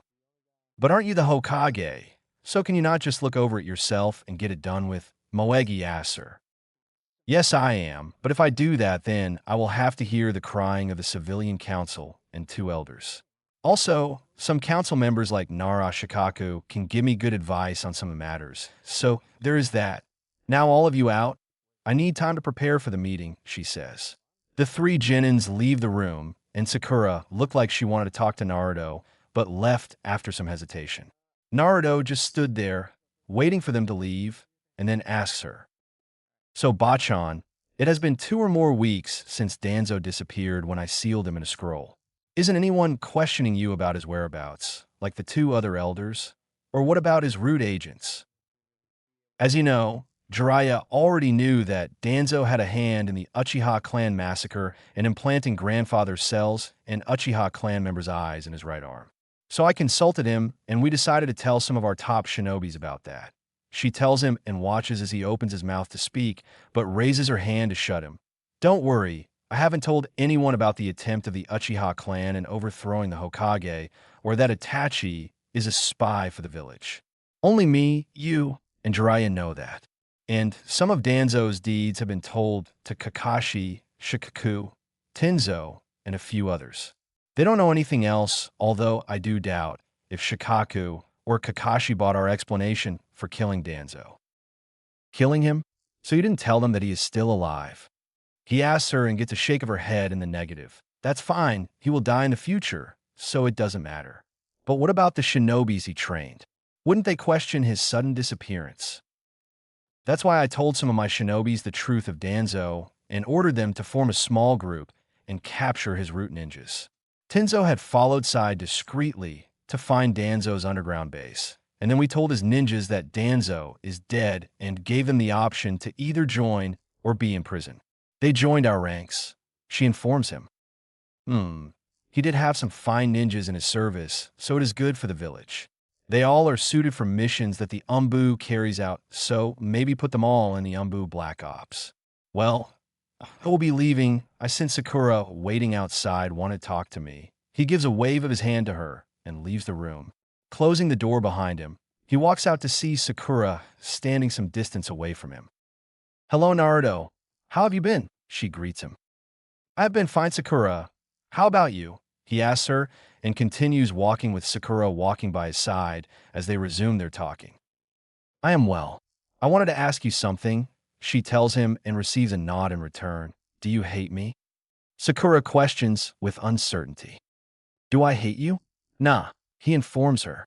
Sakura is surprised to hear his answer and deep down happy to hear him say, I did find you quite annoying whenever I remember the conversations we had, but I don't hate you, Sakura. Then what about all of the things you said to me after you returned? I always thought that I did something to upset you, she tells him, wanting to know the reasons why he said all of that. Sighs. When I returned from my 3-year training trip, you expected me to help you find and convince Sasuke to return to Konoha. So I just told you that I don't care about him and wouldn't go following you. That upset you, didn't it? He looks at her and saw her nod. You expected the same old Naruto to return, but I changed in many ways, with major changes being how I saw people and the situation around me. Tell me one thing. What did you consider us before my training trip? He inquires her. Well, I saw you as a friend and a team member of Team 7, Sakura speaks. Then tell me, after the failed mission of returning Sasuke to Konoha roughly 3 years ago, I returned heavily injured and was in the hospital for 3 days. Did you come to visit me and see how I was doing? He questions and waits for her to reply. Sakura was shocked when she heard his question. She hadn't visited him when he was injured. Naruto, I dash. She stammers and tries to give him an answer, but was stopped from doing so. Don't bother trying to reply to that question and give an excuse, Sakura. You also know that there is no answer to this question. Sakura drops her head in shame. He had always tried and cheer her, but she didn't even check on him. She said they were friends, but did see him as a friend outside their team meetings. I don't blame you, though. Most of the Rookie 12 did the same as you, but I guess they all saw me as some loser that they couldn't be much bothered about. Only Shikamaru and Chuji are the ones who I had even considered friends, but both were injured in the mission, so didn't visit me, he tells her and gives a small smile. Sakura was upset with herself for how she treated him. I'm terribly sorry, Naruto, for how I was with you. I took your friendship for granted, and I cannot blame you for not wanting to talk to me, she says. Oh, it is not like I don't want to talk to you. It is just since I returned roughly 3 months back, I have been doing various missions. I'm a jonin of the village and going on solo missions or some team missions here and there. We did go on an S-rank mission to Suna, didn't we? Naruto states. Sakura hesitates a bit to say the next thing she wanted to, and Naruto notices it. I wouldn't eat you, Sakura. Ask whatever you want to. I wouldn't mind it. It's just that I wanted to still have you as a friend. So if it's okay with you, will you be my friend? She asked the question timidly and wouldn't have blamed him if he said no. Of course, why not? It won't kill me from having another friend, would it? He responds and smiles. Sakura was filled with joy that she had a chance to correct things between them. And as a good friend, let me treat you to some barbecue in this shop, he says, and walks into a barbecue restaurant that was down the road. He goes up to the counter with Sakura beside him to ask for a table when the receptionist sees him and instantly recognizes him by his blonde with dyed red hair and blue eyes and bows to him. Welchome namikaze-sama. We are blessed to have you here in our restaurant. Groan softly, please, there's no need for this.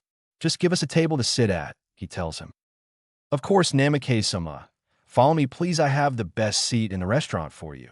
He speaks and walks ahead. Naruto hits his face with his hand in exasperation, while Sakura giggles hearing the conversation and looking at Naruto. They follow him and are given a big spot to sit, which would fit 15 to 20 people in the area, and a round table by the window, which enables them to see the general populace of Konoha going through their business. They sit down opposite each other and tell a waiter their order. You don't like being called that by others, do you? Sakura asks him. It's not that I don't like it, but it doesn't feel right to me. They don't have to call me Namikaze-sama just because my dad was the Hokage. When I do something to earn their respect, then I won't mind it, Naruto tells her. How did your life change after you learned that the Yondaime Hokage is your father? I was happy, filled with joy that I got to know the names of my parents as I wanted to know about it all my childhood. It does annoy me how one of the villagers has turned completely opposite in how they treat me. Except for the children, of course, he says, and watches kids running after one another from the window. So, do you hate them or the village in general for how they treated you? She asks curiously. No, I don't hate them. I just can't be bothered to do that with my life being in constant danger from Akatsuki. And I also realized that I would get nothing from hating on them all eternity and trying to get revenge on the whole village. It may give me pleasure for a while, but after that, I would be left with no real motive in the world, he states and starts eating the pork and beef the waiter had brought to their table. Sakura joins him to eat a bit when suddenly someone shouts her name.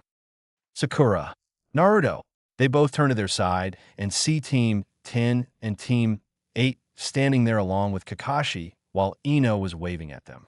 Naruto gives a small wave of his hand to all of them as they walk toward both of them. Ino, what are you doing here? Sakura asks her while the rest of them surrounded both of them and their table. Well, Sakura, they are here to eat some barbecue like us, and that's why they have entered the restaurant, haven't they? Naruto teases her as Sakura goes red-faced from embarrassment while the rest of them gave silent laughs, and Ino patted her shoulder. Naruto shifted to the end of his couch to give them the space to sit with Sakura, understanding his intention, and did the same. Join us, everyone, as the Rookie Nine and their senseis will have lunch together. Although I don't know how you found Kakashi-sensei and convinced him to join you guys, Naruto says, and watches them sit one by one with Naruto and Sakura in the corner, while some of them had brought chairs from the side to sit there. The only thing notable in that commotion was that Ino quickly sat beside him, and Hinata was nervous to try and sit near him, and she sat at the opposite end. Kakashi was just wandering around the village reading that ridiculous orange book of his, so I told him to come with us as mine and Suma's team had our lunch planned from early. Kurenai says while glaring at Kakashi, who was still reading his book, but Kurenai snatched it away from him and threw it in the bin. Looking at the book in her hand, he remembered something that he had brought for Kakashi. "Oh, by the way, Kakashi-sensei, it just hit me. I have got something for you," he says, and unseals a blue book with make-out tactics written on it, and presents it to him. Kakashi took it from him with trembling hands and looked inside it. The weird thing, some kind of light was coming out of the book. He then looks at Naruto. It's the new Aiko Aika books, and this one is the first edition. This is for me. He asks him just to be sure of it and gets a nod from him in return. Have I told you something, Naruto?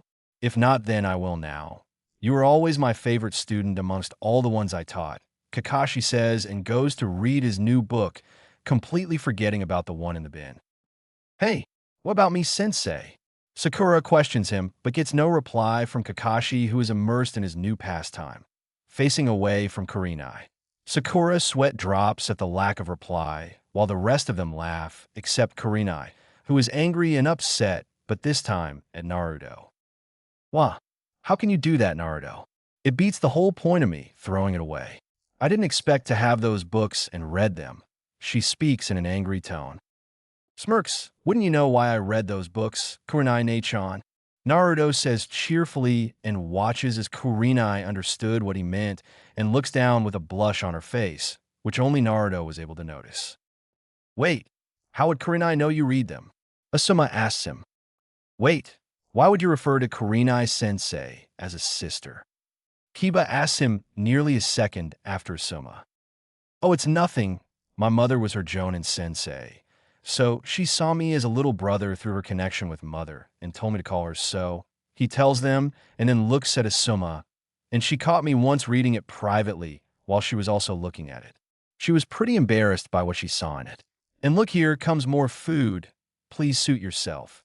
Kurenai looks at him gratefully while Naruto just smiles at her. Well, if your mother taught Kurenai, then your father taught me as well.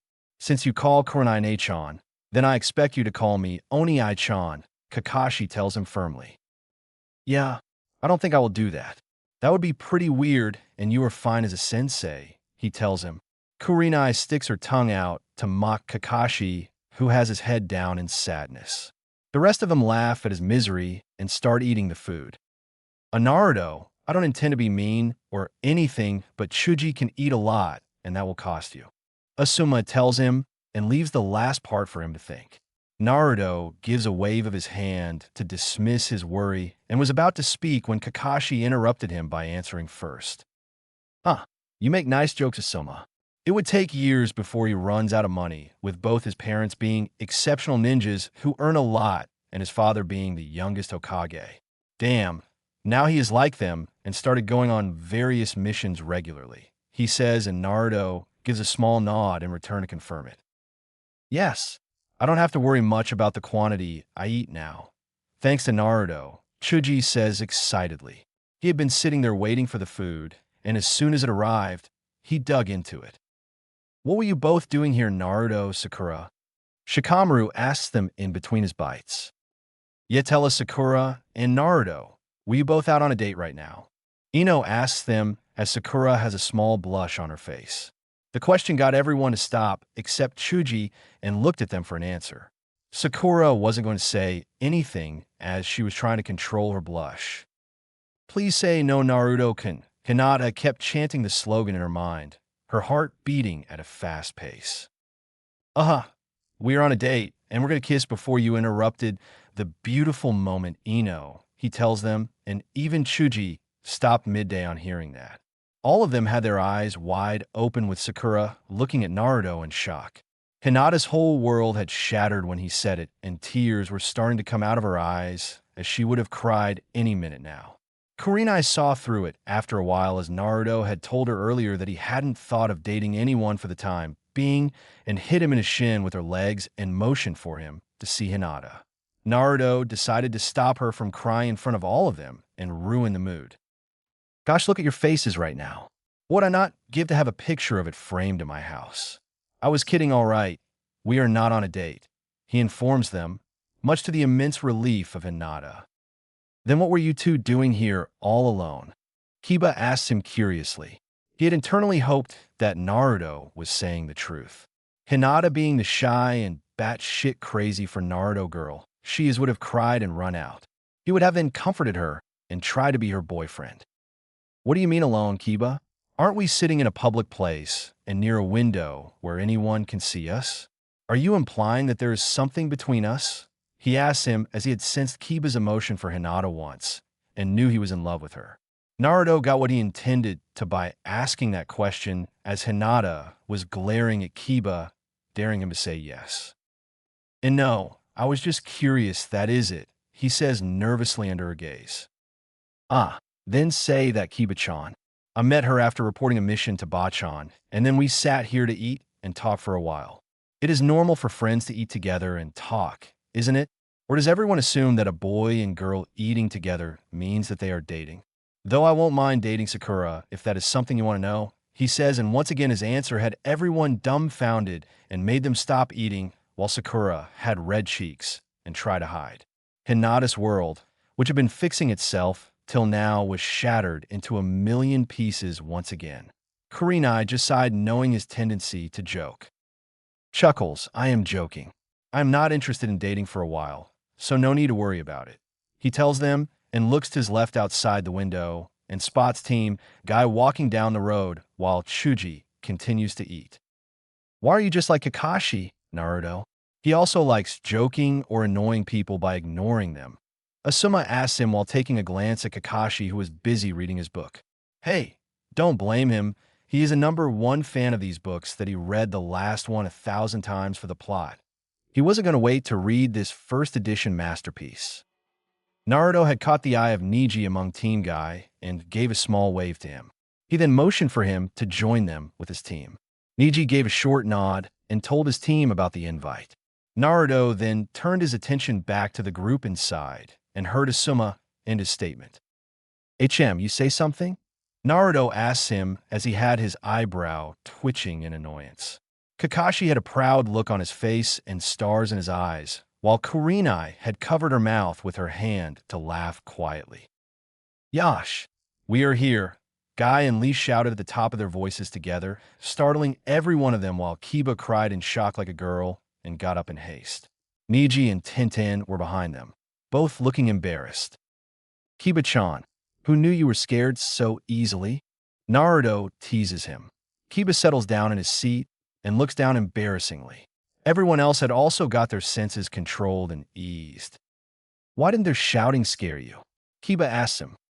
That's because he saw us outside the restaurant and invited us to have lunch here. Niji responds and takes an empty seat beside Shino. And now before any of you Shino fans hate me, because he hasn't spoken even once during the conversation, I would like to say that I seriously don't know what to write for him. My guy only speaks when it is important to, otherwise he will be just there. Be honest with yourself. Many of you also didn't think of Shino while reading the convo. I mean, why would you think about him in the first place when I haven't mentioned him? So it is my mistake, but still, I don't know what to write for him. Yash, thank you Naruto-kun for inviting us here, Guy says and sits down beside Kakashi with Lee and Tintin also finding a place for themselves. Oh, it's fine. You were the only ones missing. Now it's changed from the Rookie 9 to the Konoha 12 having lunch together, Naruto says. Well, what were you guys talking about then? Tintin asks to try and join their conversation. Chapter 9. Immortal Duo. In the last chapter, Why are you just like Kakashi, Naruto? He also likes joking or annoying people by ignoring them. Asuma asks him while taking a glance at Kakashi, who was busy reading his book. Hey, don't blame him. He is a #1 fan of these books that he read the last one 1,000 times for the plot. He wasn't going to wait to read this first edition masterpiece. Naruto had caught the eye of Neji among Team Guy and gave a small wave to him. He then motioned for him to join them with his team. Neji gave a short nod and told his team about the invite. Naruto then turned his attention back to the group inside and heard Asuma end his statement. HM, you say something? Naruto asks him as he had his eyebrow twitching in annoyance.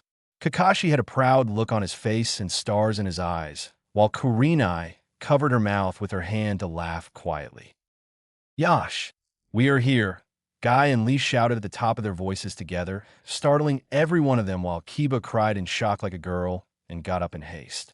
Neji and Tintin were behind them, both looking embarrassed. Kiba-chan, who knew you were scared so easily? Naruto teases him. Kiba settles down in his seat and looks down embarrassingly. Everyone else had also got their senses controlled and eased. Why didn't their shouting scare you? Kiba asks him. That's because he saw us outside the restaurant and invited us to have lunch here. Neji responds and takes an empty seat beside Shino. Yash, thank you Naruto-kun for inviting us here, Guy says and sits down beside Kakashi, with Lee and Tintin also finding a place for themselves. Oh, it's fine. You were the only ones missing. Now it's changed from the Rookie 9 to the Konoha 12 having lunch together, Naruto says. Well, what were you guys talking about then? Tintin asks to try and join their conversation. Nothing. It just seemed to me like Naruto hated me for some reason, so I wanted to ask him that. It was just a misunderstanding between us, and then we came here to eat and talk for a bit, Sakura tells them. The rest of them continued talking either to one another or in general, discussing their daily life, how their missions went, etc. Naruto had tuned it out as he was lost in his own thoughts. Sighs. The Akatsuki have got the one-tails, and maybe they have progressed even further. Who knows how many tail beasts have they captured till now? A good thing about the current situation is that we were able to kill 2 of their members, Deidara and Sasori. Itachi also has been on our side from the start, but in the near future he will die as well at Sasuke's hands. That is if Orochimaru doesn't take over his body. Who am I kidding? I don't believe that he will allow Orochimaru to take control of him. Not when Itachi is still alive. But it makes me think, if the Akatsuki has people like Itachi, Kisame, and Orochimaru in their ranks, all of them S-rank ninjas in their unique way, then how strong would their leader be? Ero Sennin hasn't been able to gather any intel upon him till now, but he is trying. I need something special for them. I wasn't even able to kill Kabuto with a Rasengan when I was 13. Something that would do a lot of damage. I have the option to learn Mokutan Jutsus, and that will give me an upper hand, as well as a surprising factor, as no one would expect it. A jutsu that is in particular very lethal to my opponent, I will have to think about it. Maybe completing the Rasengan that Tusan mentioned in his notes for the jutsu. Naruto ponders as he looks out of the window to see the population of Konoha going about their business. He had a lot going on in his mind, and the future seemed pretty uncertain. But no matter how hard it got, he would just continue with his life and try and achieve his goals. The one thing he liked about his young self was his optimism and never giving up attitude. He would never change that. No matter the situation, he would do his best at everything he did. Naruto, why are you spaced out on us like that? Kiba notices him staring at the streets of the village dully and asks him. Nothing in general. Just thinking about random stuff. Naruto tells him, but the ones who looked at him carefully knew that he was deep in his thoughts. Luckily, he was saved from anyone else inquiring further about the topic. Sakura, you went on the mission to try and get information or maybe capture Sasori's spy who worked for Orochimaru. What happened there? Did you get any information on Sasuke-kun? Ino questions, although one could tell she was eager to know more about Sasuke than anything else. Sakura got disheartened on hearing her question and was gloomy, staring at her plate. Kakashi answered the question in her stead. We went to the location of the bridge that Sasori gave us to meet his spy, and turns out Kabuto was the guy we were going to meet. Yamato disguised himself as Sasori to converge with him, but all the time Kabuto never was against Orochimaru. It was a setup because Orochimaru came shortly and they wanted to kill Sasori. After that, we had a fight break out with me and Yamato taking on Orochimaru while Sakura and Sai fought Kabuto. They were able to push him off, and I used my Mangekyo Sharingan's ability on Orochimaru to dismember one of his arms. They all had been paying close attention to the details he gave. Wait, you used the Mangekyo Sharingan again. Is your vision not blurring in that eye and possibly leading to blindness? Naruto questions him. Itachi had informed him about the negative effects of overusing the Mangekyo Sharingan when he last met him. As of now, wait, how do you know that the Mangekyo Sharingan can lead to blindness? I knew about the side effects of using this from watching Itachi 3 years ago when he came to Konoha, and when I tested it a couple of times, Kakashi had no idea where he got that information from, as he had not told him about it. Now, you have got yourself in a pinch here, Brad. Sometimes you are like your younger self, just blabbering out things without thinking beforehand of the consequences of what you say. Kyuubi nags Naruto on Kakashi's question. You should be helping me out here, rather than make the situation more difficult for me. What do I say? I was told this by Sasuke. Yeah, by him. Naruto stammers out a response, and he looks around to see everyone's attention on him to elaborate more. When we were fighting 3 years ago in the Valley of the End, he told me a bit about what he knew regarding the Mangekyo Sharingan. Scoffs, that's the best answer you could come up with.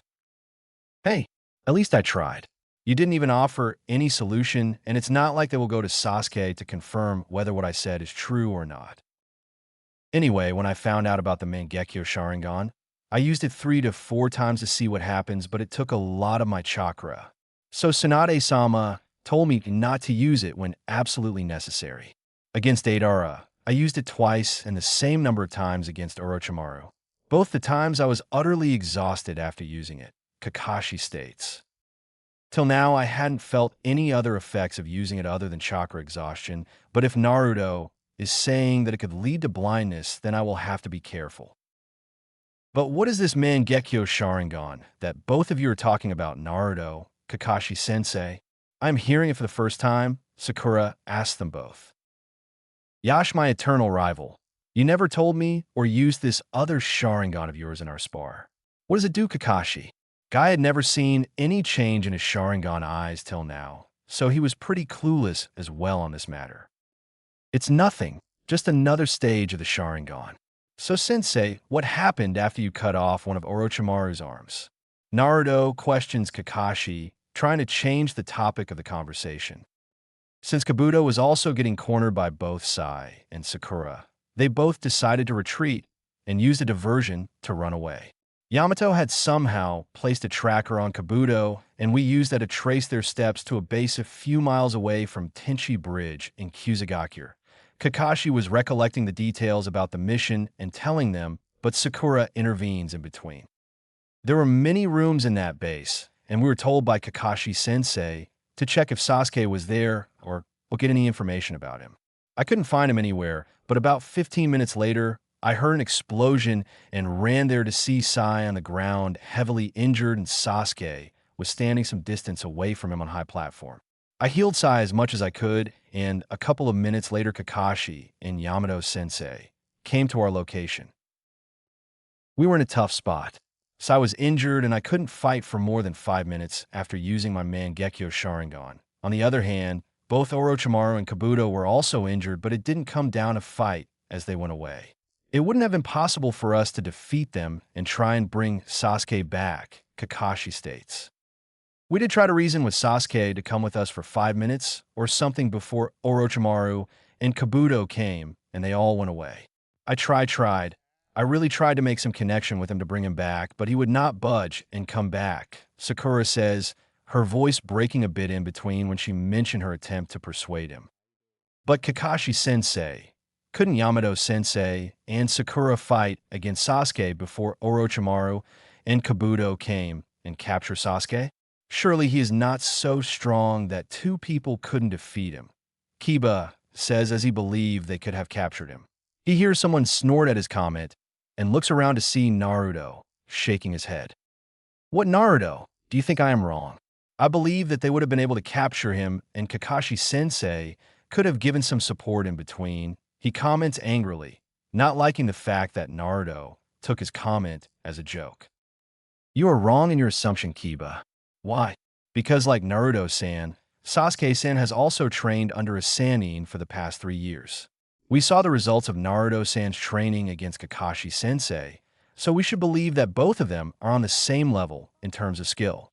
Sasuke-san was naturally good as a shinobi even in the academy days. Shino answers in a monotone voice, but no one could say that he was wrong.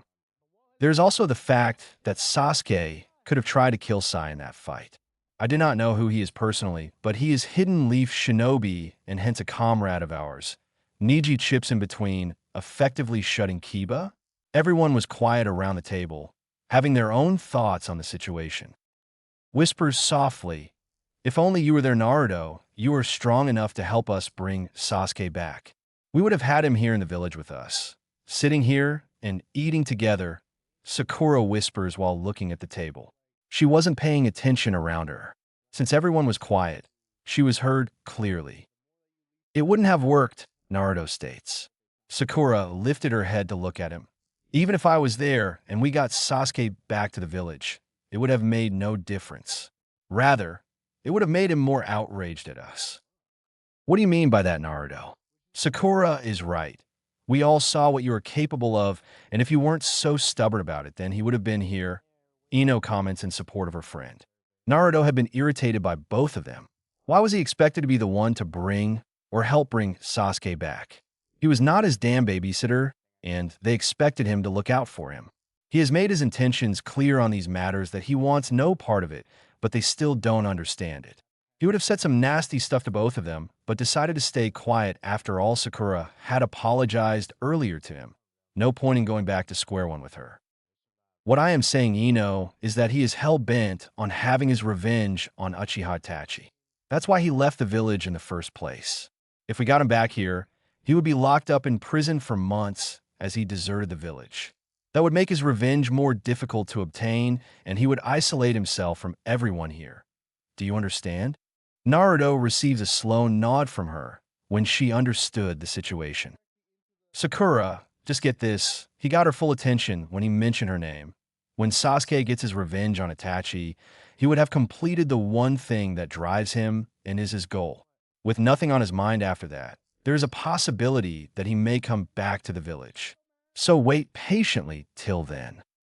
Sakura goes through the word he said for a bit, and seeing his logic, she smiles happily and gives him her thanks. Look at you, giving her false hope that the Uchiha will come back. You know what you found in that snake's lab could have major repercussions and affect his thinking, the QB utters. I had to get her mind off the fact that if I was there then, I could have brought him back. That wouldn't have worked at all. Until the time he doesn't come back to Konoha himself. He would not be happy if we keep him here, and we'll try to find ways to leave again and cause trouble. That being said, if Orochimaru knew of Itachi's real alliance was with us, and that Danzo and the elders ordered him to kill the clan, what's to say that someone else won't know about it? I'm telling you, that kid can be easily fooled and brought to anyone's side. First, his brother has been lying to him for so long, and then Orochimaru promised him power and the Uchiha went to him.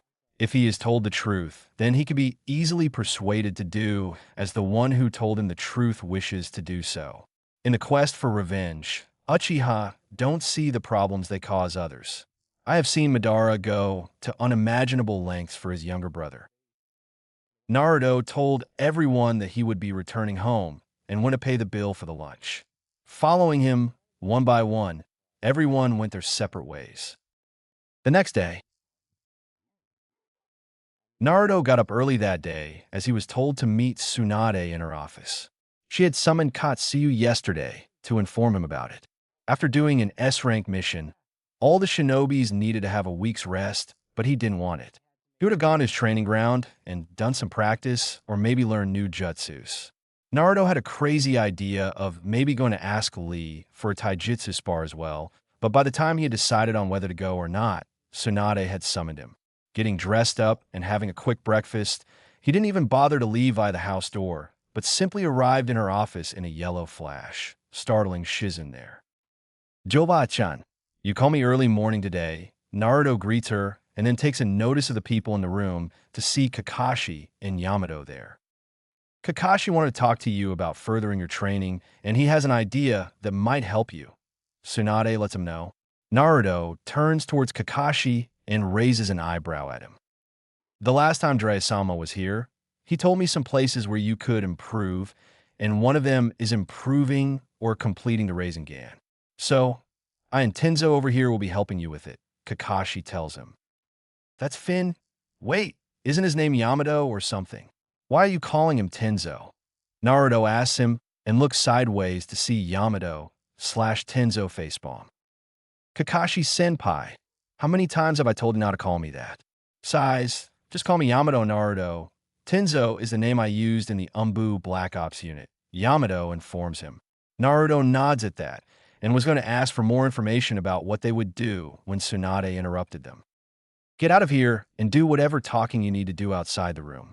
I have work to do here, Tsunade says as she continues reading different papers and signing them. Meet us in Training Ground 7 Naruto. Kakashi notifies him and both he and Yamato leave via Leaf Shunshin. Naruto arrives there 5 minutes later. Now that you are here, let's continue. The Rasengan is incomplete A-rank ninjutsu that Sensei created. We, or rather you Naruto, will be completing it, Kakashi tells him. I know that much, Kakashi-sensei. Tusen mentioned that it was incomplete and an element could be added to it. Naruto muses and kicks a random rock away. Yes, an element precisely wind nature would be a lot easier to do so. But one must have absolute mastery over the wind element. Do you have complete control over it? Kakashi asks him.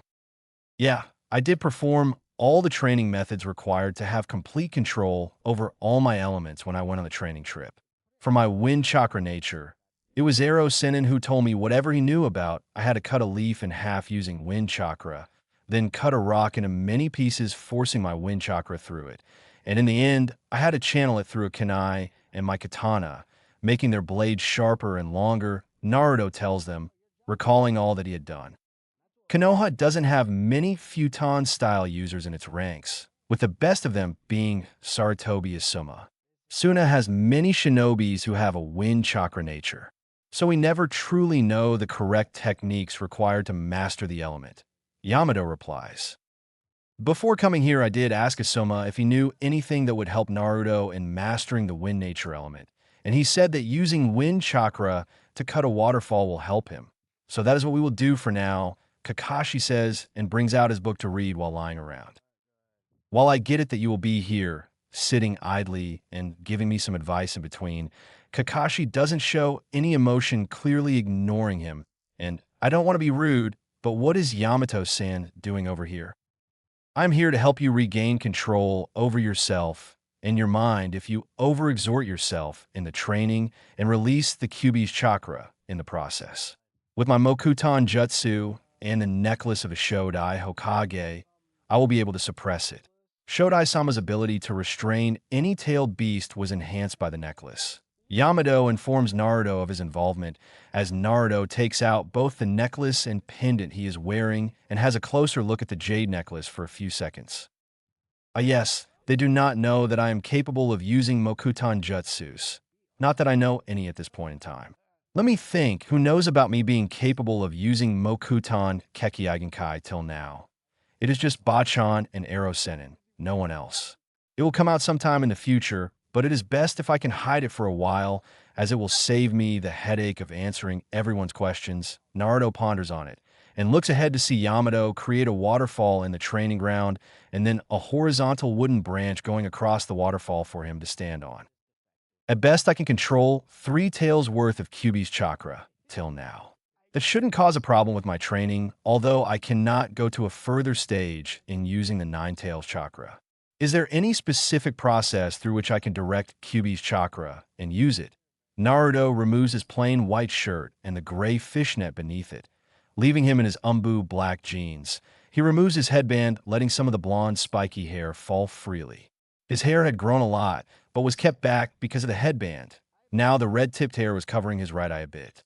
The necklace of the Shodai Hokage and the silver pendant were both freely suspended in the air as he jumps onto the branch. Placing both his hands on the surface of the water, Naruto gathers wind chakra in his hands and applies them to the water surface. The wind chakra-laced hands do disrupt the flow of water for a while, but then it stops under the force of falling water. Naruto backs up a bit, crosses the fingers on both his hands, and creates around 25 clones. There is no need for him to communicate any message to them as they continue with their creator on the exercise needed to be done. Every single one of them collected wind chakra, concentrated it around their hands, and tried to create a gap in the waterfall. Meanwhile, near Land of Fire. Oi, Kakashu. Where are we going now? We just captured the two tails. Shouldn't we be sealing it? Haiden asks his partner as they both enter the Land of Fire. They are preparing for the sealing process, which will take time. Till then, we're going to a temple in the Land of Fire. I have some work there. You are also getting swayed by the religion of God. Jashin-sama, I have been able to convert one of the friends into your followers, Haiden exclaims while looking towards the sky. Shut up. Can't you skip always preaching about your God and religion for once? We're going to kill someone for a bounty in the temple. Kakazu was irritated from his partner's constant babbling about his god. He takes out a map to check the direction of the temple they are headed to. Oi, you're not after money, are you? You'll go to hell if you kill a monk for something like that. I don't care about things like that.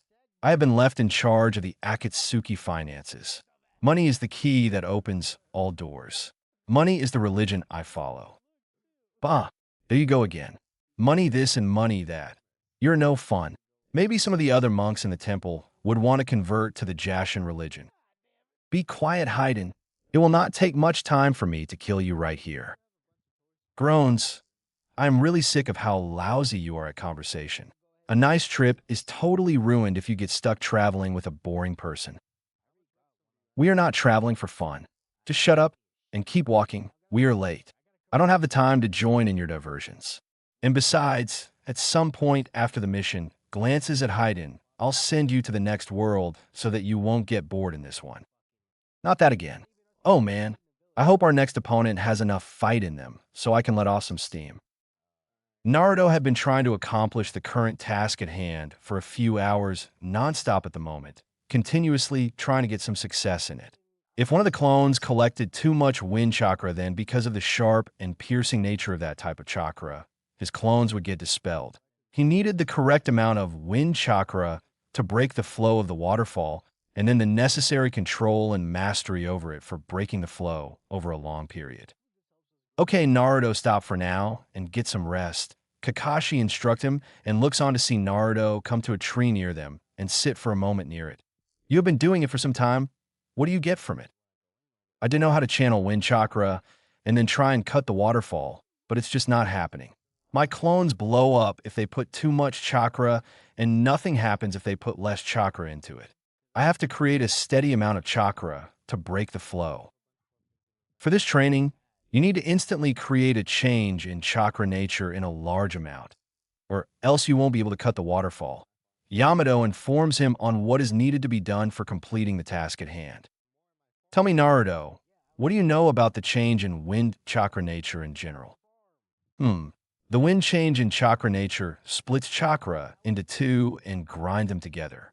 It is achieved by utilizing two opposing chakra currents, which are ground against each other in such a manner that they sharpen one another into fine pieces. To say that both Kakashi and Yamato were immensely impressed by his explanation wouldn't have been wrong. Heck, it was the first time they had heard someone explain the change in wind chakra so clearly except for Asuma. You continue to impress me, Naruto. Where it would have been impossible for your younger self to even make head or tail of this explanation, you are here having a complete grasp of what is to be done. I wouldn't have been able to give you that detailed description of it. Kakashi thinks proudly, both for his student and his sensei's son. Naruto takes out one of his kunais and throws it at the nearby tree. Normal kunai was able to penetrate that tree over there, but when I do this, he takes the kunai back in his hand and coats it in wind chakra. He flicks his wrist and watches as the kunai passes through the tree. Wind chakra is used to increase the sharpness of bladed weapons, so much so that in the hands of experienced users, even small blades are capable of piercing substantial rocks easily. The, I have to say, Naruto, that was a splendid answer to my question. Many jonins don't know the answers to such questions in Konoha. Well, you know everything about the concept behind it, so continue with your training. Naruto gives him a quick nod and goes back to complete the training. 3 days later. Finally, I have done this exercise. Ah, thank God. I was going mad doing the same thing over and over and not getting results. Naruto shouts excitedly. He had been at it for the past few days and got irritated a bit when he got no new progress. But he had done it after so much hard work that he put in. Well done, Naruto. Now that you have completed this process, we can move on to the last part of the training that is required, Kakashi states. Both he and Yamato have been watching him slowly but surely progress in his training. So what's next for me now, Kakashi-sensei? I have a good grasp over the change in wind nature of my chakra. Now I just add it into the Rasengan. We'll get to that, but first we will go over some of the factors that are present when doing the Rasengan or other jutsus. Kakashi says and creates a Rasengan by only using his right hand. Rasengan is a jutsu with only the change in chakra form taken to the extreme. You do know that, right? Hi. Change in chakra form, or in the book which I read, it was written as shape transformation. It is an advanced form of chakra control that involves controlling the form, movement, and potency of one's chakra, determining the size, range, and purpose of a technique. Rasengan is the ultimate example of shape manipulation. It does not require the use of hand seals. By rotating and compressing the power of my chakra, I shape it into the form of a sphere. Naruto mentions every information that he has on the subject. You know, I still sometimes find it hard to believe that all of this is coming from you. Size, I guess I have to get used to it. Kakashi taunts him with an eye smile present on his face. Naruto's eyebrows twitch, but he doesn't show any other reaction to his remark. You are correct, though. A jutsu with a change in chakra nature added to the change in chakra form. For example, Kakashi goes through two hand signs, Ushi, you resulting in electric currents coming out of his hands, Chidori.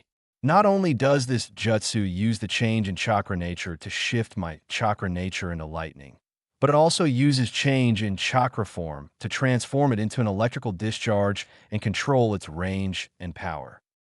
You once said, Sensei, that I won't be able to do the Chidori without the Sharingan. Why is that so? Naruto asks him as he didn't have many lightning-style jutsus to use. It would have been a good inclusion for him. I wasn't able to combine the Rasengan change in chakra form with my lightning change in chakra nature. So I created the Chidori, but there was a problem in using it, which Minato-sensei pointed out.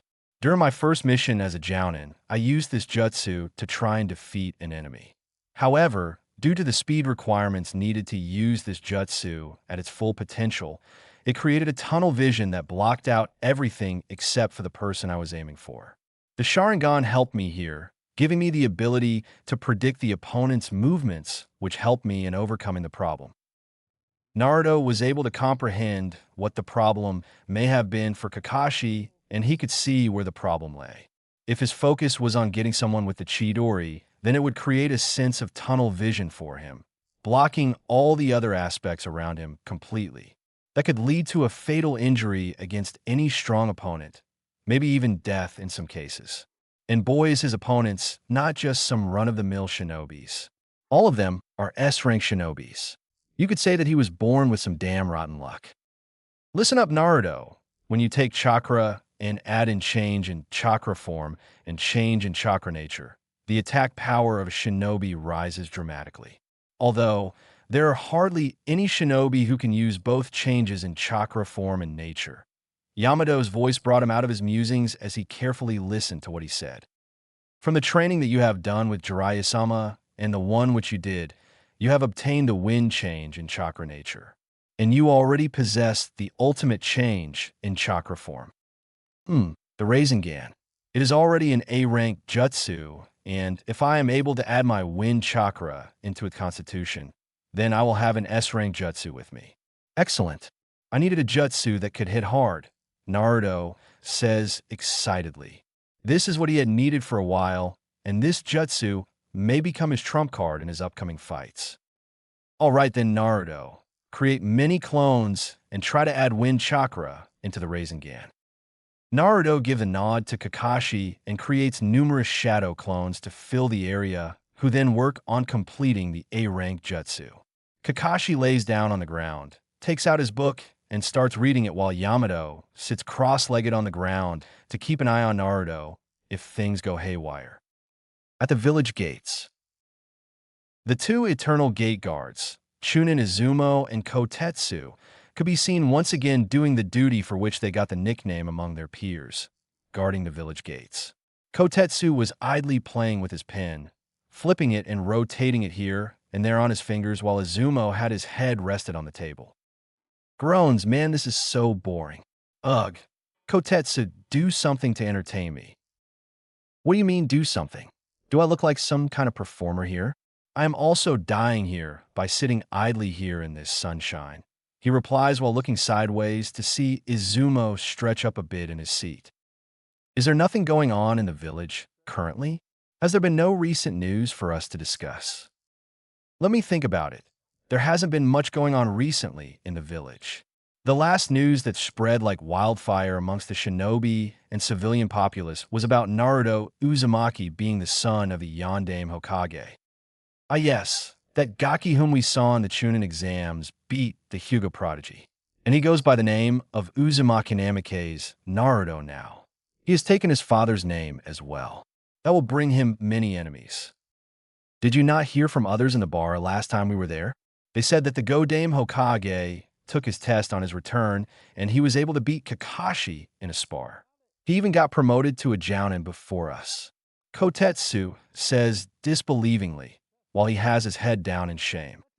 Yeah, they also told us that he beat one of the Akatsuki members with Kakashi when he went to the rescue of the Kazekage. I think he is very strong if he was able to do this much. His teacher is the legendary Gamma Sannin. What do you expect from one of his students? His last student was the Yondaime, and now his son is also trained under him.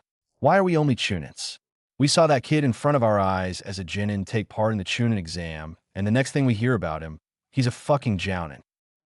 Most of the time we are stuck here doing guard duty, and it's not even in tours. Hey Izumo, do you see someone in the distance running toward us? Kotetsu asked his partner as he took a look outside while he was talking. Izumo places his hand on his forehead to block the sun from his vision and get a better look. Yeah, it's someone who looks in a hurry to come here. Get your weapons out, Kotetsu, just in case we need them. Izumo takes out a kunai, and they both walk up a bit ahead to intervene with the runner and ask him some questions. Stop right there. State your reason to come to the village hidden in the leaves. Izumo shouts at him when he was near. They get a closer look at him to see a bald person wearing white-colored clothes, probably a monk. Pants, I am a monk from the Fire Temple in the Land of Fire. I need to speak with your Hokage. Please, it is urgent. Izumo looks at Kotetsu for a moment, and they both share a nod, quickly signaling an Umbu to come there and escort the monk to the Hokage's office without any trouble. Hokage's Tower. I see, the Akatsuki attacked your temple, and they even got Chirikua? Tsunade says while going over what the monk from the temple had reported to her. This was bad news, as it meant that the Akatsuki are currently in a land of fire, which could possibly mean that they were here for the tailed beast in Naruto. But why would they go after Chiriku was beyond her. I was assigned patrol duty by my seniors, and by the time I returned, everything there was destroyed, and it was too late, the monk states. We cannot let them leave the land of fire. This is an opportunity for us to possibly kill 2 more members of the Akatsuki as well. Shizune, bring the 10 newly formed platoons to the roof of the Hokage tower immediately. Haita Suda-sama. Shizune scurries her way out of the room to alert the platoon members of an immediate meeting order from the Hokage. Tsunade went to the roof of the tower after 10 minutes to see everyone already there. There were 10 teams of 4 members each there that she had formed, keeping their shinobi skills and track records in mind. One team consisted of Sarutobi Asuma, Nara Shikamaru, Hagane Kotetsu, and Kamizuki Izumo, and another team consisted of the other 2 members of Team 10, with 2 random jounins with them. Now that everyone's here, listen carefully, because I will not repeat it. Today morning we got a report from a monk of the Fire Temple that they were attacked by the Akatsuki and they have killed everyone there. I need every one of you to go and search for them all over the Land of Fire. They should not be allowed to roam freely here. Are there any questions? Tsunade briefs them on the task they have in hand. She looks around to see Asuma raise his hand and gives him a nod to continue. Chiriku, a former member of the Guardian Shinobi 12, should be there. Is there any news about him? Tsunade gives a soft sigh at his question. She should have known he would ask that. She gives a glance to the monk on her left who had his eyes closed and was looking at the ground. When I reached the temple, a lot of my fellow monks were dead and some were heavily injured as well, but alive. I asked them where Chirika-sama was, and they told me that the 2 Akatsuki members had killed him. It had come as a shock to Asuma, who had his eyes wide at the news. He had formed a bond with Chiriku when he was gone for 3 years from Konoha, and it saddened him that his friend was dead. For the pride of Konohagakure, and most of all, for the safety of the people in the Land of Fire, we can't allow them to rampage any further. Don't let them out of the Land of Fire, no matter what. Dismissed. Every one of them went their separate way to cover part of the Land of Fire to find the 2 Akatsuki members. Asuma and his team could be seen jumping across rooftops, and they were going in the direction of the village gates. We will start searching for them by going to the Fire Temple first. From there we can get more information about them, and then we could try and trace their footsteps. Is that understood? Asuma asks them and gets a nod from each of his team members. Let's go then. He commands as every one of them starts jumping across different tree branches in the direction of the temple. Asuma-sensei, do you know this Chiriku person from the Fire Temple? Because from your reaction to his death, it seemed like that. Shikamaru asks him while both Kotetsu and Izumo run along them and listen. I haven't told any of you about him, have I? He was my brother in arms when I left the village to join the Guardian Shinobi 12. He was the first one to connect with me there, Asuma says with a smile on his face as he remembers the old days. 3 days of search later. Shikamaru watched helplessly as Haiden pierced a rod through his own heart, but that wasn't what the problem was. It was his jutsu that caused a lot of trouble, and under the effect of the jutsu was Asuma. He watched as Asuma went to his knees, blood spurting out of his mouth, while Haiden's body was showing skeleton's bones, and he was standing in a circle of swords made from blood. He ran towards his sensei, but his legs gave up from the fight they had been a part of all day as he fell to the ground. Flashback. It had been 3 days since they were given the mission by the Hokage to find the 2 Akatsuki members and kill them.